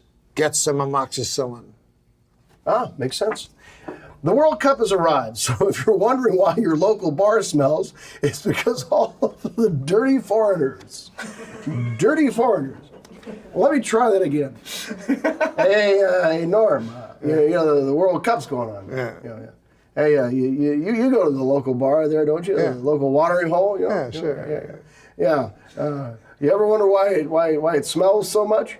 Yeah. Hey, because of those dirty foreigners. Ah. Frank Jingoism Koechner. is alive and well here on NM Live. Here we go. Next what one. Jingoism means? Yeah, I believe so. What does it mean? It's hard to put into words, but It's hard to put into words. It's like it's not like nationalism, but it's. It is very much like nationalism. It's hard It to- is nationalism. It's prejudice No, it's close Now, enough. would you like to read this? I thought it was more complicated. Would you like to read that? Yeah. This week, I learned. Oh, this week I learned. I'm sorry. Have you ever heard of TYIL? This week I learned. I have not. Well, it's sweeping the nation. It's hashtagging faster than. But it's called This Week I Learned. Faster than something that moves quickly. Yeah, Yes. like faster than a freight train. This Week I Learned. Uh-huh. It's the TWIL. So check it out sometimes. Hashtag TWIL. And people talk about what they learned that week. Let's see what I So learned. This Week I Learned by I've Adam been Eagle. invited back to the comedy table. These are always fun. This week I learned, just because I masturbated to that picture of a guy falling to his death on 9/11 doesn't mean I have to share it.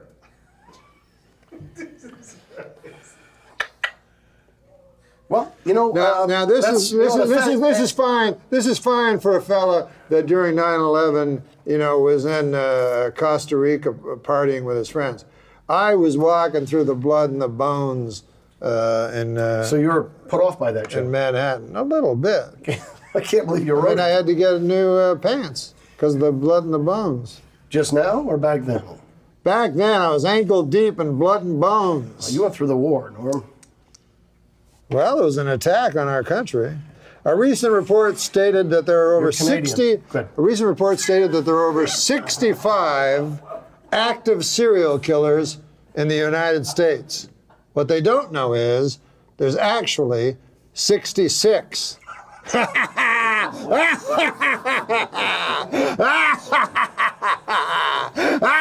That's just between you and me. Yeah. Oh, Brides Magazine's released a list of 11 ways to, well, do you want to do this, Chuck? I'd love to be invited back to the Comedy Roundtable. Brides Magazine released a list of 11 ways to be a terrible bride. They include don't interfere with the wedding planner, don't lie about how much the wedding cost your family, and coming in at number 1, don't fuck your husband's best friends. Oh, that's the worst. More than one. I mean, We end the show now, David Koechner. Are you familiar with James Lipton and the Actors Studio? I am familiar with it. And you remember at the end of the show, he will always ask, he will go, these are 10 questions by some fucking guy. That are famous questions, I guess, for dinner parties or something like that. I don't know where they came from. Okay. But you've seen this. Sure. So we decided, if it's good enough for James Lipton, Jimmy, who is a pimp, then it's good enough for us. Did you not know James Lipton was a pimp? No, I had no idea. Yes, in France. He said it. Okay. Look what I have in my hand. And I've been having this in my hand the entire interview. Today I learned 2 things. Maybe there's a shelf down there. Questions. All right. So the idea is the same questions for every guest. What? I don't want like that question. He does not like the first question. You asked What's your definition of heaven? This show. Would you rather be murdered by a stranger or a loved one? I guess a stranger, because when you're murdered, you didn't ask me why. I chose it, but usually that's they're worse if you know Up close and personal. Well, no, a loved one usually it's a passion. Yeah. Yeah, and it's much. They can tell it's a much worse crime. Yeah. Yeah, So- why the extra 68 stab wounds? Right? I got you. Yeah, just, you know. If yeah. you got to pick them, this is kind of interesting. But if you got to choose them, and you may, what would your last words? What would you like your last words to be? God, I was good. That would be very accurate. What's your favorite dessert, David Koechner? Probably a brownie with vanilla ice cream. Oh my God! A warm brownie. Warm brownie. Yeah. Well, I got a lot of. Who's your hero? Who's my hero? I don't really have a hero per se. Don't have one, huh? Well, I don't. There's not a person I hold up as like, wow, that's my hero. No, never had a hero. Well, no, I mean, you know, comedy-wise, I would say like the Marx Brothers or Monty Python. Those guys. Those guys are Dabney Coleman. Dabney Coleman's all good choices. But I hero, like the Troops. Would how you about this? rather? How about this? I'll say this. My wife. Your wife? Yeah. That was good after 5 minutes. We can edit This is it a very down. good question, Okay. and you don't have to say this person by name or anything like that. But who has let you down the most in your life? Seriously. You can take a moment. Not everything has to be funny, David. It's the person you're looking at. Oh. Well, I think we all let ourselves down the most. No one else can let you down. That's your choice. You can't blame, your failure or whatever on someone else. It's yourself. You've let yourself down. So it would what be a me. beautiful answer that is. Taking responsibility completely. Well, this is kind of I'm not going to ask you what's your most embarrassing secret. Why would you tell me? If That's the chair. My most embarrassing secret, I can't. Of course you I don't can't have tell any embarrassing secrets. do you eat at McDonald's? I have eaten McDonald's before, yes. Do you like McDonald's? On occasion. What about that pink stuff, the pink slime? I don't know much about it. I mean, it was reported widely in the news in the last year. Yeah. Well, I don't think it's only McDonald's that. I don't think it is either. A huge problem is the amount Huge of problem is that I had a punk band named Pink Slime, and we fucking lost our recording contract after that. I like it. A larger issue is the amount of processed food we're all eating as Americans. What is going on with that? That's just a convenience. Yeah, processed food. What And is profit. that? Well, I've heard of it. It's got preservatives in it. Yeah. And a lot of salt, a lot of sodium. Yeah. So oftentimes a lot of high fructose corn syrup. And what does it do to you? Causes diabetes. Well, that's terrible. And they Hardening of the amputate your leg. Not always. Sometimes you go blind. Sometimes you go blind. Yeah. Sometimes both. And then you can't. At least you can't see that you only have one leg. You know what I like about this show? It's not afraid to take on the issues. Hard hitting with Norm Macdonald. Do you eat well? I try to. You try your best. Do you eat whole grains? I try to increase the amount of fruits and vegetables I eat. Fruits fresh, and vegetables. Fresh foods. Yeah. Yeah. Less processed food. You still slam back a few drinks? Oh yeah. Scotch. I'll have scotch occasionally. Bourbon. I prefer scotch to bourbon these days. I thought you were But Scotch. I'm more of a beer drinker. IPAs. Oh, IPAs. What's that? International Pale Ales? That's India Pale Ale. India Pale Ales. What do you like to drink? Other than fucking jizz. I mean, what alcohol do you like to drink? Glenlivet. Glenlivet. Scotch. Yeah, that's a Scotch. It's a Scotch. That's what he just said. Yeah. And jizz. Yeah. Scotch and jizz. No. That's the name of your band. That's a good name. Norm, is there anything we didn't get to today? If you don't mind, I'd like to plug Big Slick in Kansas City next weekend. That's the 20th and 21st, I believe. It's a charity for the Children's Mercy Hospital there in Kansas City. You can donate online. Go to Big Slick. They have a Crowdwise campaign and donate under my name because we have a competition. Myself, Paul Rudd, Rob Riggle, Jason Sudeikis, and Eric Stonestreet. They're all from the Kansas City area. And also the National Kidney Foundation. Wait a minute, I put money into that. You did? Well, I saw it on Twitter. You did? Good. You put it on Twitter? Yeah. Yeah. Oh, at David Koechner. Well, tell the people what it's for. Children's Mercy Hospital in Kansas City. It's a fundraiser they do every year for the last 5 years. This will be the 5th one. And also Comedy for Kidneys, the 25th or 26th. Look it up. I'll post it on Twitter. At the Laugh Factory. Awesome. With the great Bill Burr. We'll be doing some yes, Bill comicals Burr. that night. One of the Fantastic. best. Oh, Have you had Bill on your show? fantastic. Don't you love Bill? But he's great. He's yes. the best. Yeah, funny, always funny. Incapable of being unfunny. Yeah, incredible. Now, let me ask you this. This is the question we always ask everybody. Okay. And no one has yet disappointed us. What is your favorite joke that you've ever heard?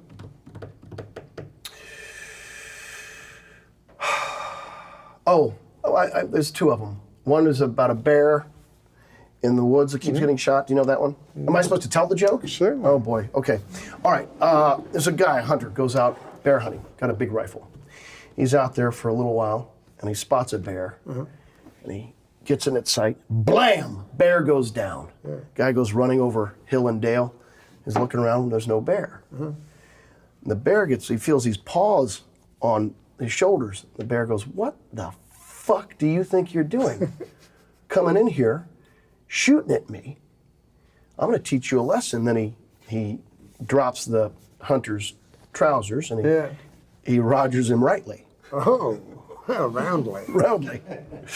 And so the hunter was, quite embarrassed, and then he goes out and gets a bigger gun. He goes to the same area looking for that bear, and he sees him. Blam!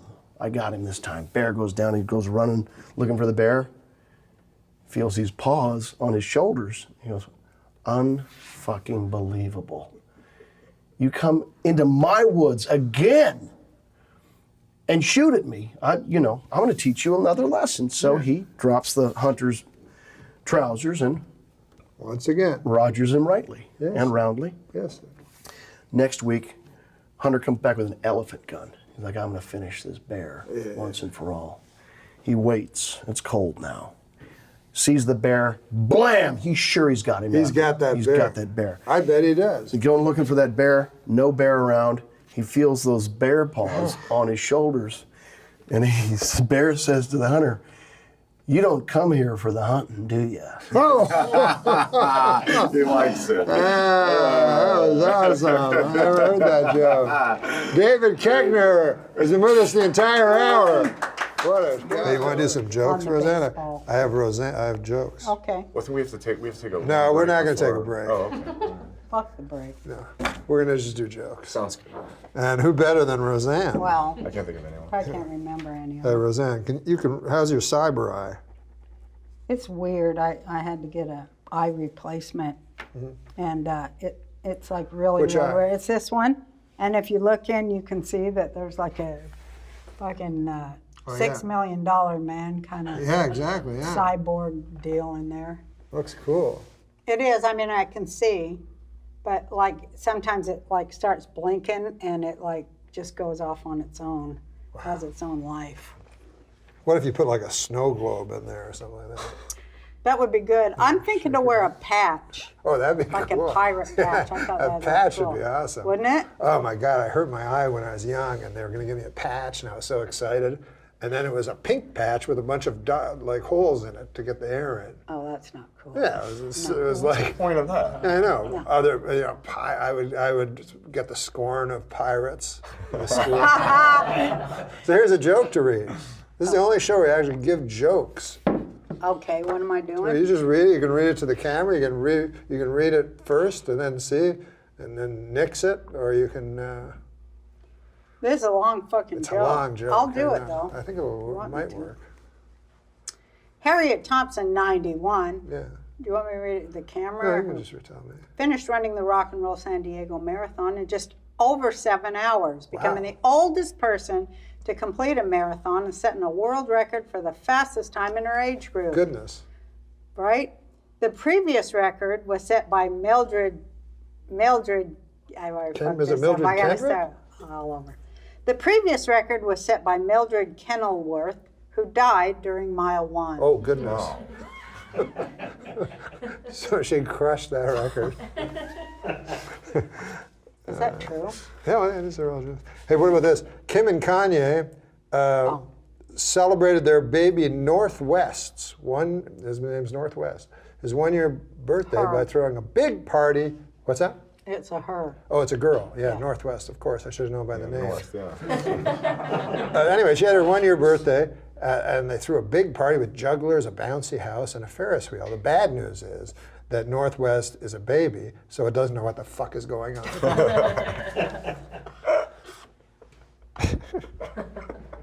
This is all attitude. You have to say this with attitude. So you have to read ahead and use your acting skills. I liked you in She-Devil. Thank you. A study has found that men are just as likely as women to spread gossip. At least that's what I heard Rick tell Brad, who, by the way, has a crush on Patty. Oh, does she? Hey, Madonna, your friend, says she's planning to remake the movie Casablanca. Oh, really? Yeah, finally, somebody's going to get it right. What about this? Is she really doing that? Yeah, apparently. Here's a really easy way to figure out if you're talking too many meds. Here's a really easy way to figure out if you're taking too many meds. You refer to your medication as meds. Oh, yeah. You have 2.5 meds. See, it does say talking, though. Yeah. Oh, Christ, I'm sorry. That's all right. You didn't make a mistake. The only things certain in life are death, taxes, and getting caught whacking off in a Target dressing room. Are these your tips? I've learned that the hard way. Here's one. It's about your friend. Hey, you're not going to believe this, but Bill Maher has given away the solution to all our problems for free. He is, isn't he? Yeah. I like Bill Maher when all his problems are just his problems. So he's like, why are there kids around all the time, and why can't we smoke? What about whores? It's all just his stuff he wants. You know, cat ladies, they're so crazy, they're always thought to be crazy. You know who's even crazier? Snake ladies. Oh, yeah. They have Absolutely. Hey, let's give one to Adam Egan. This is always fun. Cool. Yeah. Watch this. Workers at a Harvard University library have discovered a book that's Now bound she with is a judge on Last Comic Standing. Oh, well So do then your best. you're gonna really get a kick out of this one. Listen, so workers at a Harvard University library have discovered a book that's bound with human skin. Ew. I know, God it's disgusting. almighty. Anyway, they were able to determine that part of the body the skin came from after the book was grabbed by a sexy librarian and immediately expanded to 3 times its size. You know what I mean? It's like 3 times. 3 times its size. It's like Maybe if you didn't start Does that maybe- mean it was made from a penis? Yeah. Oh. Yeah, that's the funny part. I get it. But Funny, the premise brings up all kinds of No, it's worded. shadows of the Holocaust and Yeah. stuff. Good I don't Lord, really see God. how it. When Gwyneth Paltrow, When Gwyneth Paltrow says being a movie star is harder than working a 9-to-5 job, apparently she said that, she knows because she spent years clearing heavy debris from demolition sites. Oh no, wait, this just in, Gwyneth Paltrow's never done shit. Here's a nice short joke. Oh, great. I'm the Ray Allen of my local Applebee's because I'm always nailing 3s. Because I have sex with women who are. You see what he does? get that. You see how he does that thing the new comics do where they do a bad joke, then they try to explain it as a way of saving. You understand? That is the funny part, though, the tap dance. Remember when Carson would start Carson tap was the dancing? greatest at that, yeah. At doing the death God, joke. but I'm not even Carson Palmer of joke reading. But you did do the back pedal thing. Yeah, I do a lot of backpedal. But here's the thing. This is pretty what I'd see comics do this in clubs, and they would do it, like Letterman, and Carson was the best at doing the saver. Right. But you don't do that with your act, because with Carson, someone would write the jokes for him, so he would have to save them. But you don't put it in your act and then fucking do a saver every night. Well, I couldn't wait to see that when he was saving the joke, and then they go Take the T mic. for 2, and he's tap 2 dancing. for 2. That was hilarious. Yeah. I almost wanted him to die so he would do that. It was so funny. He could die great. Dying great is a real. Oh, I think he meant actually die. No, on stage. I'm sorry. No, I mean, you know, that's like skill. Because he did die. I prefer I know that, he yeah. died. Yeah. I love watching you. Yeah, it's rare, but when you fail on stage, it's infinitely hilarious. funnier to me. Who? You. Like I said, it's rare. But would you like to good. hear my impression of Johnny Carson phoning 911 when he had his fatal heart attack? I would. Okay. Okay, you be the 911 operator. Okay. What, I Ding, just say ding. hello? Hello, 911. Yeah, hello? Can I help you, sir? Yes, this is Johnny Carson. Johnny Carson from television? Yeah, yes, that's right. Oh, hello, Mr. Carson. What can I help you with? I don't know. I feel like there's a yak on my chest.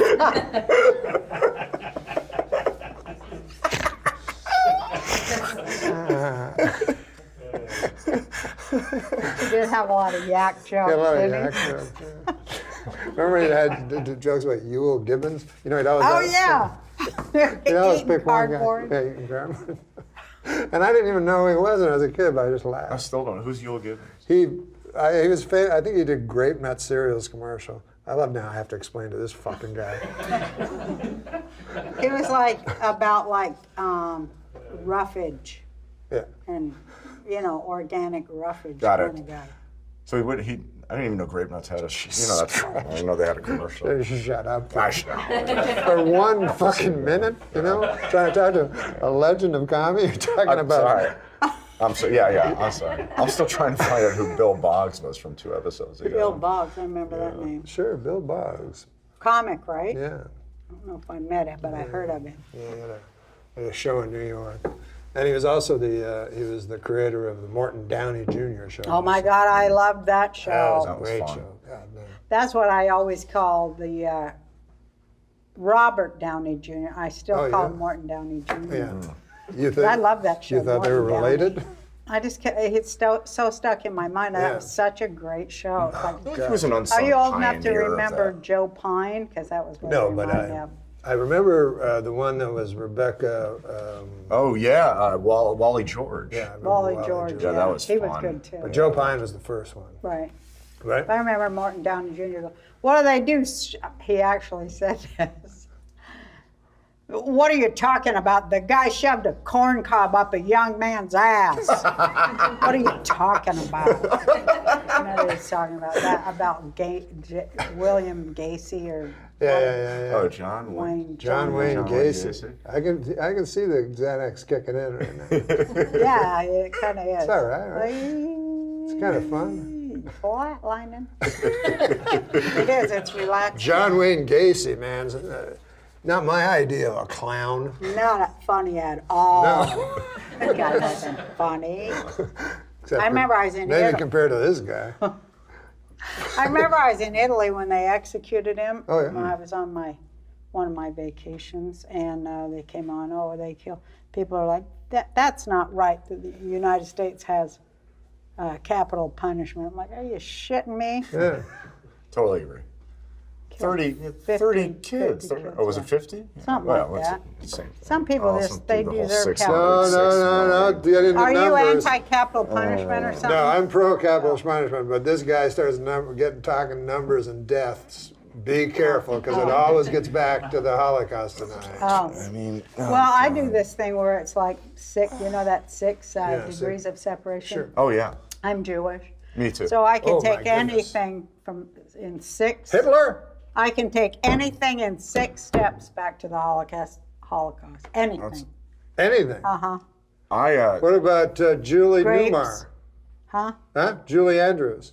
Julie Andrews, well, she was in Oh, the that's Sound so of Music. easy. How easy is that? That's only Yeah. two. Yeah, That's there you two. go. I used to do What that. about this joke? Alex Trebek set a Guinness World Record for most game shows hosted. The previous record holder was Who Gives a Fuck? He's a game show host. But wouldn't that be fun being a quiz master? I'd love to. I wish God. I could host That would be fun. Jeopardy. That'd be so rad. Oh yeah, that's that'd a be good. fun. That's a good show, Jeopardy. I love that. Yeah. This is my plan is for Jeopardy, because I watch with my son, right? This is my plan would be. See if you think this is a good plan. You watch Jeopardy, right? Yeah. And you answer the questions you know and everything like that. But nobody tells you this. Then they play it again for you.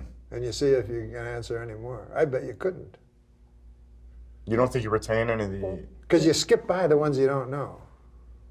I don't know Do what you? you're saying. I'm saying, let's say they showed you Jeopardy once, right? Yeah. So you would get 20 of the 40 answers maybe. Then they play it again. Do you think you would get all 40? Yeah, Or- yeah, probably because, you know, it has time to settle in. So you think you would remember them? No, I think you'd get more probably if you Yeah. were watching it again. Yeah. I like in Jeopardy where the clue, the question, there's a clue within the question that helps you along. You know what yes. I mean? Like they'll is? go, Yeah. this guy who starred with Audrey Meadows in The Honeymooners was once a pool player or something. You know? Like the pool player has nothing to do with it. You mean they give easy cues? Yeah, Clues? I don't know what I'm saying. What Uh-uh, about this? I think it's hard. That show's hard hard. as hell. You got to be smarter than hell to And go you know, on when the there. categories come up, you go, oh, I have a chance at that one. Oh, and then there's operas. Opera? Ah, opera. Fucking shit. Or classical music. Do you know that? No, Oh, God damn. I don't know anything except for it was about snack foods. I can tell on that.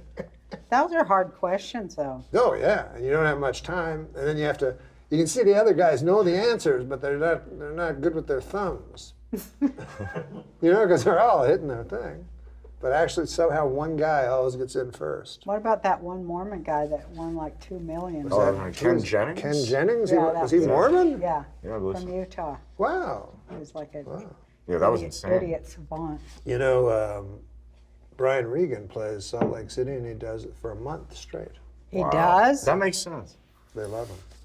He's one a of the good few that's just that good and, He's just and so works so clean.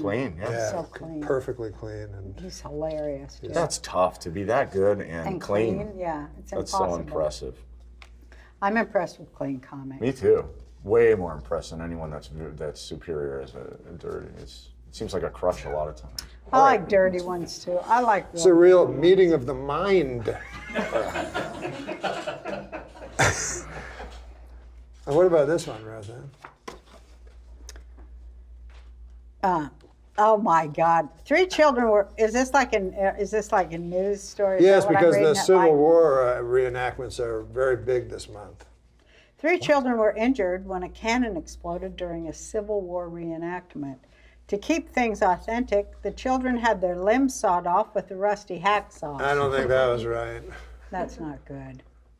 What about, do you believe that Jeffrey Dahmer should have been broomstick raped to death? Oh my God, Norm. Well, he was killed. Well, that's how he died.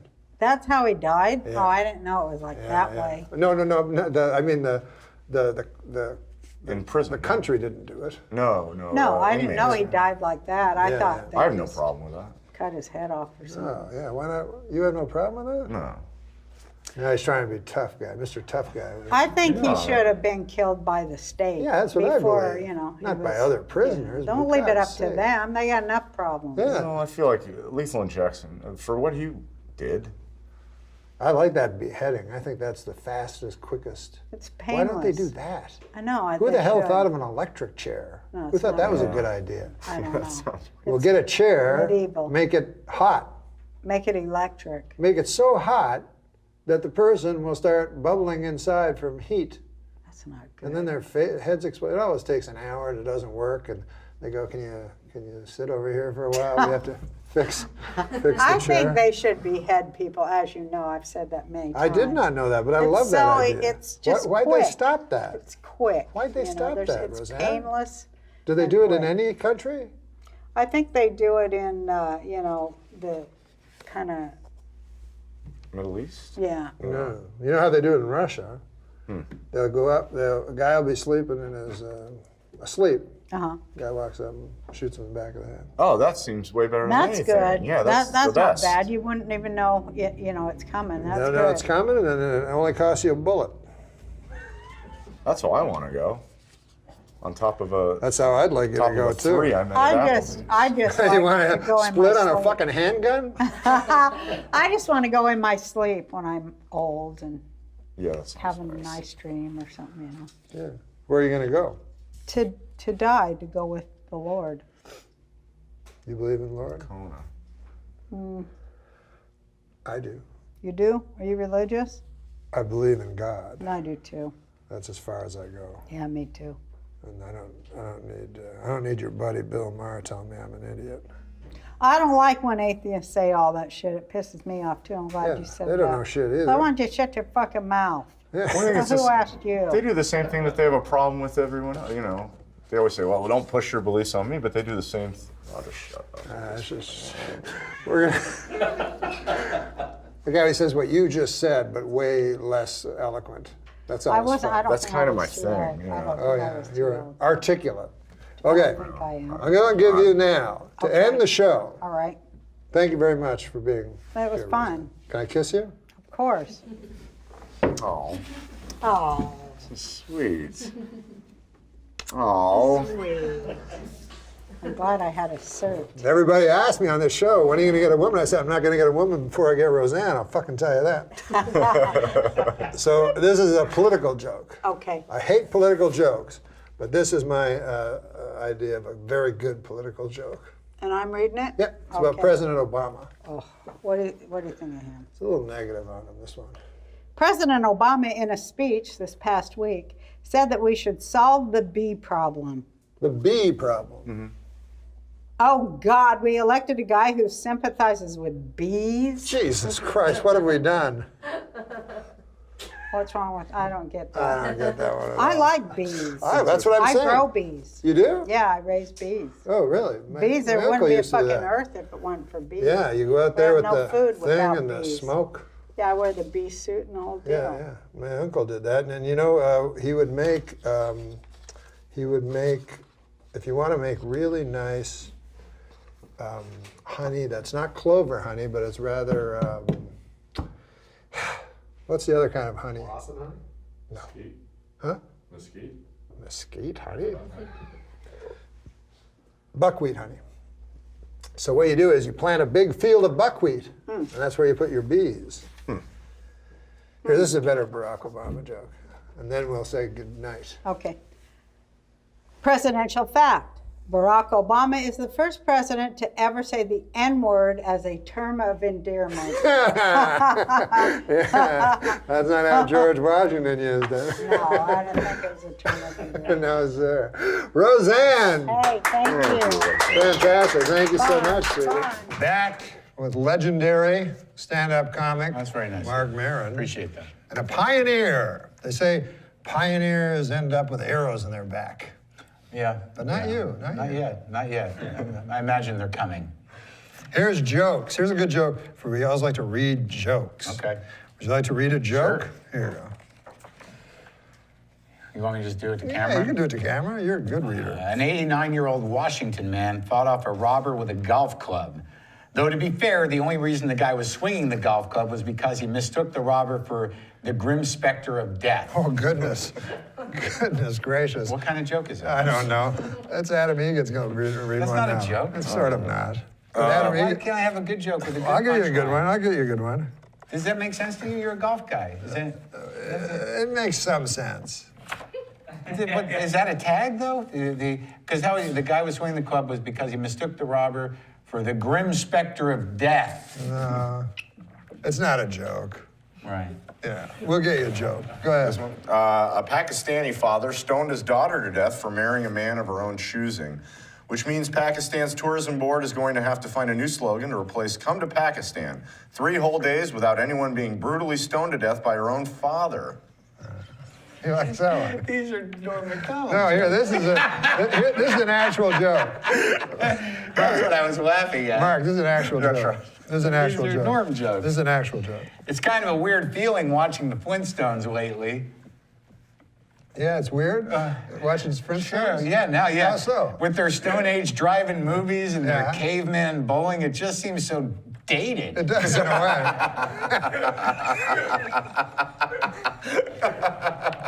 Do you know who Ives and Courier and Ives are? No. I don't either. Really? That's where that's going to end? Do you know Courier and Ives? Courier the font? The font. Hey, a cowboy at a rodeo in Georgia used his lasso to apprehend a gunman. At least this is according to a recent segment of America's hottest new game show. Georgia police blotter or episode synopsis from Walker, Texas Ranger? It's a long I know. Too long. It wasn't beaded out properly. Where did these come from? Here's one for you. This seems sort of like you. An Orlando police officer's press conference on curbing gun violence was interrupted by gunshots. Witnesses say the shots were incredibly loud, not as loud as the deafening irony, but still pretty loud. Hey, All My Children star Matthew Cowles. You ever watch All My Children? Sure. Well, All My Children star Matthew Cowles has died at the age of 69. Oh. Or has he? It's what is All My Children called? It's called a soap opera. Yes. Yeah. Soap opera. Where do you get these jokes? Some guy. Here. Research shows the obesity epidemic is primarily affecting lower-income Americans. No lower-income Americans could be reached for comment because they were busy waddling around Six Flags, gnawing on a giant turkey leg, and waiting in line to buy an airbrush Yosemite Sam tank top. Classist. Classist, and also 3 unsuccessful beats at the end. I know,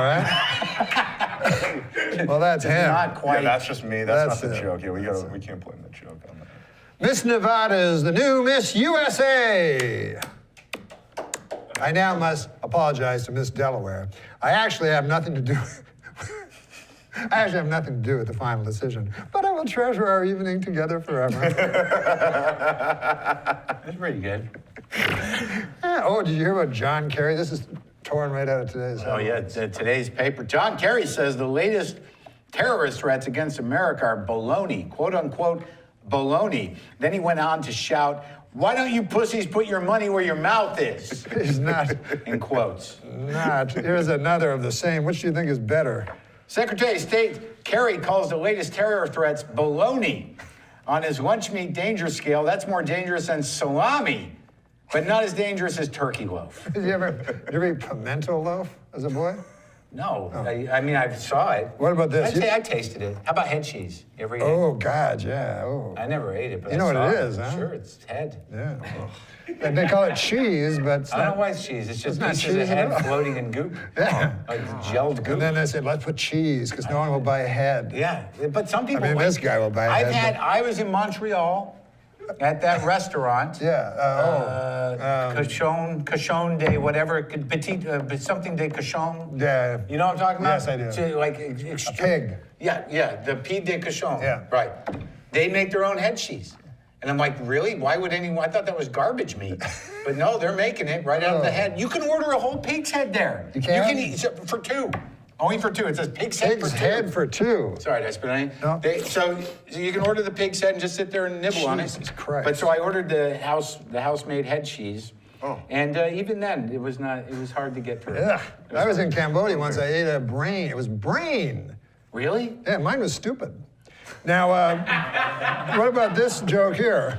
The world's oldest man, a 111-year-old parapsychologist, has passed away. He now knows for sure what all that stuff he believed in was bullshit. Oh, shoot, that's depressing. He now knows for sure that Like all that stuff he believed in was bullshit. You really got to know what a parapsychologist is. I know, that's a weird word, parapsychologist. The world's oldest man, this one says, Alexander Imich. Is it the same guy, passed away at 111? Yeah. Is that what your card says? Same guy, yeah. Same guy. And the world's youngest man, Declan McAllister, was just born. Oh, wait, correction.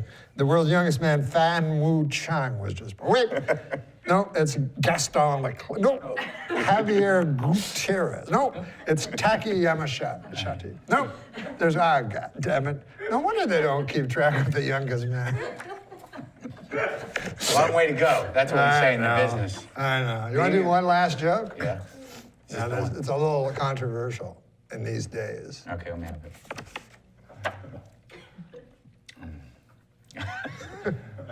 A list of the world's top 25 amusement parks was released this week, with Disney's Magic Kingdom coming in at number 1.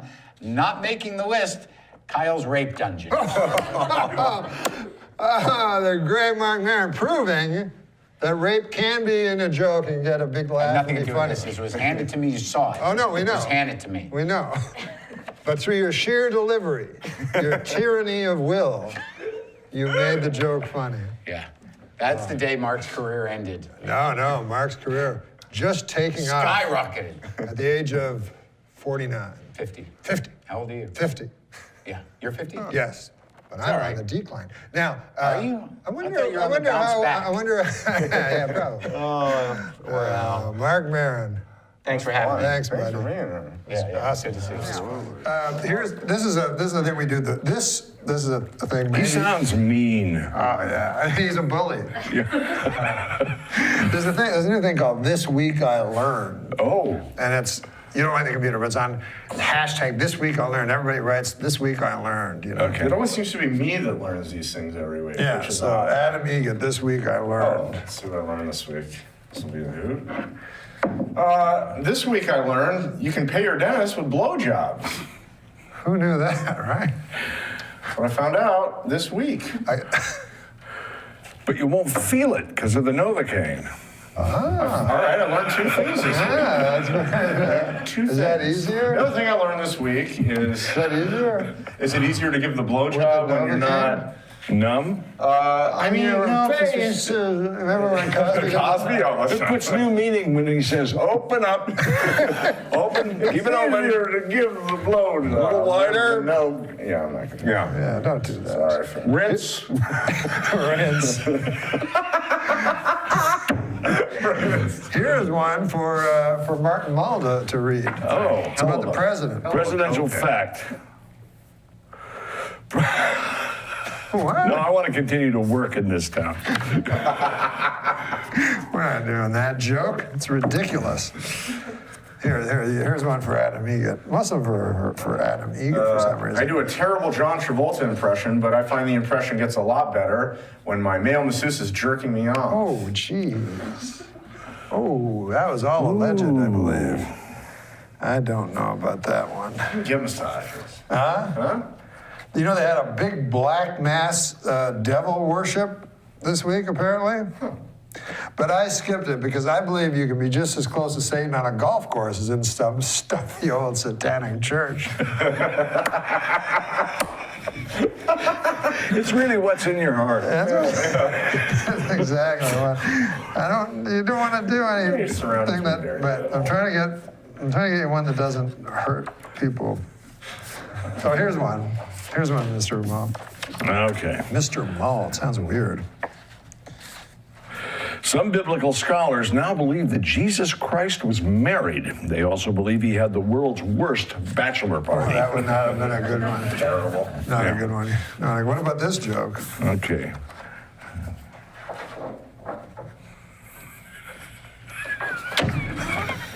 I love it.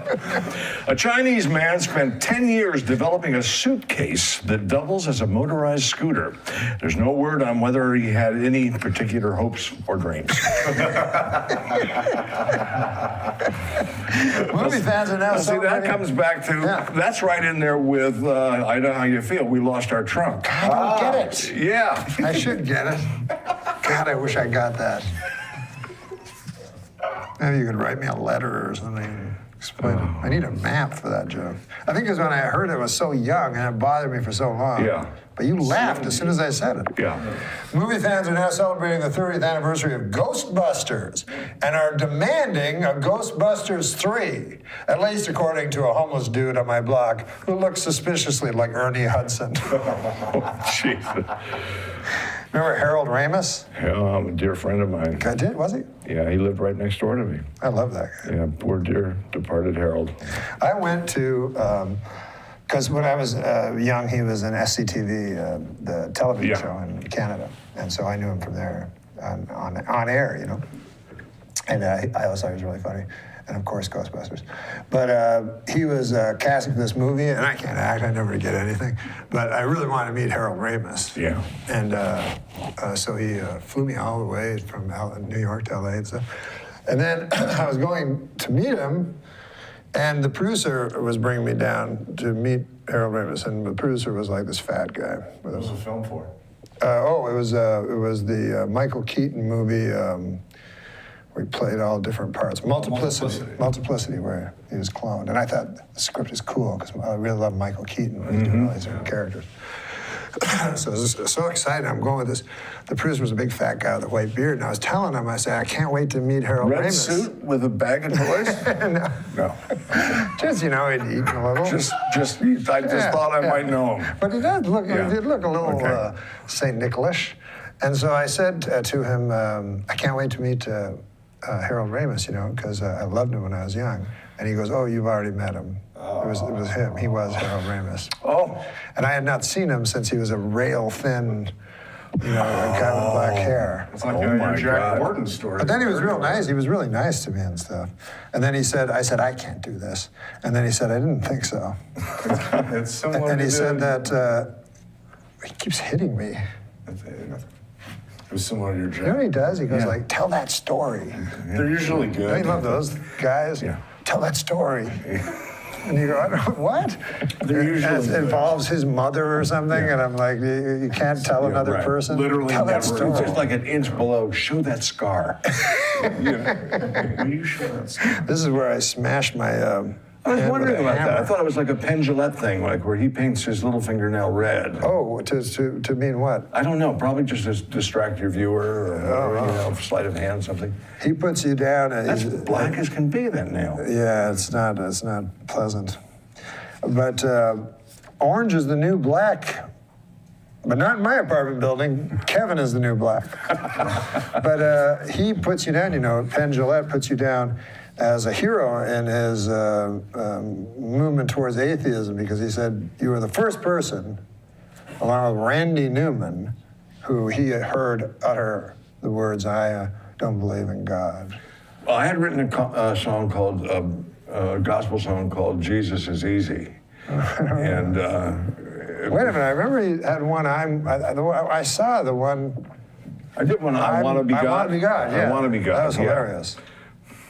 That was hilarious. In fact, that goes back to the trunk thing, too, because at one point, while I was performing I Want to Be God, which was a song about wanting to be God. God shows up. God shows up, and I'm talking to him, and I'm saying, I said to him, first of all, I am so sorry about your boy. But I think I know how you feel, because I had a hamster down in the basement in one of those little cages that was going like crazy, and the door flew off, and he flew out and hit his head on a water pipe. He's all right now. I mean, he was just dazed, but it's kind of the same thing. Yeah, I laughed at that. Yeah. I should have laughed at that. And that's the trunk joke. That's the trunk joke. Good Lord. It all comes back to that trunk joke. Sure does. Wow. Hey, this is an Alabama youth ministry group is under fire after putting up a billboard that quotes Adolf Hitler. To be fair, they did pick his most inspirational quote. I heard he was a mean drunk. This guy's a Holocaust denier. Oh my God. Yeah. True. But he's, other than that. My Torah portion, had a bar mitzvah, both sides of the family are Jewish. Holocaust happened. Stalin was worse. It doesn't mean that I. Why does he keep saying Stalin is worse? Isn't that what every Holocaust denier says? They're both unspeakably evil. Yes. Not Holocaust. I'll tell you something, that Weird Al fella, he ain't so weird. He just sings parody songs. My friend Weird Phil, that guy's weird. He saves all his cum in Sparklets bottles. He saves it for marriage. I'm sorry I said that stuff. It's just here on a card. Sometimes you really question the wisdom of free speech.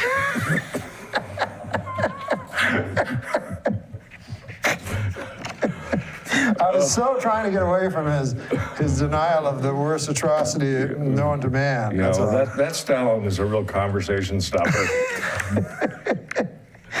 He could light up a room by leaving it. Yeah. When he went to parties, he was probably in the room with the coats. I'm invited to. Old Joe Stalin. I'm invited to very little. That would be a bad folk song. Old Joe. Old Joe Stalin was a hell of a guy. In his big red boots. Yeah. I snored. What is that? That's just started.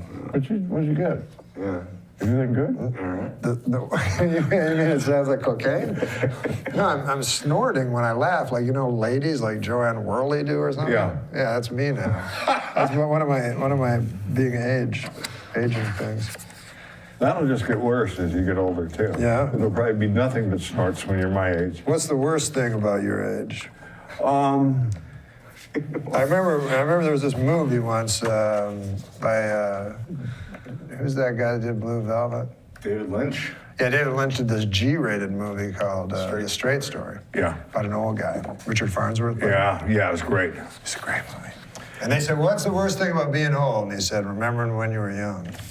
Well, also having things go on you. Like, for instance, I wear these little things here. Those are awesome. Yeah, aren't they nice? My mom has I'll tell you a funny story about these. I was doing a 2.5 Men, and my character was supposed to. I was supposed to have a date with Charlie Sheen's mother. And they invite me to this party, but the story goes that when the door opens, I've actually brought my own date. And I had this like 23-year-old gorgeous young lady who was my date. And when the door opens, we're supposed to be right in the midst of a big, deep kiss and hug. And I was a little hesitant, you know, because I'm old and she's young and so forth. And she says, "No, yeah, go for it, whatever, I'm game." Yeah. So these hearing aids have pre-recorded messages in them every now and then to tell you about maintenance and so forth and so on and so on. Oh. Just as our lips meet and I'm feeling pretty good about myself. I'm thinking, yeah, I got it. I'm still here. Just right then I hear, and it's a female voice that gives you the alerts, I hear, "Battery low." Oh, wow. And it was the most... It was the equivalent of the ultimate icy shower. Yeah, exactly. It was unbelievable. Yeah, but that's one of the worst things about being old is certain parts that don't work that well anymore. You didn't like that one? What? Yeah, you can say it. I almost think that what if they get to the point where they say that like at the end of your life? Battery low? Yeah. Yeah. Like 3% left or. Yeah, or battery out. Oh. Yeah. Now we have questions. You ever watched the Actors Studio with James Lipton? Have I ever done it? No, have you ever watched it on the TV? Yes. So you know how he has the questions by Jean-Jacques? No. Yeah, he has these questions that he asks all the people at the end. It's Okay. like, what's your least favorite word? okay. And people go, intolerance. Okay. And stuff like that. So we have our own questions. Ready? Mm-hmm. I don't know these questions. What? This first question says, "Who the hell do you think you are?" That doesn't make any sense. Oh, what's the last thing you would ever do? Skydive. Ah, interesting. Just too much risk. Risk reward is not good. Yeah, I just what's the point? Yeah. Most underrated body part.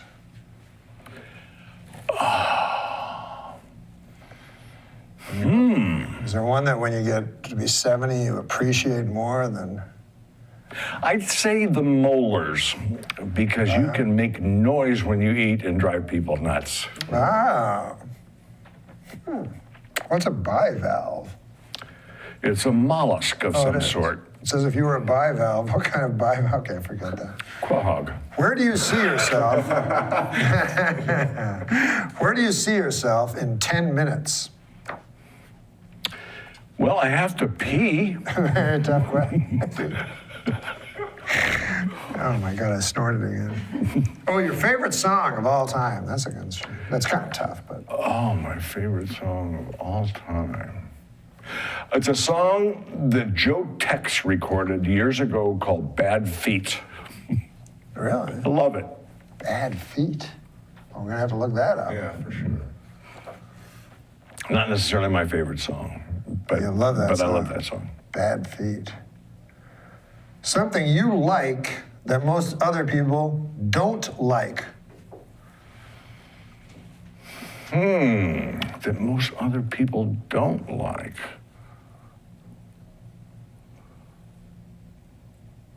Well, that's one that's going to actually take some thought. Well, scratching my ass.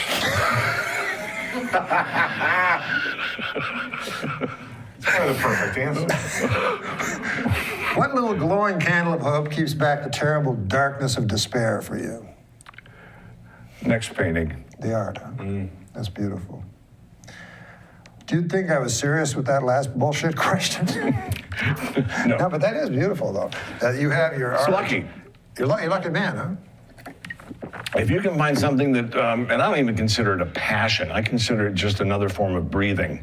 Sure. You know, and my wife says that I'm driven, and I think she's right. You know, I am driven. You spend 7 days a week, at least 8 hours a day in the studio. Wow. That's what you do? Yeah. Unless somebody has the lack of judgment and books me on a show, you know. Other than that, I'm in the studio. My gosh. And even when I do a show, like when we were doing Dads, for instance, it was great because on the one hand, it is an absolutely solitary occupation, painting. Yes. It is you and it. Yes. And after a while, that can get kind of maddening. And so, what fun to go off and with like the bunch of lunatics I was working with over at Fox on that show and have that much society and social interplay and You so get forth. some socialness out of it. Yeah, and then But not just that show, but any sitcom. Don't you do, after you do your beautiful paintings, you know, that have some meaning to them? Yeah. And then somebody hands you some graffiti to read? Well, you know, they're different. It's apples and oranges. You know, at one point it occurred to me when I was doing doing Rosanne, I'm thinking, Jesus, here I am working hard to learn something that Tony Danza's already mastered.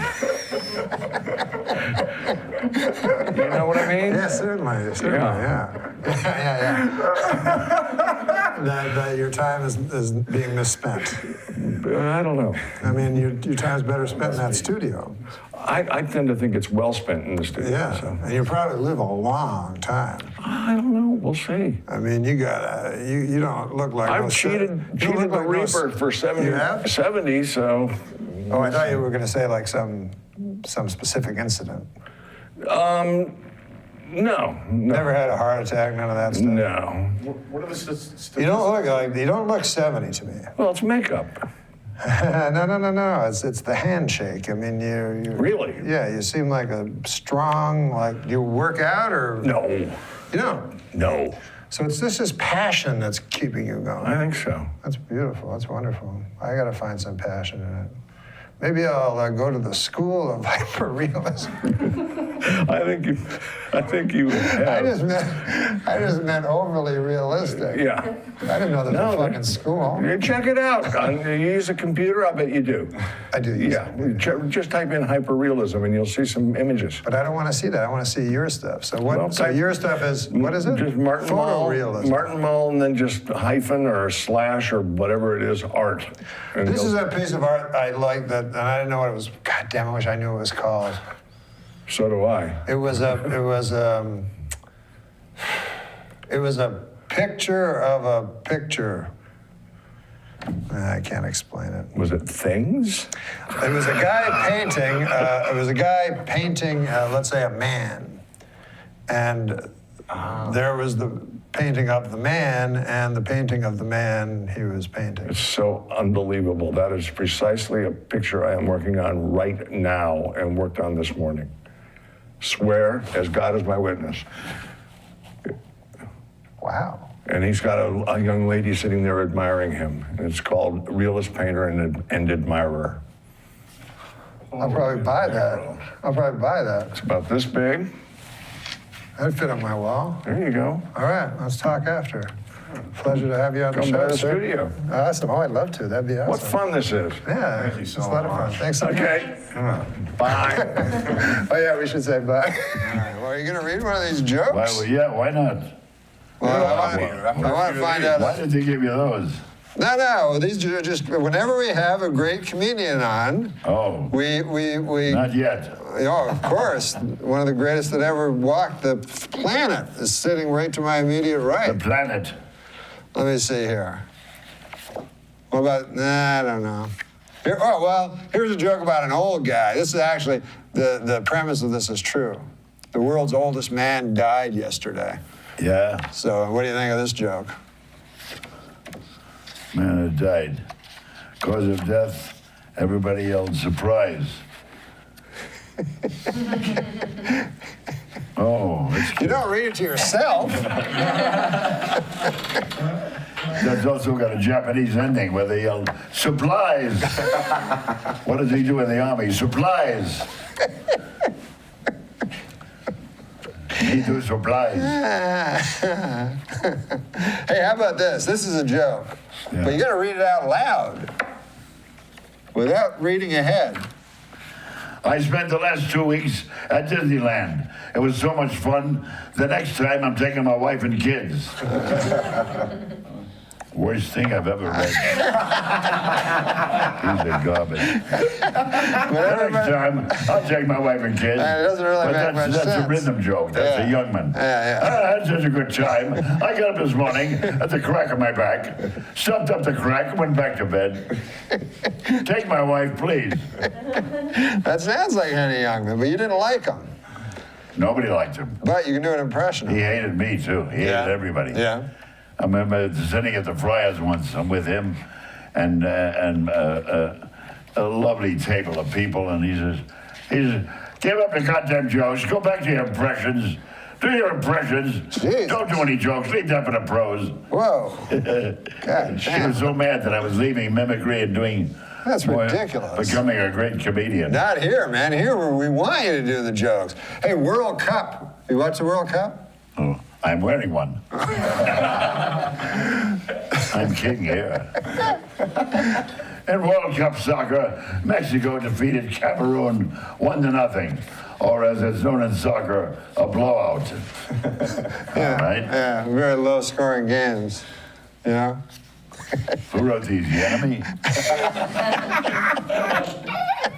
Can't find a joke we like here. Do you know who Jonah Hill is? Huh? Do you know who Jonah Hill Yeah, is? the actor, the little fat kid. Yeah. How about this for a joke? He's a friend of Tatum O'Neal. Good God, you're down. Channing. Jonah Hill says his heart is broken over the fact he was caught on camera calling a photographer a gay slur.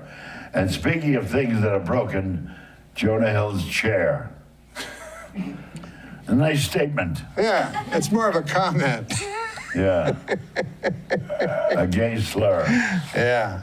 How do you slur a gay? Yeah, I know, right? They got enough trouble. Good God, they slur each other all the How time, about a don't gay they? goy? A gay goy. Yeah. It's like this character. He's a Holocaust denier.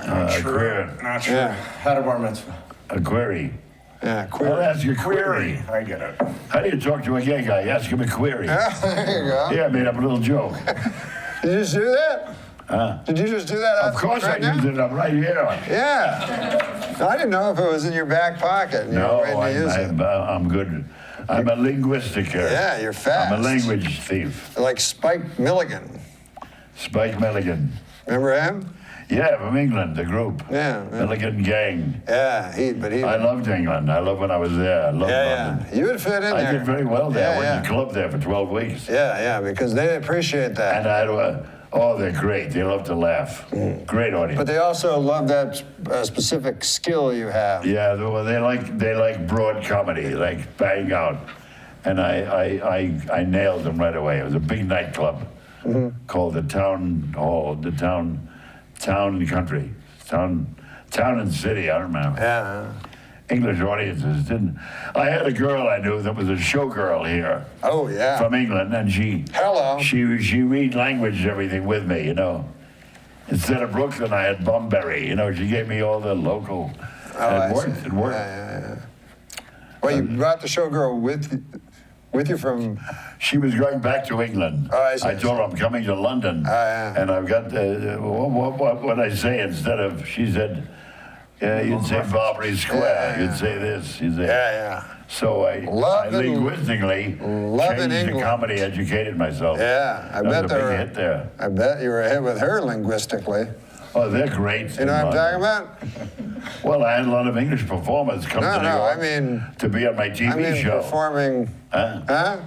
No, I meant by What? I mean, here you are with a showgirl in London. Yeah. There must have been some love involved there. No, she was a showgirl in Las Vegas. Well, then A giant. I went only with, her name was Sylvia Joseph. Yeah. She was 6'4". Oh. Her breasts were 8'9". Oh. And I said, I'm going to London and I want to anglicize my act. Yeah, yeah. So she helped me, and I never saw her again. No, you sure? No, not until I opened the club, and I was anglicized. I was also ostracized and ignorant.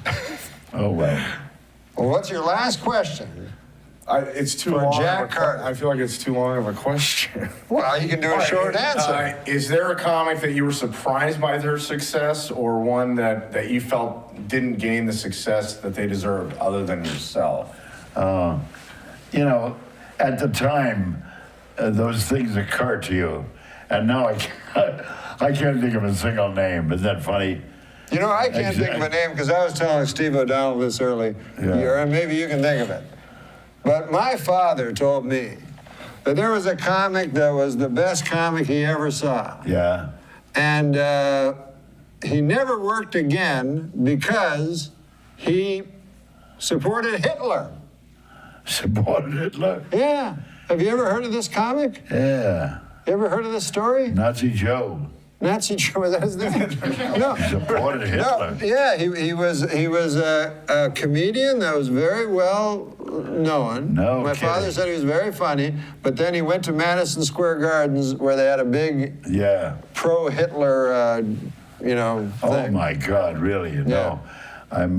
You don't know that fella, huh? No, I'm glad I missed that one. Yeah, but that would hurt your career. Oh yeah, that would have been a I'm big. surprised this guy's still on the air. He's a Holocaust denier. Oh well, I'll have another one for you tonight. As soon as we leave here. Why don't you ask him one final question? Somebody's doing Why that. does Norm keep insisting Somebody's on doing that Holocaust? joke. What? Somebody's using the word Holocaust for a joke. That's terrible. It's that Chelsea stupid girl. Chelsea Handler. Yeah, she's got a guy and they love Holocaust, the word. God, what is with that? With that dwarf she's got with it, a misshapen dwarf. Yeah, and he's they not love a white. Holocaust. He's not a white man either. No. And they do Holocaust humor. Yeah, and I kid you, why does she keep repeating that joke? God, even that word. Terrible thing to bring up. Yeah. God Almighty. Yeah. I would agree. Otherwise, I don't like her. But she's a pretty girl. Well, Girl gets a lot of mileage out of the show. It's like there's already been a lot of mileage on her. She does a bad monologue. Yeah. Then sits down and does terrible interviews. And they make millions. So much. Yeah, she's pretty. Millions of dollars. And I'll bet that dwarf has a she's star on everywhere. the fucking Walk of Fame. He's making up T-shirts. Look at all these cards. People send you in cards just to kill you. One funny joke I'd like out of that old stack. We'd be better off playing pinochle. So the reason Did you ever have that's not funny. killer joke that if things were going wrong, you'd go right to that joke? That would be your signature joke. We need it now. Yeah. More than What ever. is it? Yeah, closer. Yeah. What is that? Yeah. Do you have one? Oh, give me a minute. Sure. Two Jews got off an Arab. No, that's no good. Two guys were talking about the bar mitzvahs. One was a Chinaman. No, that's no good. Those are bad setups, you know. Yeah.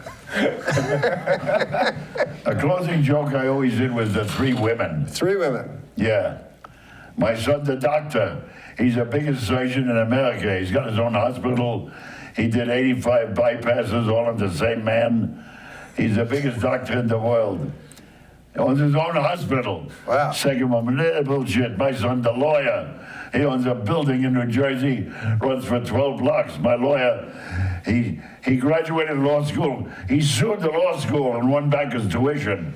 My son is the greatest lawyer in the world, and he owns his own building. Third woman, what does your son do? She said, my son is a homosexual.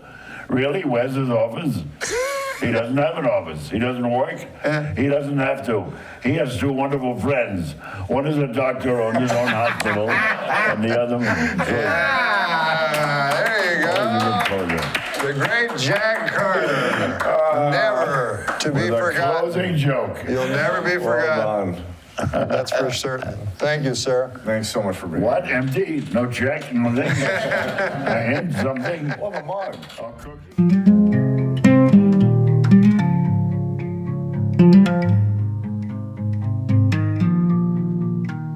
I'd trade tomorrow for one more sunset from back then. But the sky burned. This is the section of the show where we do jokes, because a lot of the people we get on, they don't have natural wit like you. That was a compliment until you started smirking and giggling. No, it was a compliment. It was a compliment. I just sometimes I can't think of the next thing to say. Sure. Go on, you surprised me. I don't know why, but a lot of times I'll talk, and halfway through the sentence I think something will fucking come. Sure. And then sometimes it doesn't. Can I ask you a serious question? Because I, admire you greatly as a stand-up comedian. Yeah. How do you work your stand-up comedy? Do you go up there and just ad-lib until something makes sense, like you've just said, until something hits? I don't mean this. I'm not being facetious. I'm genuinely you actually intrigued. really want to Or do know? you work it out before? I'm always intrigued. I have I have a fantastic punchline. Oh, you think of a punchline, as it were, and then you can work to it. Great punchline, and then I just wander around, because I used to do it by rote, like I would, that fellow there booked me on Letterman. And then you had to do 5 minutes, so they had to be word for word. Yeah. But I'm not a good enough comic actor to pretend it's my first time saying it. So instead, I just started yapping. And then I would think, out of desperation, you're funny, kind of, you know what I mean? Right. Because people are looking at you. Yeah, sure. And then you just think of little jokes, knowing the giant joke is coming. Which you've already worked out. Yeah, that's there. Okay, that's in the can. I'm just circling it like the satellite, the moon is circling this whirling cinder we call Earth. Yeah. Okay. Here's a joke. Are you ready? Yeah. Okay, you can just I read it? Yeah, you can read it right into the camera. That tree right there is... I had an uncle, mean guy. He was a prize fighter. He once broke both his hands in a fight against a washer-dryer that he got on The Price is Right. What? Why The Price is Right? He was a prize fighter and he won it on The Price is Right. He won the prize. A prize fighter. Yeah, and he won the prize, and then he had a fight against it, which was washer-dryer. God damn, there's more to Let me explain why that's funny. Yeah. Fucking MC Etcher, right? That? Here's one. What's that joke say? Wait, where? I like that as a put down in a club. What is it? When you come out with that, did MC Etcher come up with that? Here's the fuck is his name? It's Adam Egret. Adam Egret. It's Egret. When I was a... Don't ignore him. What happened? He's looking at you. Oh, hey, I don't know if you knew this, but when I was a child, my parents told me my uncle was sleeping with the fishes, which at the time I assumed meant he bought a waterbed. Then I found out he had been killed and his body buried at sea. God. Yeah. Oh, my God almighty. Is that in parentheses? My father, this is all about relatives. My father was recently diagnosed with shingles, which is a terrible sickness that usually only affects roofs. All right. Yeah.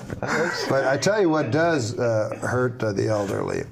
Gypsies, black gypsies. What? Yeah, they show up, they go up on your roof, they say, we got lots of work to do on the roof. Roof's no good. The old lady says, all right. How long will it be? I don't know. They get up there and they eat their little sandwiches, the crust is cut off and it's in a triangle with a toothpick in there and yellow cellophane and red cellophane. Have you got the big punchline you're working towards, or? I think Black Gypsies was the punchline. Hotel Rwanda. You remember that? Geez, you remember that movie? Yeah. Well, there's a thing about Hotel Rwanda. I've noticed that Hotel Rwanda has a great score on Rotten Tomatoes, but their Yelp reviews are terrible. Growing up, I had a dog with an eating disorder. He wouldn't eat any of my homework. All right. I'd like to take this moment to say I endorse podiums. That's a product I can stand behind. No, but I will tell you this. I one time worked for Otis Elevator. I don't know if you know who they are. Who? Otis Elevators. They make elevators. Okay. It's a company. And they wanted me to come up with a slogan. I thought I had a great one. Otis Elevators, they never let you down. But, wait, what's this say? I don't want to give you bad ones. Oh, this is a pretty good one. I don't know if this is a British expression or not at the end up there. You can peruse through it. Peruse means read fast. I feel like I'm going to offend someone. I don't understand this. No. Oh, you don't understand it. I don't understand the joke. It's not insulting to any minorities or anything like that. You sure? Yes, I'm absolutely certain. Who knows at this point? I don't understand why LA is struggling to provide better public transportation when my neighbor Rich offers free moustache rides every night. That's not, right? I don't understand That's a that is. heterosexual man. He has a mustache. Right. And he's inviting ladies to sit on his ride face. on. Okay. No, it's a moustache ride? Is that what it is? Yeah. Yeah. Free mustache rides. Yeah. So guys will wear T-shirts. Say free mustache rides. I wonder why that never made it across the pond. I wonder why that's not a thing there. It's like it got to customs and they went, no, we're not. That's not going to work for us. God damn. You imagine how fucking hard you could destroy with that joke? Yeah, you're right. Yeah. A young Zika mosquito. Oh God, topical. Torn from today's headlines.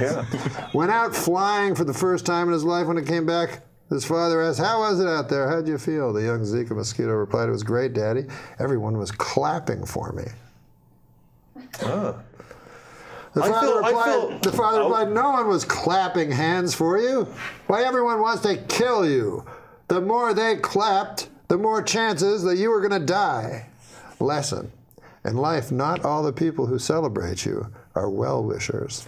Oh, well, that turned into a little philosophical lesson, didn't it? And I felt like that was an age-old mosquito parable that if someone's inserted Zika into to make it seem like this show is up to date. I agree with you. Here's an interesting one. Adam Egret, who is, by the way, I'll just remind you, he's over here. That's him. Yeah. It's a joke, an Adam Egret joke. How do you say the name? Adam Egret. Egret. Spelt differently. Like the bird. That's Egret. Do you know what Adam Egret has in common with a guitar player? Adam Egret has in common with a guitar player. No, I don't know. They both love fingering minors. Now, okay, come on now. Come on now. Come on now. Okay. Well, now, I know you're a political fella, but you Very have much no so. dog in the hunt in this race. But you don't know, so you just know what you hear. What? Like endorsements. You'll listen to endorsements. It'll all become It's so clear. complicated, this. Hillary has the support of the Orlando terrorists. Hillary has the dad. support of the Orlando terrorist dad has come out in favor of Hillary. Trump has the support of white supremacist White groups. supremacists, David Duke comes out in favor. I of can't Trump. decide who I like best until the Zika virus weighs in. What? All these bad people are endorsing both. A lot of Zika virus jokes. It's very much clearly a hot potato topic on Norm's writing style. I don't know what that means. No, don't read it. Don't read it. Don't read it. It's there the whole time, man. Playboy magazine has done away with the nude photo layouts altogether. In other words, they've eliminated ladies in the altogether altogether. Oh man, that's a sort of radio DJ joke, I feel. The way you know what I mean? We have to your deliver voice, with that, right? delivered it. In other words, amazing. they've eliminated ladies in the altogether altogether. Here's Taylor Swift. Hey, by the way, I've noticed the term adult toy always refers to something you can shove up your asshole, and never like a big race car, like for a grown-up. Another good observation. Yeah, they're I could sell that to Myron Stanley. Can we rip all these from When Steve I Allen's die, I want to be cremated, and my ashes spread eagle and fucked hard, like a fucking real tramp. Wow, come on, man. Why did they make me say that? Wow. Jesus Christ. You see, somebody writes that. It's not me. It's just some fucker over there in the next room. Yeah. Then I say it like a goddamn robot. And then people think I thought of it. But I'm clearly, I can't even type. Yeah. You ever read a book? Oh, you read that communist thing? Yeah, I read the Marxist manifesto. Who was the better man? Okay. Dr. Martin Luther King? Stalin. Finally, these are the big questions.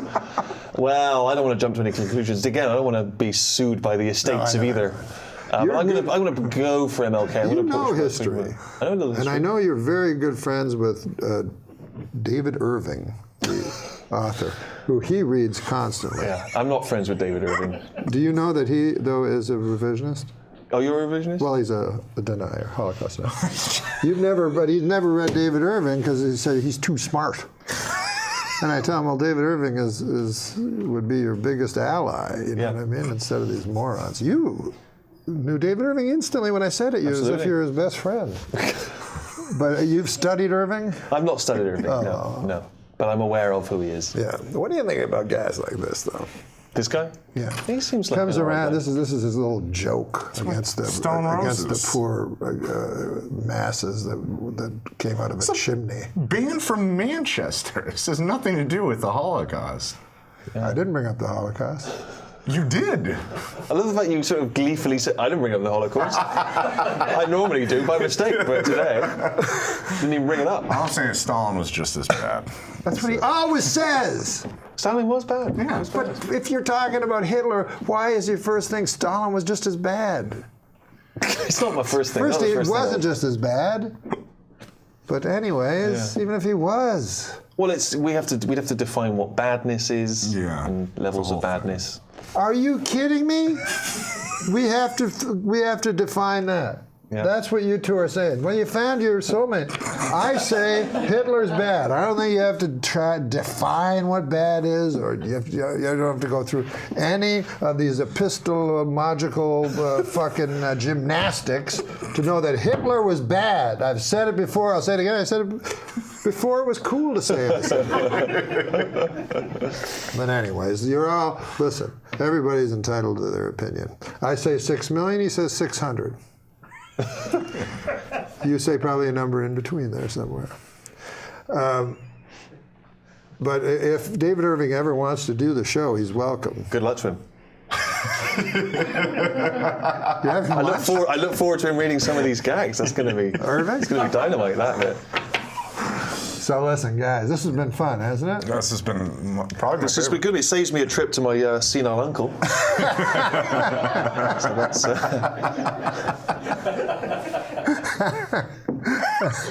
I lived down the hall from a woman who had Alzheimer's, and her son just stopped visiting her, and she took the notion that I was her son. This was when I was a young man. She took this notion that I was her son, and she had a bleak apartment. No, it was empty usually, and so what I started doing, I would get pictures from the store. You know, they came in the the picture would come in the frame, and I would put the picture down. And then that would spark something. That woman would go, that must be my son. You see what I mean? And I would just put things all over. And I put a ring one time on her finger. Now, was this supposed to help her, or you were just playing with her? You were just screwing with her? Both. It was to help her and to entertain myself. And in a way, when you think about it, isn't that what we all do in life? That's a lovely upbeat message to end on. You know, if you need kicks, find a person with Alzheimer's and fuck with them. For her amusement and yours. It's a lovely message to go out on. Yeah, we can't go out on that. I think so. Why don't you ask one of your questions that you had? One of your questions. No, because that puts undue pressure on me to end this with something upbeat and positive. Whereas I feel like very much is your responsibility as the host. I thought that was great. Another missed opportunity. Well, I can tell a joke. Go for it. Yeah, please do. Please. Yeah. There was a little boy in school named Dirty Johnny. Now, he's not dirty in this joke, but he'd always be a hellion in class, and the teacher didn't think much of him. So the teacher has a project, or not a project, but an in-class thing, How'd that go again? She says, now, this is what you're going to do here, class. I want you to stand up. I want you to stand up and tell the class what a story from your life. And then afterwards say the moral to that story. So a girl puts up her hand. Yes, Becky, what's your story? So Becky stands up. She goes, my dad works for the hatchery here in town. And what happens was he got about 15 eggs. And he put them all in one basket, all in the same basket. So he put all his eggs in one basket. And he put it on the horse and buggy and drove back home. And by God, Becky says, the bouncing and all the eggs broke. Well, that's a good story, the teacher says, but what would the moral be to that? Becky says, well, the moral is, don't put all your eggs into one basket. But goddamn, says the teacher, that's a good one. Anybody else? Marjorie puts up her hand. Marjorie, what's your story? She says, well, my dad works for the hatchery, as all of us. Thank God for the hatchery. She says, or we'd all be lost. But anyways, my dad knows that eggs become chickens. And so he was counting his chickens, and he added in the eggs, you see. And then he put them on a horse and buggy to go to town, and they all broke. Well, what's the lesson to that? The teacher says she can't understand. And she says, well, don't count your chickens before they hatch out of an egg. So the teacher says, that's a great one, too. Anybody else? Well, wouldn't you know, Dirty Johnny has his hand up. So the teacher's like, holy God, I don't want it. But on the other hand, I made an oath to every child, should I suppose I gotta. All right, Dirty Johnny, what do you have to say? Johnny stands up. Stories about my Uncle Terry.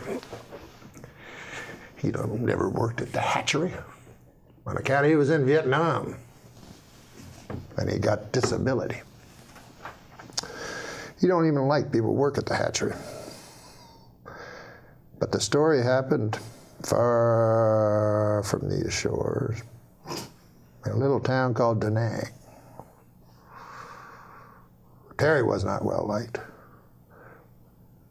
His whole troop left him, abandoned. And he woke up in the weeds, and all they left him with was 3 bottles of Jack Daniels, some weapons. Terry stood up and downed 1 bottle right away. Said, if I'm going out, I'm going out. He took his Balishnikov and a couple of Glocks and his 2 bottles, and away he went. He found a town. And he didn't know if it was Charlie or if it was one he was sent to protect. But all he knew was he had hate in his gut. So he started firing. And he fired the Kalashnikov with an arcing kind of, like a farmer would with hay, with a scythe. And sure enough, the men fell like hay before him. And then the women, and by God, I'm ashamed to say it, but then the children. And finally, all was left was Uncle Terry standing in the mud and the blood and the glory. And he touched his pants, and it was wet, and he said he was ashamed. He felt shame, Uncle Terry, for he'd pissed himself.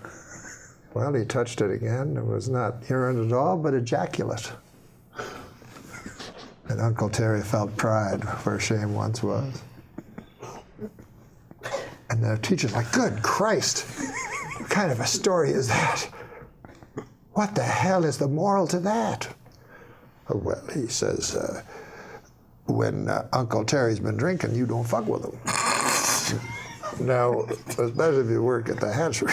No, listen, it's been great to have you. I didn't want to end on such a long joke, but I realized once I was in, I couldn't get out. Yeah. But it's been wonderful to see you. Thanks for having me. And we'll look for you. This is Adam Egan. Adam Egan. Yeah. Nice to meet you. It's just a joke. Read it aloud? Yeah. Scientists have discovered a vegan spider in South Africa that will not eat ants. Oh. It refuses to eat ants, even if it's starving, but it will eat tofu shaped like ants. Oh. It's good. That's good.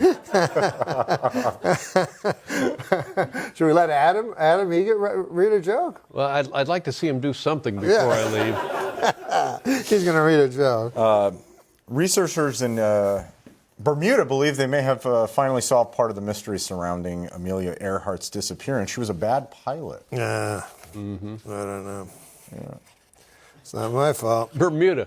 She didn't go down anywhere near Bermuda. Do your goddamn research, Egot. Now, what about this one? Oh, here's a great joke.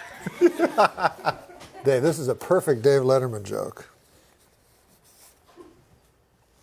Well, you got to say it louder than that. I'm because of what just happened, I've decided to pre-read. Well, I'm a moment of silence after that joke. No, I mean, it was 150 years ago. We can look back and laugh at it now. The Deer Hunter is a terrific movie unless you shelled out $3 to see some actual deer hunting. This is reminiscent of your Weekend Update stuff. Is it? Yeah. Now, remember you had the snowstorm and you did the show without the audience? Yes. And it seemed like you really enjoyed that. Yes, it was fun. Would you ever consider doing that again? Yeah, yeah, sure. I mean, it's what we're doing here, more or less. Yeah. Now, I know you've done this show in both versions. Which do you prefer, with or without? Oh, without. Without, you like that better? Oh, yeah. Yeah. But I don't have the range of that you do. No.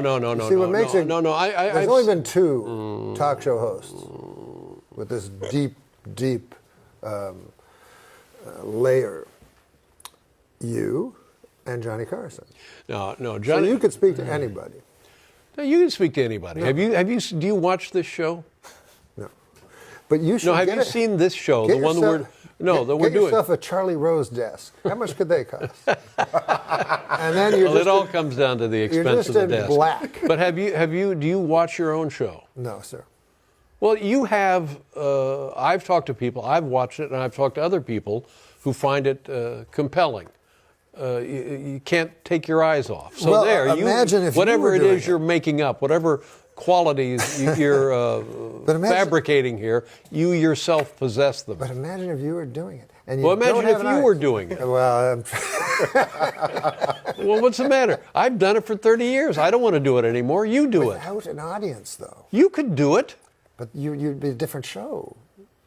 I don't want to do it. You don't want to do it? No, I've done it. People always say to me, well, what do you want to do? And I said, well, I kind of did it for 30 plus years. Right. And you, we always worry a little about you because we regard you as the top of the heap, the best of the best, the funniest of the funny, the guy who has it in every fiber of his being, not conjured. It's the real thing. So you do it. I just want to write. I just want to write books. But I'd like to watch you with a big desk, and it'd be black. Hey, Dave, say what you will about Elon Musk, but with his new plan to bring people to Mars, nobody is a more creative serial killer. Hey, you know the funniest part of doing an office conga line? When you look back and realize you're doing it alone and you're not in an office, you're in a psychiatric hospital.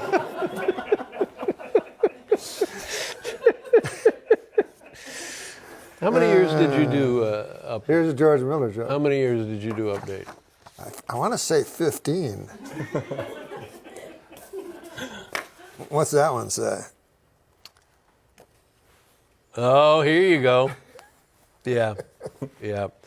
I heard that when Beethoven was 16, he wrote his first symphony.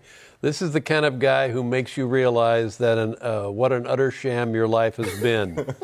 When I was 16, I was in a Macdonald's saying, "You want lids on these?" Now, what a perfect choice, huh? Yep.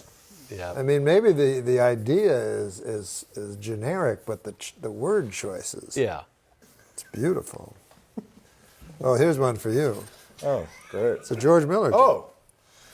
I went to one of these fancy restaurants. Boy, they really specialize with all these fancy waiters. They have the butter they waiter specialize. Who gives you they butter. specialize. The waiters, they specialize. That's right. I don't think they're fancy. I think they specialize. You have the butter waiter, he brings out the butter. Yeah. You have the water waiter, brings out the water. Yeah. You have the what is the it? head waiter. Coffee waiter, yeah. Yeah. And then what else? And then the head waiter. Now, they're very specialized at these places. This is not a George Miller joke, but it's more of just a whimsical observation. A surname you don't hear much anymore, Flintstone. I was the George Miller joke that. I remember the first time I saw George Miller on stage, and he was talking about how he was in school. He wasn't very popular, and they would play post office. You know, the post office, and the punchline of that was, "Yeah, it didn't do much for my self-esteem. I didn't feel very popular with the girls. Do you have any idea what it feels like to be known as postage due?" Here's two last George Miller jokes. I'll do this one, then I'll give you my favorite George Miller joke. I played a great club here in the city, Catch a Rising Star. Boy, that's a good club. But across the street, they have a tough club. Have you been there? Snub a bombing has been. But this is my favorite one of all time. This is a favorite joke of George Miller's. His sex life. Oh, God. Here's something you should never say in bed. That ought to hold you for a while, Gertrude. All right. You want to read some jokes, Mike? We read jokes on this show off blue cards. Go for it. All right. You want me to do the first one then? Yeah. I thought I was going to be rich, Mike, but it turns out there really isn't that much of a call for radish cider. Radish cider? What's radish cider, motherfucker? That's a thing that someone made up. Now, will you read one? Okay. Researchers have discovered that the cockroaches have personalities. Not great ones, mind you. Oh, not good ones, yeah, that makes sense. How you know? Well, hey, why is taking no pleasure in things I used to enjoy a sign of depression? Maybe I'm just finally sick of crayon. Say it again? That's a long joke. Hey, why did Mike Tyson, this is a joke about you. Why did Mike Tyson break up with his girlfriend? Which one? At first, he thought she was irresistible. But then they started having irreconcilable differences. That's just whack. It's about your ear, man. What do you call a gay boxer? It's about somebody else's ear. What do you call a gay boxer? Huh? What do you call a gay boxer? No, Macdonald. No.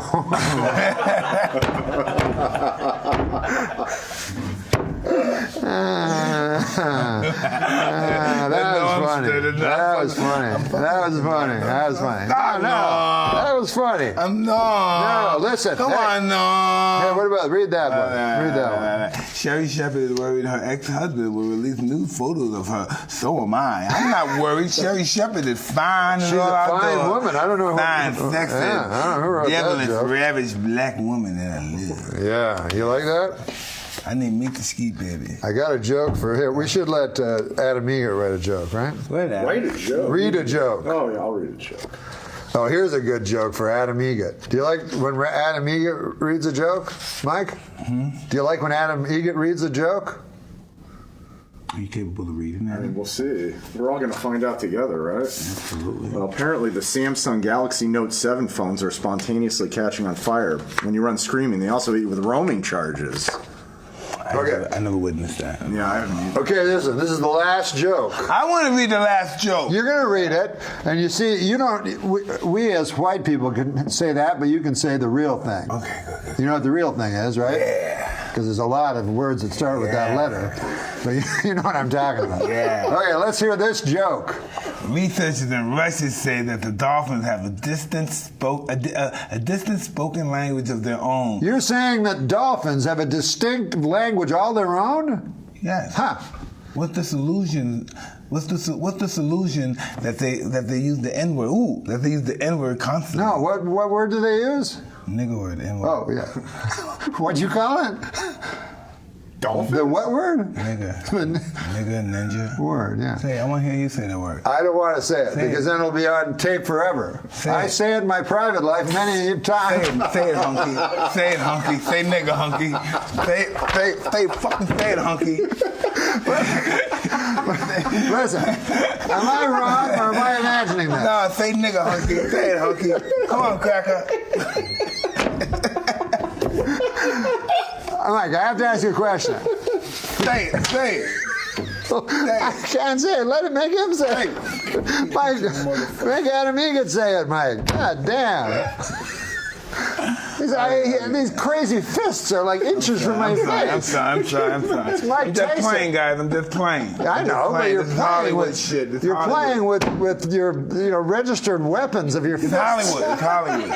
I'm playing. Come on, playing, man. He's playing. This is what I think I saw on Arsenio. You tell me if I'm wrong. What?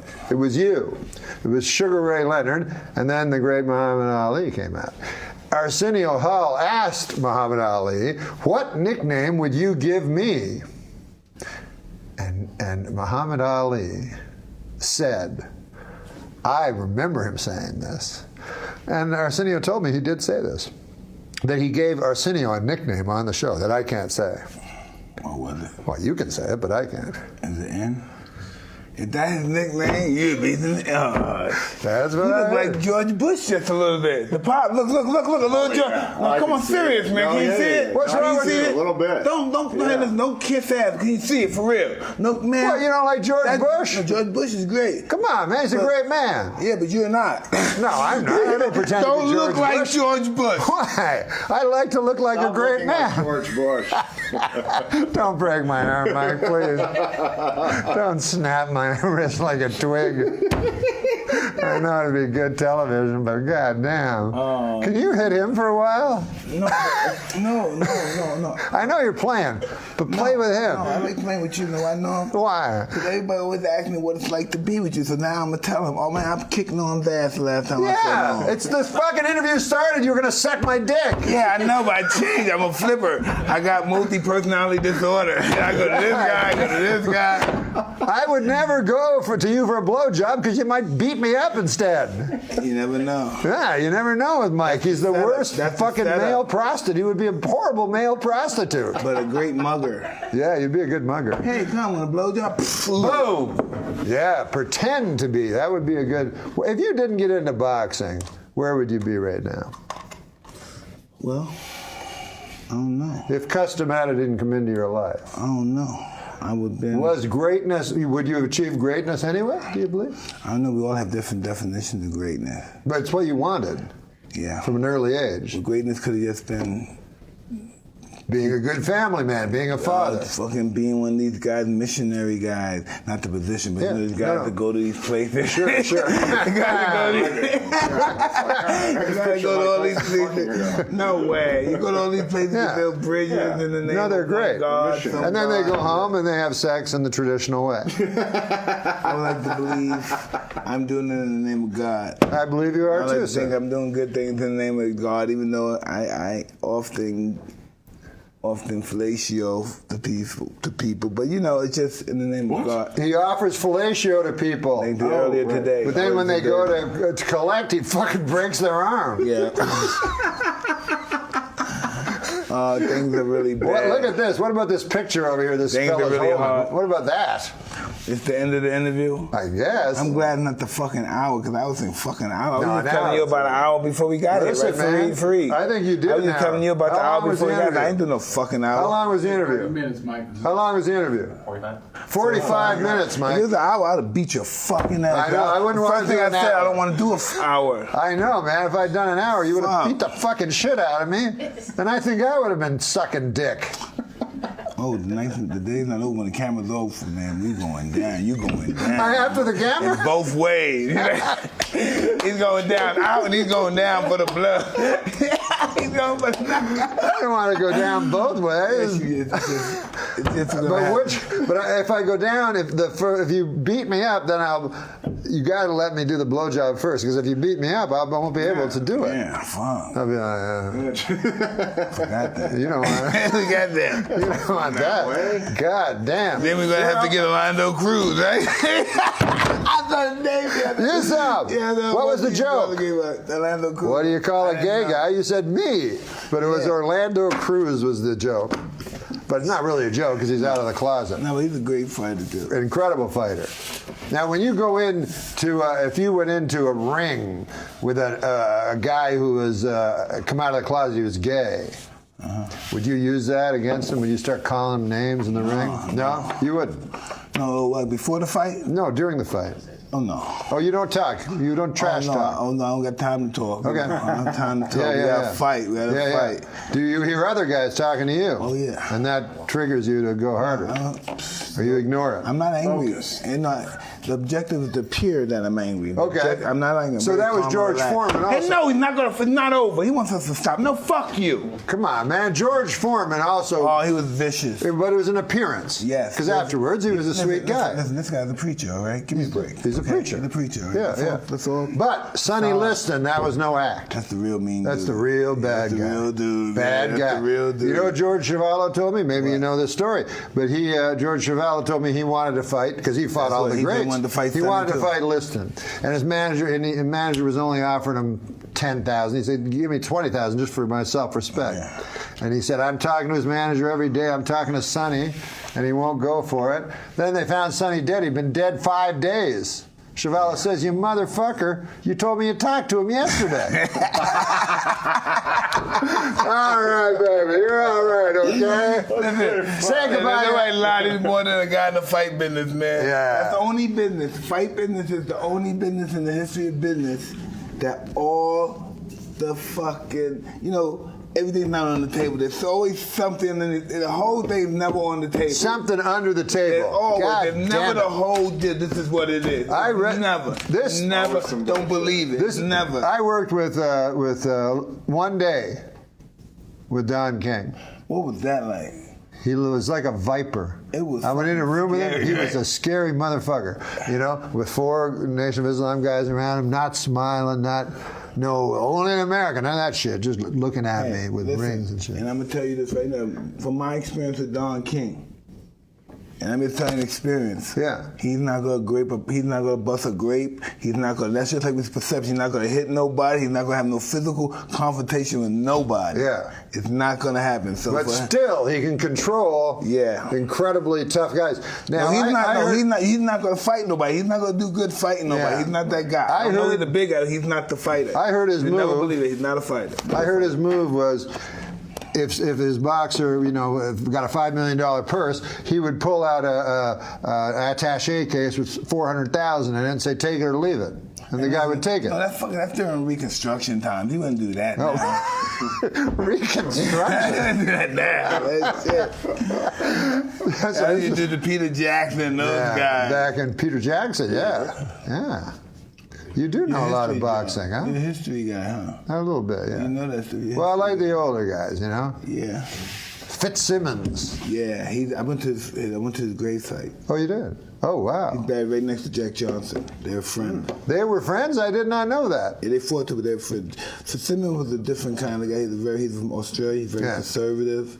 Kind of Republican. Tall guy. You're very conservative. Didn't tolerate nothing. You couldn't talk disrespectful. But not racist. No, he wasn't. He didn't appear to be. He said, if you lay your hands on me, I will murder you. He talks like that. Yeah, you lay your hands on me, I will murder you. And who did they bring back? James Jeffries. That was Jeffries was, listen. Jeffries he was a great fighter. Yeah, Jeffries was one of those guys that talk about it's the mean. Yeah, he was one of them mean fucking guys. Really tough. Yeah. But they brought him back to fight Johnson. He was an old man. He was old, washed up. But no, listen, he was remarkable to get into shape that quick. Right, yeah. Handball and boxing. Well, how old? He must have been 40 or no, he was 38, 39, 38. something like that. But he got in shape. Well, 40 is pretty close. He got in shape, man. Yeah. Imagine that.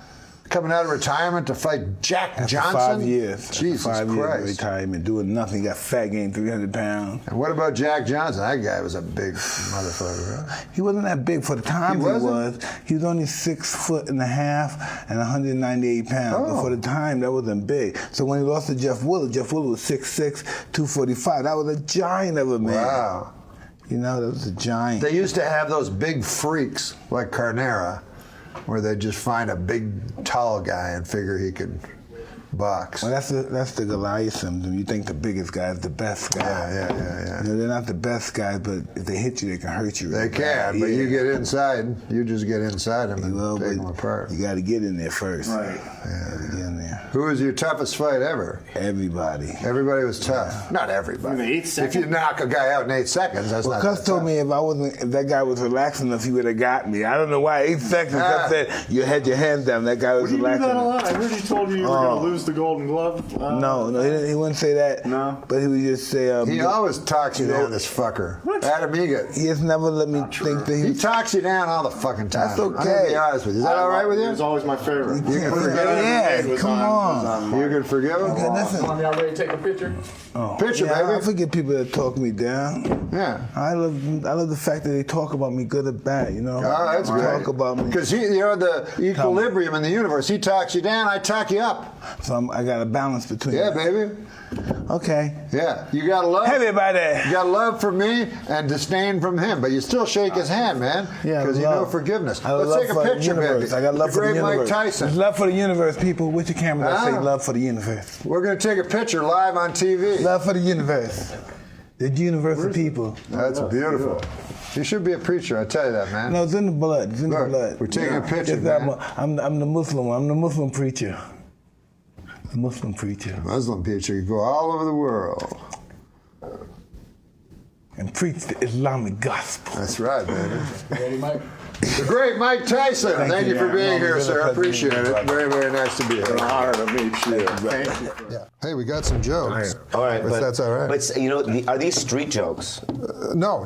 So you wrote they're them? Not, they're not. Someone wrote them. Some of them wrote that you know. Yeah, some people in this room. Okay, cool. Some people in this Thank room. you. I don't want to say who because in case the joke doesn't work. Okay, all right. So That's a strong joke. You can just read it. You don't have to read ahead if you don't want. There's nothing. no, I'll just read it then. Yeah. When you're single trying to attract a partner, it's important to project the qualities you desire, which I understand, but boy, oh boy, have I had to suck a lot of dick lately.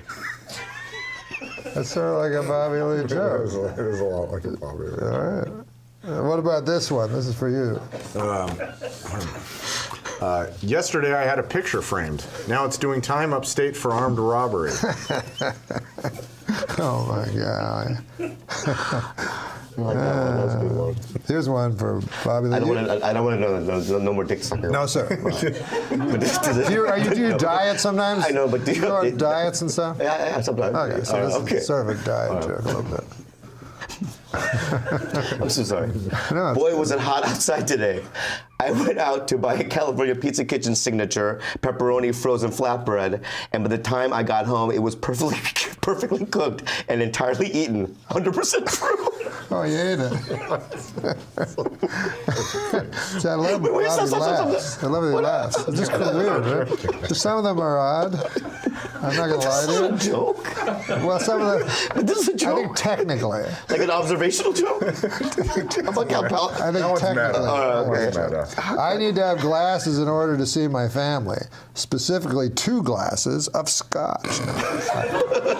See, I take the hits. Yeah. Yeah, I take the bad. Adam, you do the next one. I'll be on fucking Death Squad with some of these. Here's one. Okay. For Adam Egan, who did comedy. Give me a card for a second. Oh, okay. Did you know that Adam Egan did comedy for a while? You did? Very briefly. But you performed? Very Open briefly. mics? In LA or in Phoenix? Arizona. In Arizona, Yeah. he was famous for thrusting out his cock. Like he'd stand at the mic and he'd push forward so his... It was a nervous, But he has a hell of a hog. Yeah, right? People say that. Yeah. You have a big dick? No, people said you have a big dick? Yeah, I guess. That's, would you say no next time? No. Read that. All right. I saw my little nephew recently, and he was bothering me with a lot of questions. One he says to me is, where do you think would be the worst place to get a bug bite? So I thought about it. I answered, maybe the eye. What's your answer? And he said Brazil. That was Zika. Torn from today's headline. What about this one? This is a short one, fast one. Okay. I signed up for my company's 401k. 401k. I'm sorry. Yeah, no. I fucked it up. No. Don't give me line reading. I give me a line reading. I didn't know what 401k was, so I thought. I mean, you give me a line reading, then you touch me. That's Well, you're very soft. I know. People say that? Do your lovers tell you I'm fucking that? soft as fuck. How soft you are? Can you caress? Oh my God. Yeah. Is that moisturized? No, Yeah, natural. wow, just natural. He's soft. I'll read it again? Sure. I signed up for my company's 401k, but I don't think I can run that far. It is a long way.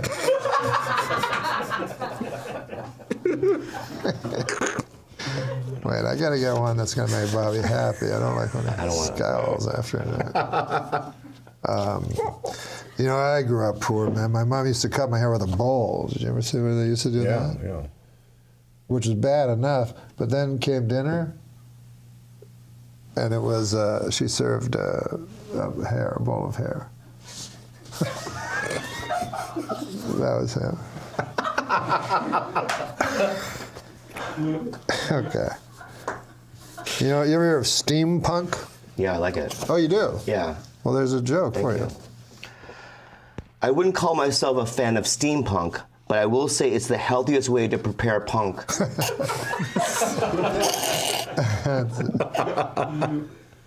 I'd like to take a moment to address all the men listening. I should do this on the camera. No means no.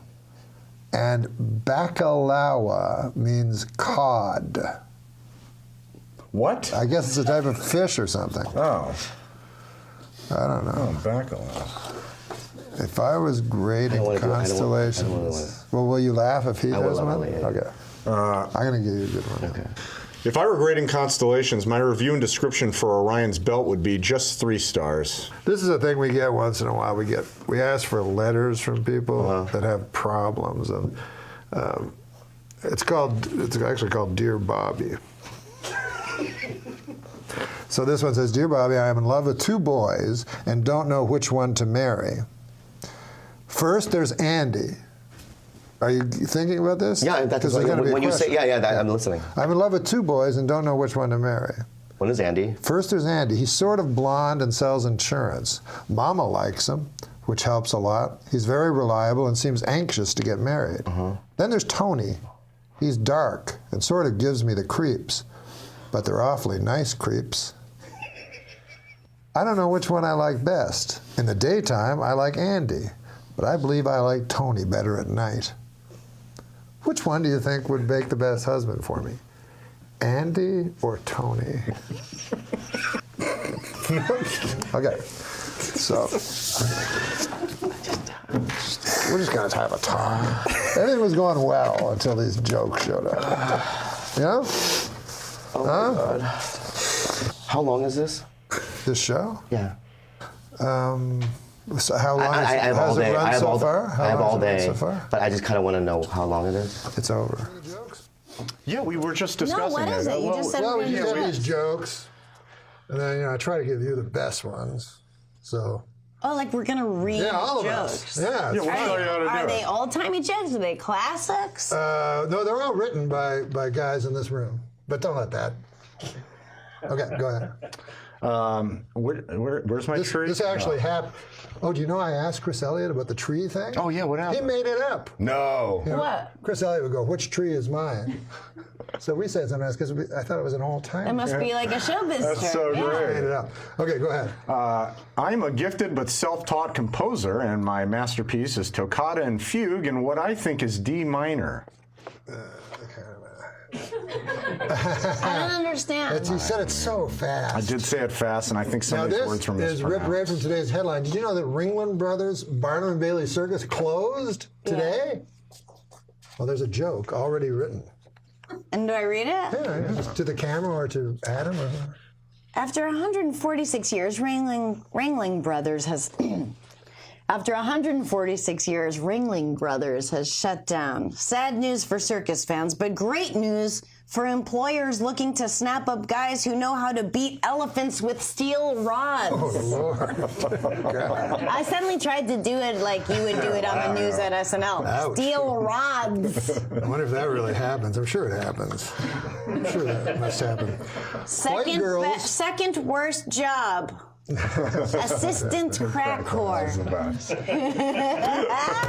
crack whore 4 times. And that's like, I know. Anyways, white girls who wear big hoop earrings may be guilty of, quote, cultural appropriation. And they risk getting a curse put on them by peeved gypsy fortune tellers. What's the joke part? That's the setup. There's a hidden insult, gyp, that people don't know. Gypsy. That one slipped through that slipped through the cracks. That's okay, people don't know. I know. Well, once you know, you have to stop using it. I know, I find it offensive. I'm Jewish. Well, you're not a gypsy. What the fuck are you talking about? Well, Jews aren't gypsies, but in that way that they're... that they were both victims of the... To get gypped? Yeah. Got gypped, got Jewed down, got gypped. But Jude, you know. Yeah. Gyp, you But just learned. Jews are nomads or whatever, like gypsies. Right.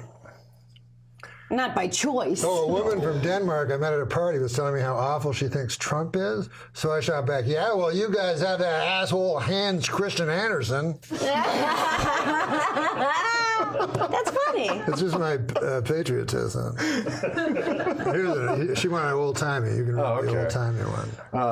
A tip for anyone about to travel on a steam locomotive, don't get on old 97. I just have a bad feeling about it. Oh, jeez. Oh, here's a funny joke. I think this is pretty funny. This is fucking... I mean, wouldn't it be fun if we just sat around like we've been doing? Or what is this? Is just a part of your show that you're like, this show needs structure. This is the segment this will be. I think a good job title for Jesus Christ would be Visiting Lecturer. I like that. That's brilliant. Very good. Very good, whoever wrote that. Brilliant. Do you have some favorite do you watch a lot of stand-up still, or do you have some favorite comics? I try to. If I'm going to enjoy myself at home, I don't watch comedy because it's stressful. I love murder. I love whodunits. I like thrillers. I love that shit. Me too. So, it's a little bit like work, but I want to support my friends. That said, I want to be abreast of what's going on on the scene, because otherwise I become one of those old comedian types. Right. But do you get desensitized sometimes, like something that brought you so much joy when you were young, and now you're like, oh, that's I see that trick, and you know what I mean? Like, yeah, but then there's a joy to this part of our lives too. It's pretty cool, and being able to understand it, have an ear for the kind of laugh. Like when you walk off stage, you go, yeah, I did well, but they were laughers. They were laughing. They were anything. Well, I always think of when you start, you must have a tin ear, because I always thought I did well. Yeah. Of course I did. I think I would hear 4 people laugh and go, that's awesome. Like, and people weren't yelling at me. Most comics will be paying attention to the ones that aren't laughing. I think that's a more jaded. That's later. Yeah, later. I think much at first later. you need some sort of self-delusion. But there are a lot of great young comics, I think, right now. Me too. Is this the golden age of comedy? Berlant. Oh, yeah. Kate Berlant, Beth Stelling. She's good. Lots of really good ones. There's so many comedians. Yeah, there's too many. It's pretty cool, though. What do you think of the... your specials are always great. I heard a word on the street is yours is the best. Oh, no. I'm not kidding. Everyone says, out of all these huge superstar comics having their specials this month, everyone says Norm's is mind-blowing. That's really nice. But I think Louis is the best so far. I gotta still see it. But yours is coming out, and so that'll be a great, astonishing one, as always. But when is your coming out? It takes a little while to get a special, right? Tuesday. And do you think maybe some of the guys are pushing it too hard? Like, yeah. Because I don't know. I never think about my next special or anything. I just think of it as I put my nose back to the grindstone and I'm a comic. Yeah. And then if somebody goes, you want to do a special? I go, oh. And then I go, oh, yeah, maybe I do. It's 10 years between my first 2 specials just because it didn't occur to me. Right. Well, you're doing other shows. Well, look at Pryor. He only did 3, and his third one wasn't even that good, and he's the best ever. So, If he doesn't have that much to say, you know what I mean? Then what do we have to say? You know, do you really have 25 hours of stuff? I don't have an answer for that. Remember when HBO was around, you couldn't get a special because they had deals with guys. Dennis Miller, 1 a year. Rich We had the Jay, Young 1 a Comedian year. special. Were you on a Young Comedian special? No, Really? I really wish I was. Were you on one? Mm-mm. You just missed it, I think. It was before me. Fred, they should do that again. You started so young. Daniel was just saying that. Fred Stoller he's doing a documentary on the guys that were with him on his Young Comedian special. Who Was that Drake Sazer, Yes. David Spade, Rob Schneider, Judd Apatow? Not Judd Apatow, no. Oh. Two other. What's her name? Jan Karam? Oh, Jan Karam. Yeah. Oh, I remember watching that. She was fantastic. How do you do this? That was the funniest shit. Exercises. And then fucking Carson's getting all horny at the desk. Oh, she's great. How does she not destroy? The other one was Warren Thomas. Oh, may So he there rest was in peace. there was a suicide, death from AIDS, Fred Stoller. And then poor Fred What to call Stoller. him, because Fred Stoller, he tells me he always wanted to be a character actor, and that's what he is now. But he still seems. Yeah, that's true. I can't pick him at all. Like I remember, guys would get successful. I go, huh? What? You know? But it is funny, like there are people who are like persistent in a way I would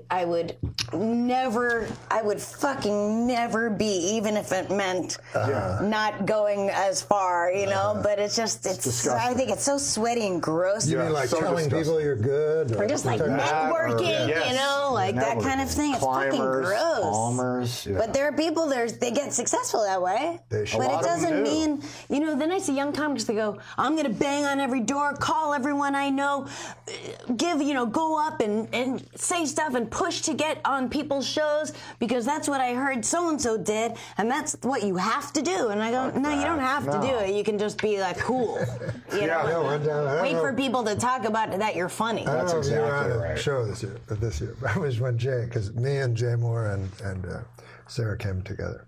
But anyways, Jay Moore. We were hired on Saturday Night Live at the same time. That's how I remember. So Jay Moore had read this book.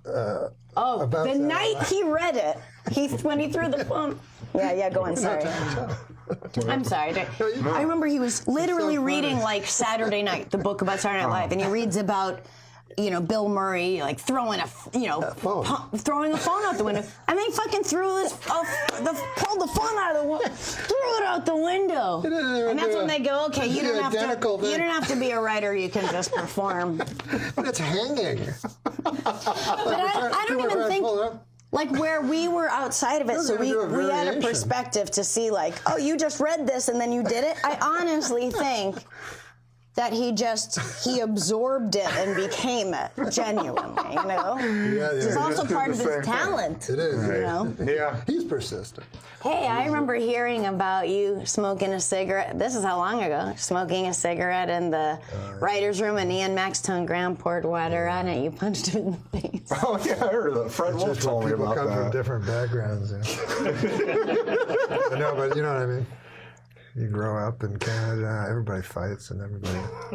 Yeah, you wear cleats on your hands, right? It is funny when you meet someone and you go, well, this person has never been punched in the face. He told me after he never fought. He was a foot taller than me. He was a big guy. And then I felt bad. I said, you've never fought in your whole life?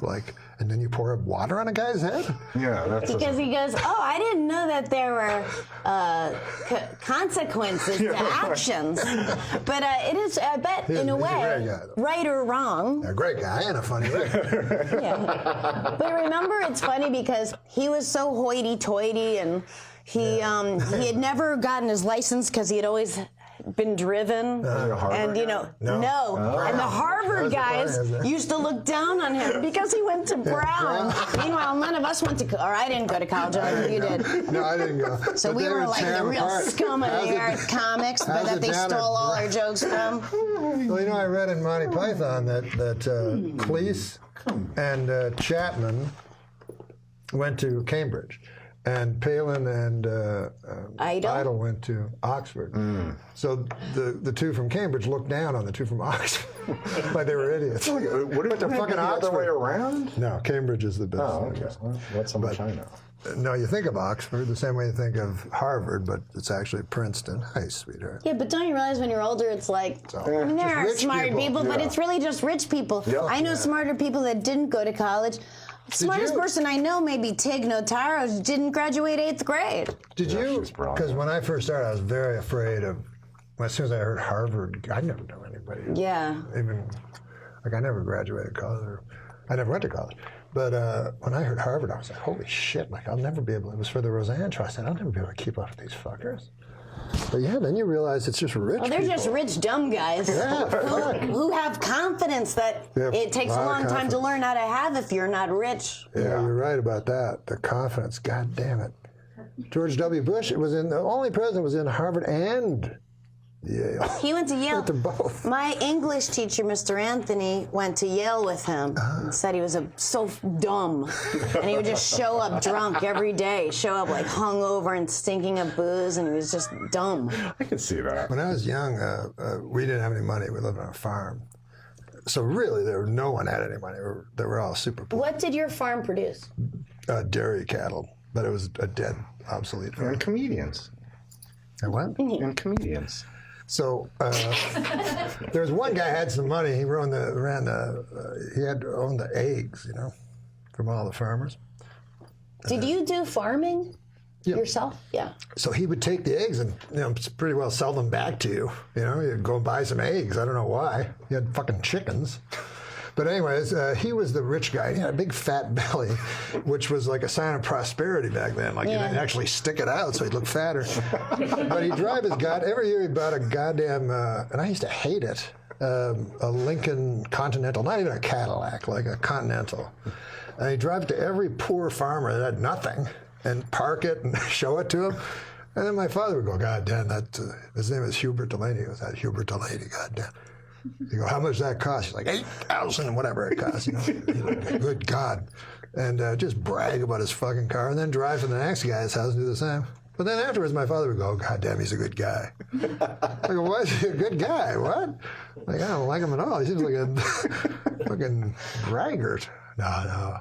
My dad just fell and broke 2 ribs. He passed out from coughing really hard.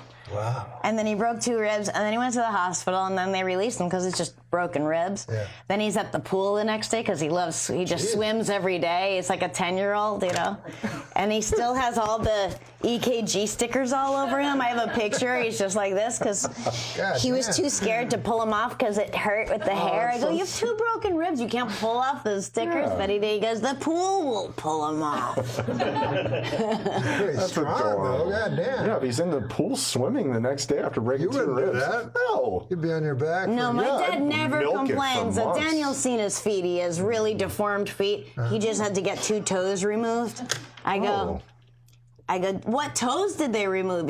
And this is the only way he knows them. He goes, the one who went to market and the one who had none. What ones are those? He goes, they're those. That's fucking great. I don't know which ones those are, actually. I think they're the last ones, right?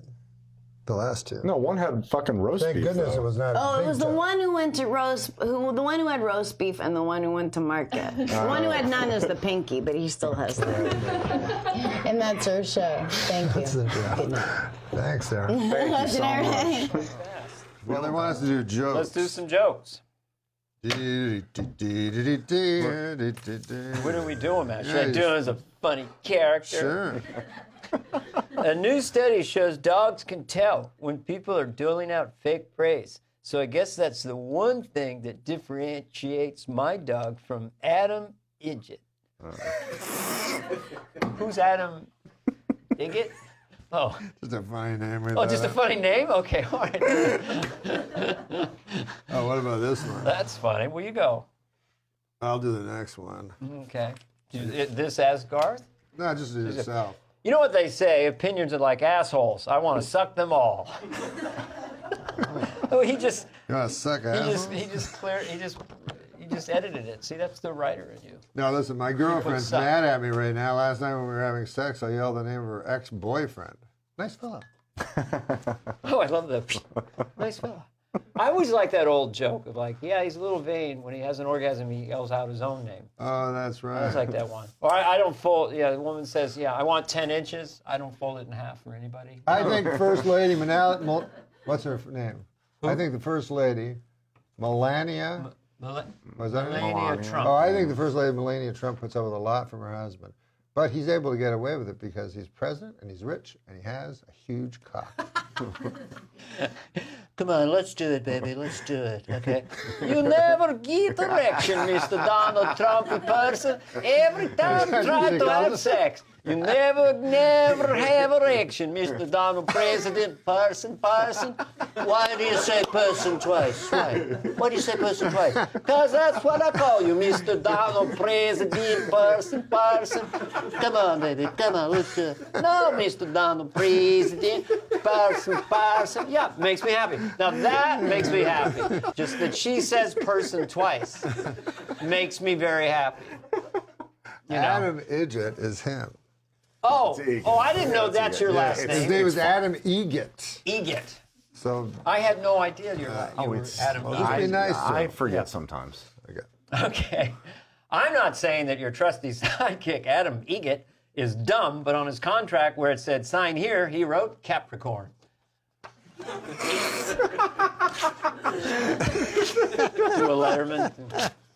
That's so dumb. Good heavens. Oh, dear. Oh, one story dear. from the book of Hadith reports how the Prophet Muhammad joked with a boy called Abu Umayyah, who was playing with a small sparrow. One day, the Prophet saw the child looking sad, so asked, "Why do I see Abu Umayyah looking sad?"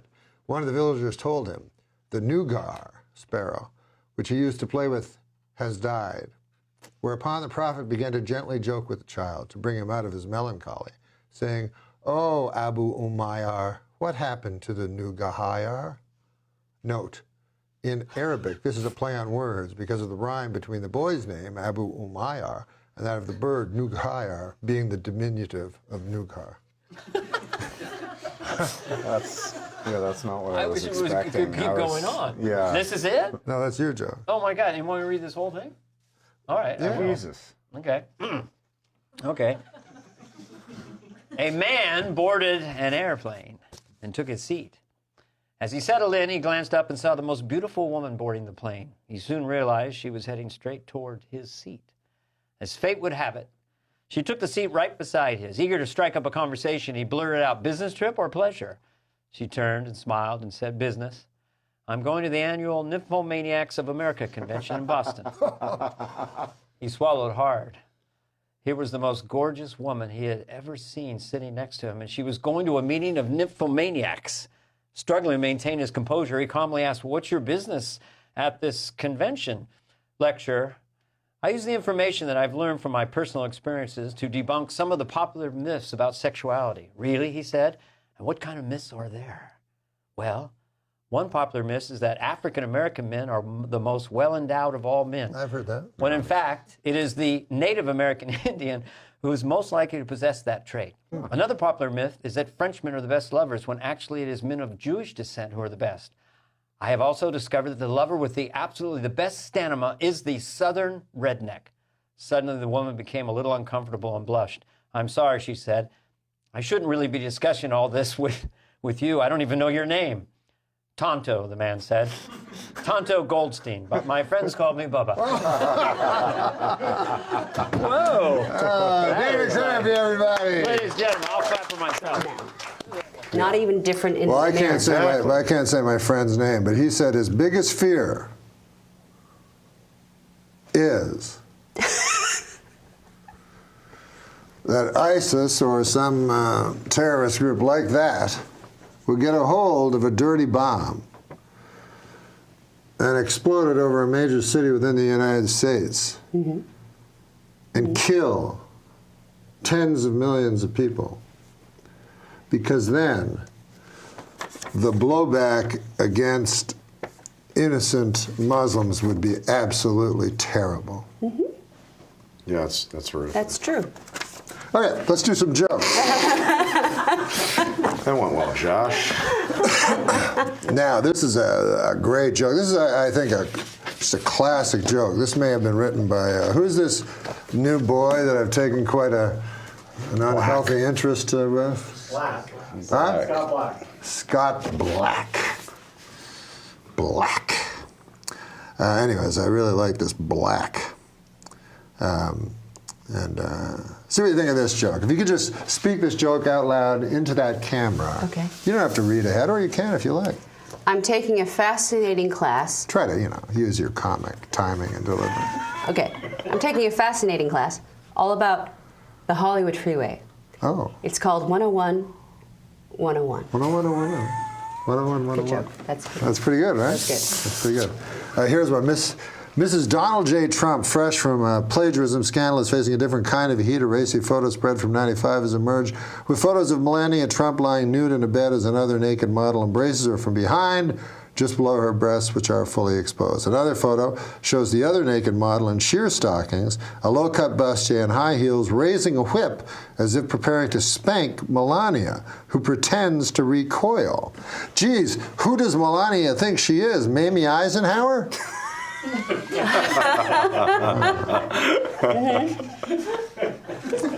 Crowds in Brazil greeted arriving Olympians with signs reading, "Welcome to hell." Imagine that. Their local chamber of commerce really needs to brush up on the basics. Would you like to do a joke? It's always funny when, because when he started, he sucked at jokes, and no one liked them. But he's getting a lot better. He's better. Yeah. Okay. Just say it into that camera. All right. There's no hard evidence that flossing helps your teeth much, scientists now say, though they add, it is a great activity for people who enjoy tedious, repetitious drudgery. Some of them he's gotten better. Yeah, that was a stumble. That wasn't great. And that was good. It was good. Yeah. You always know a joke's good when the response is, "That was good." In lieu of laughter. Oh, what about New York City? Apparently, horse manure has taken over New York City. How about that? Oh. Isn't that terrible? Yeah. Anyways, there's a joke for the great Margret Cho. The heat wave striking New York City this week has led to piles of horse manure to spontaneously combust. So for the first time in history, you can explain why New York City smells like a flaming pile of horse shit. Oh, jeez. Only Margaret could have pulled that one out. Who wrote that? You? We let him write 3 jokes a week. My mom was a drug addict, so we had a lot of cookies that she had baked. But you know what her secret was? Love. Ecstasy-induced love.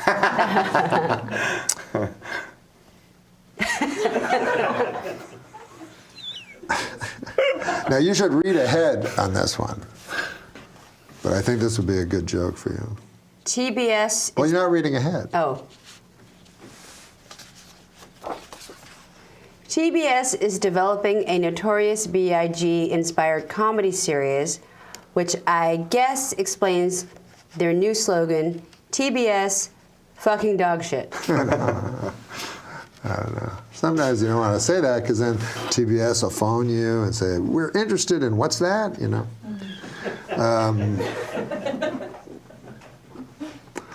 Last week Pope Francis paid a somber visit to Auschwitz, which surprised me because I thought he was one of those fun ghosts. Is he dead? I don't know. In my time, they died. They didn't retire. You know what I mean? Go back to their first love. Jesus. August 4th is the birthday of the great poet Percy Shelley. You like Shelley? I do. Yeah. Jazz great Louis Armstrong. Who doesn't like Louis Armstrong? Huh? Well, not you, but it's not personal. It's the entire. No. In the day in 1882 that Lizzie Borden grabbed the axe and did her best Paul Bunyan impression, cleaving her father and stepmother's heads like hot grapefruits. Because their skulls were split with such precision, it is believed her parents were asleep and therefore didn't suffer. So they say.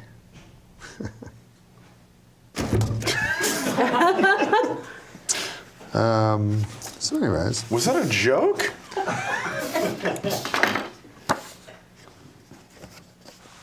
Hey, what about this? This is an actual joke. Okay. Technically, can be proven to be a joke. I know I'm not the most attractive. When women look at me, I can tell you're not the most attractive man in the world. I know I'm not the most attractive man in the world, but when women look at me, not but. As evidence. Oh, right. This is to support it. Yeah, this. I know I'm not the most attractive. I know I'm not the most attractive man in in the world. Matter of fact, when women look at me, I can tell they're overdressing me with their eyes. That's very good. Good one. That's good. I don't like doing homeless guy jokes. Okay. Fuck those. You know what I mean? They really need to be made fun of, you know.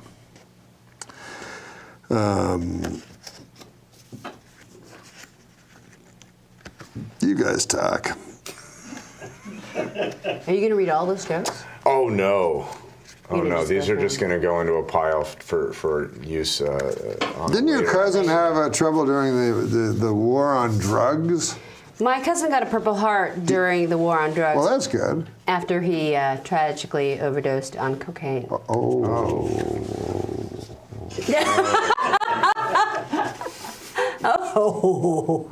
Well, you know, I had a wild night last night, boy. I was in an orgy.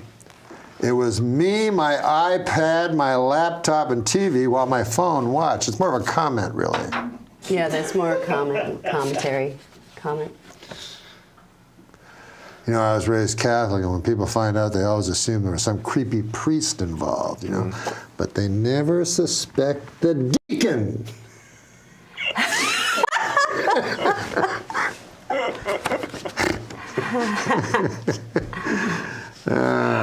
Were you raised in a broken home? I heard that from somebody. Yes, I was raised in a broken home. My father was a drunk carpenter.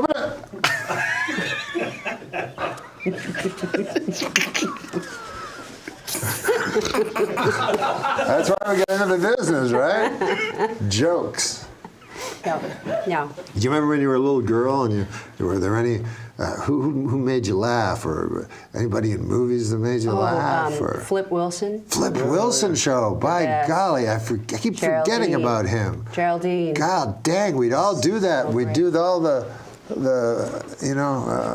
he'd do the elbows. And LaWanda Page. High five and LaWanda Page. Now, you must have heard LaWanda Page's albums, where she's incredibly dirty. She's so dirty, she's so funny. Oh my God. She's so great. I played it for you, right? Yeah. Dolomite, Rudy Ray Moore. Yeah. He's incredible. Hilarious. Joe Blow, the lover man. And it's because those guys, they were playing in these illegal speakeasies anyway, so they could say whatever the hell they wanted. That's amazing. I did a movie with Dolomite before he died. Wow, really? Shaolin Dolomite? No, I was in Shaolin Dolomite.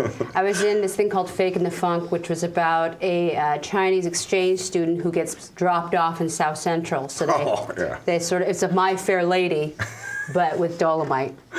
And so I learned to be part of the community. Well, I'll definitely be watching that. It's a good one. Yeah, that sounds awesome. It's really, really amazing. I would watch that. No, I'm dead serious. And Can you get it to watch? Yeah.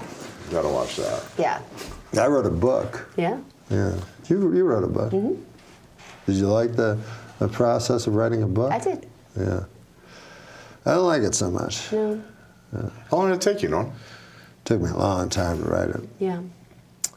I told them I could do it in a year. And then after 3 years, I threw everything away. And after 3 years. Threw it away. For 3 years. And so I wouldn't rewrite any of it. Yeah. I burned it. You burned it. Burned the paper it was on. Yeah. I don't use a computer or anything. You just burn the paper. Burned all the paper so that I wouldn't be, use any scraps of little clever lines I had or anything like that. But anyways, it's finally coming out. And I have to get my American citizenship. Oh, you haven't got that yet. I told them I had it. Okay. Good. I don't have it. And I need it, or I can't win a National Book Award. Oh. Now you need it. I need it, but it takes a long time. Okay. I thought it took a short time. I've never been on top of trends, I guess. When everybody was burning CDs, I was still burning books. Were people burning CDs for a while? Yeah. Yeah, on their computers. Yeah, it was like making mixtapes. Yeah, so you'd burn a CD. Huh. I heard about a terrible thing. You ever hear about the guy that burned the Koran? I heard about a guy. He made on his computer 1,000 different Word documents of the Koran, like PDFs, and he deleted all of them. Oh, it's like.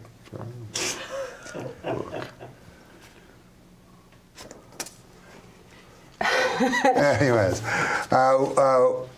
we better take a break. But you were telling me before the show a story about a sad pizza that you knew. That you were friends with a sad pizza. How did you know that pizza was so sad? I mean, have you heard of the sad pizza? No. It cuts itself. Oh. Oh. That is sad. Thank you for making us laugh for so long. Jesus Christ, I'm trying to... This is just going south. God damn. Feather number 2. Well, this is a Tim Allen question from Steve O'Donnell. How much can you tell us about Toy Story 4 due out in another year or so? Please tell me that Buzz Lightyear finally gets to fuck Jessie the cowgirl. Let me put that in a way that Disney would understand. Technically not a question, maybe more of a demand. Well, if you understand Buzz, I have no genitalia. If you've seen the picture, he's smooth on that area. Like G.I. Joe. Yes, very much like G.I. Joe. And if I was like my buddy Hanks, he just says anything. I'm not allowed, nor do I really know much. It's Jesse's story. I know that much about it. That's all I got. Wait, Hanks can say anything. Hanks will just, they don't touch him because he's really, he landed a plane on the Hudson for the love of God. And then a week later, he's looking for stuff in Paris. I mean, this guy does into everything. Are you saying Buzz Lightyear is going through a transition? Might be a female. Ah, interesting. Could be Buzzer Lightyear. No, he's not a transition. No. Okay. Kids will not get that. Why do we got to go there? Now, right away. Now, you have all the jokes. This is where we do the jokes. Got it. This is a joke section where you just have to read a joke off a blue card. You don't have to think of a joke. Good. Like those other shows? I'm not Jay. No, it's automatic. So what joke would you like Tim to do? This one seems like it might cover, some of the I subject see. matter, they're like the little people. Yes, I got you. All right. Blue Man Group. It's a long-running off-Broadway show in New York. Men dressed in blue. If you haven't seen it, very annoying. They beat on drums forever. The Blue Man Group has been forced by the federal government to hire an orange man and a purple woman. Oh, my God. Oh, dear. Purple woman. Sign of the times. Orange, huh? Orange man and a purple woman. How about this? Orange man and a purple woman. A new report from the CDC states that only 1/3 of Americans use condoms, while 2/3 of Americans are still pretty cool. Get out! Why do you get a good one? That was good. What? Whose joke was I just? What, was that steal somebody's joke. He says that's a good one. You can tell. Ever since Trump's new policy came in, the band Foreigner is scared. What? Because of Donald Trump, the band Foreigner is scared. Oh. The what? I'm sorry. Because of Trump's immigration policy, the band Foreigner is scared. Oh, the band. I stole that. It's some young guy said that at the Laugh Factory. I think I stole that. But I didn't steal it really because I just admitted that I stole it. Yeah, so and you did it better. It's confusing because you could hear the phrase banned foreigners, like with foreigners have been banned. Yeah, me and him both thought banned. They say curiosity killed the cat, but I don't think we should rule out that shifty-looking kid next door. I was raised in a broken home. My father was a drunk carpenter. Oh, man, this shit is just going south. Oh, something tells me a cock and bull story has a very different meaning in a gay rodeo. Well, this is goes along with this stuff I've been doing. Slogans that you say that you don't understand where they came from. Right. You're colder than a witch's tit. Yeah. Whoever measured, whoever actually got a witch down on the ground and said, "Paul, give me that thermometer." Let's see. Yeah, it's like the phrase "enough coke to kill a horse." Right. What? Well, the one I got, I did a benefit for veterinarians, vets, and Clint Eastwood was in the audience, and I did one old one that he liked. I said, when they used to say, "Yeah, fuck you and the horse you rode in on," you know that horse is going, "Let's just calm down." Keep me out of this. I just met this dude at the livery stable. Let's try to work it out before we get into any of that stuff. But to get Eastwood laughing, that's good. And then he pulled a gun on me. I like that cock and bull story. I like Happy as a clam. Or let the cat out of the bag. For God's sakes, do it. God, you've got a cat. You know you paid too much when it actually cost you an arm and a leg. Where did that even come from? What about this? Were you ever, when you served time in prison, didn't you? Good, bring that up. Wow, almost got out of here with that. Yes, I did. What about it? For something about 650 grams of cocaine you were found with or something? Jesus, yes. That sounds like enough to kill a horse. Wow. Did you ever hear, I was wondering about this, like in prison, did you ever hear somebody's, like, I don't know, maybe you just heard somebody at some point go, "Hey there, Mr. Candyman." What the fuck? That was a long way to go there, for that. Mr. Candyman. No, How about I have some of that cocaine? Like, were you expected, in other words, to get cocaine? No, I was not. I was not expected to do that. And I'm really happy that you brought that up. Oh, I'm sorry. No, it was good. It was really good. Hey, Mr. Candyman. Hey, Mr. Candyman. That never actually. But did they call you Candy, Mr. Candyman? No. You just learned to pick soap up with your feet. That's all that I learned. Why don't you bring me a big rock candy mountain? Yeah. You got friends. Yeah. You got friends. Yeah. You got friends on the outside come in. Whew. Well, you do feel better. We weren't supposed to mention that. We're not. We're not. Of course not. We're not mentioning it. Has anyone explained why I'm sitting here? No, it's yeah. You did. It was a top 10. He didn't want to bring it up. Hey, Mr. Candyman, my nose is empty. Wow. Was that really your nickname? Yeah, Candyman. That was it. No, it wasn't Candyman. Oh, it is, man. Give me another joke. You know, I'm happy to help out a friend, but the next time my roommate asks for help putting sunscreen, he better be talking about his back. Fool me once. Oh, no. That was for Adamiga. Why would you put in I didn't sunscreen understand that. So this is a... Here's one for you. Here, Tim. Yeah, that's what it is, of course. This is a pile. What's that say? This is not a good pile. The person who invented the Frisbee was cremated and made into Frisbees after he died. His body was then spread across roofs and poorly maintained backyards. I hope that's true. Huh.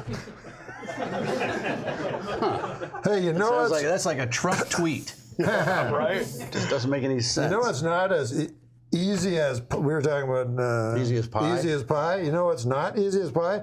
Baking a fucking actual pie. Does it say actually fucking in there? I'm exhausted. My kitchen is a guy. Oh, you ad-libbed in there. That was nice. There's no use crying over spilt milk. Yeah, what? Unless the milk was spilt on your father's fresh corpse right before his funeral.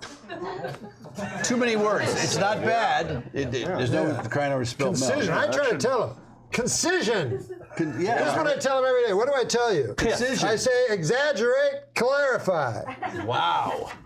Or Try to get- what they get say, those two tragedy plus time equals comedy. This is Mr. Candyman over here. He got a lot of ideas, but he ain't got a lot of coke. Wait a minute. You weren't sentenced for 650 grams of ideas. Wow. You do feel better. A New Mexico man was arrested for urinating on a family at a Metallica concert, or as Adam Egget knows, it's called foreplay.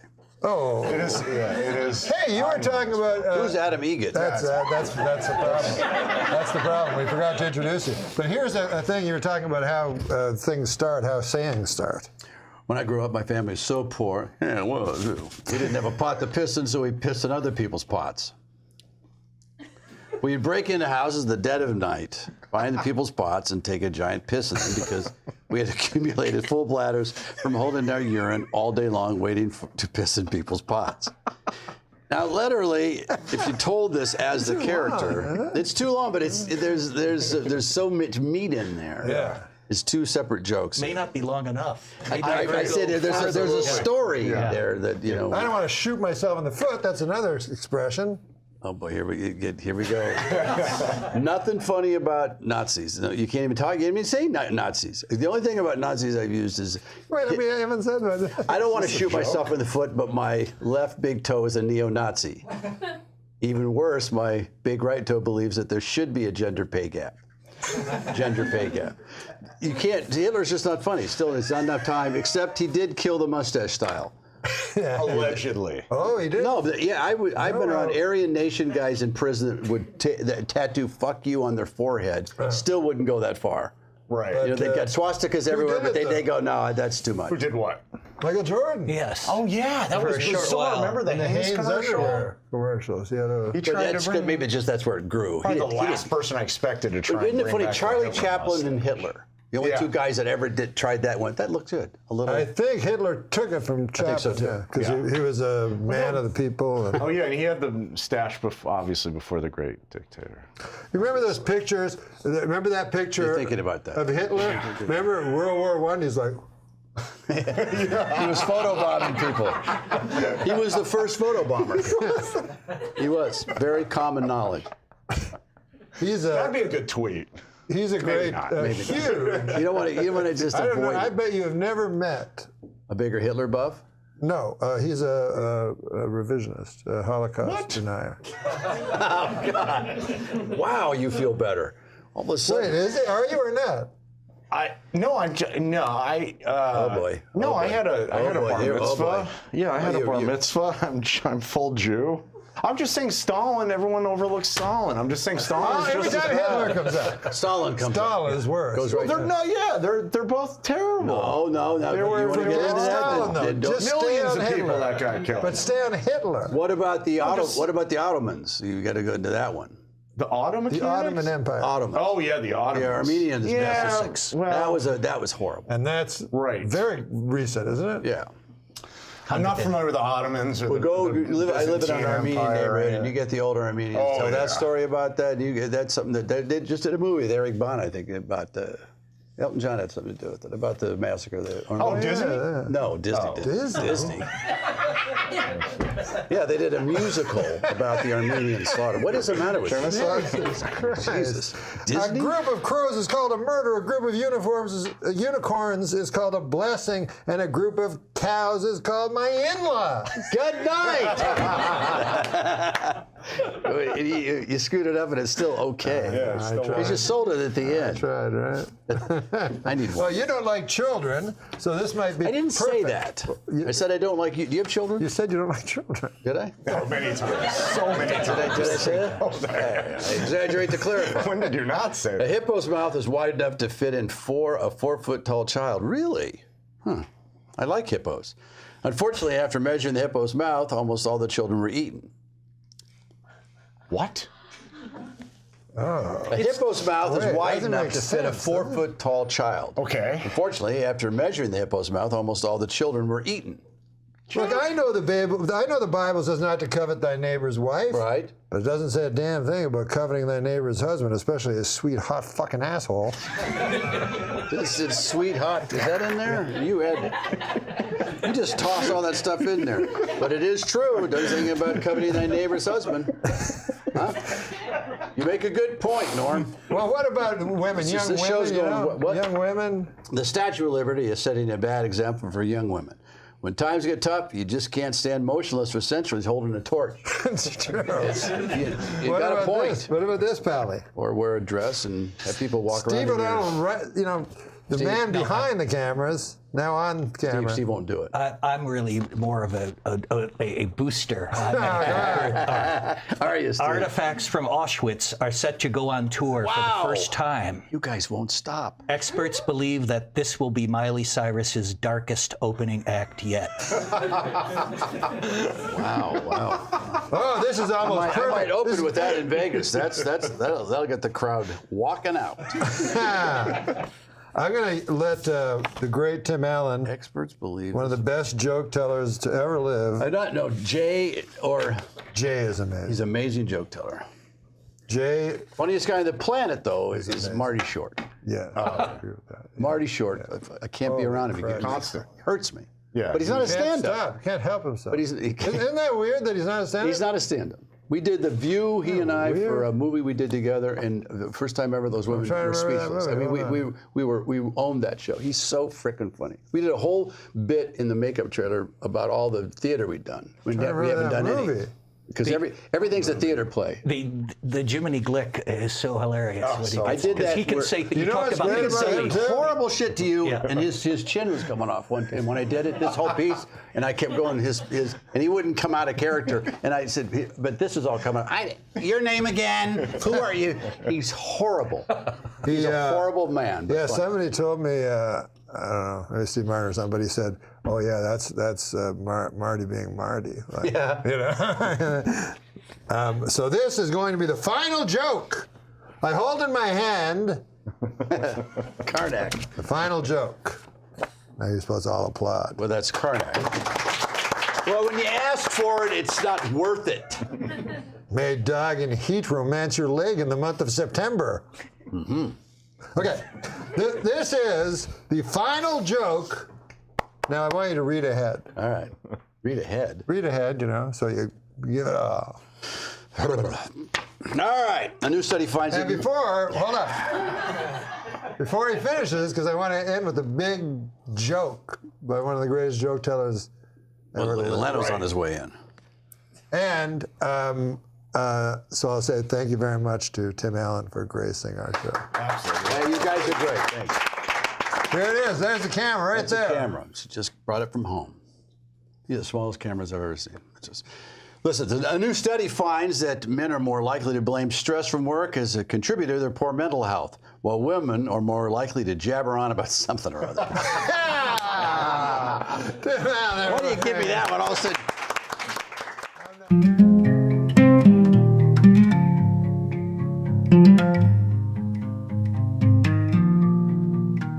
I'd trade tomorrow for one more sunset from back then.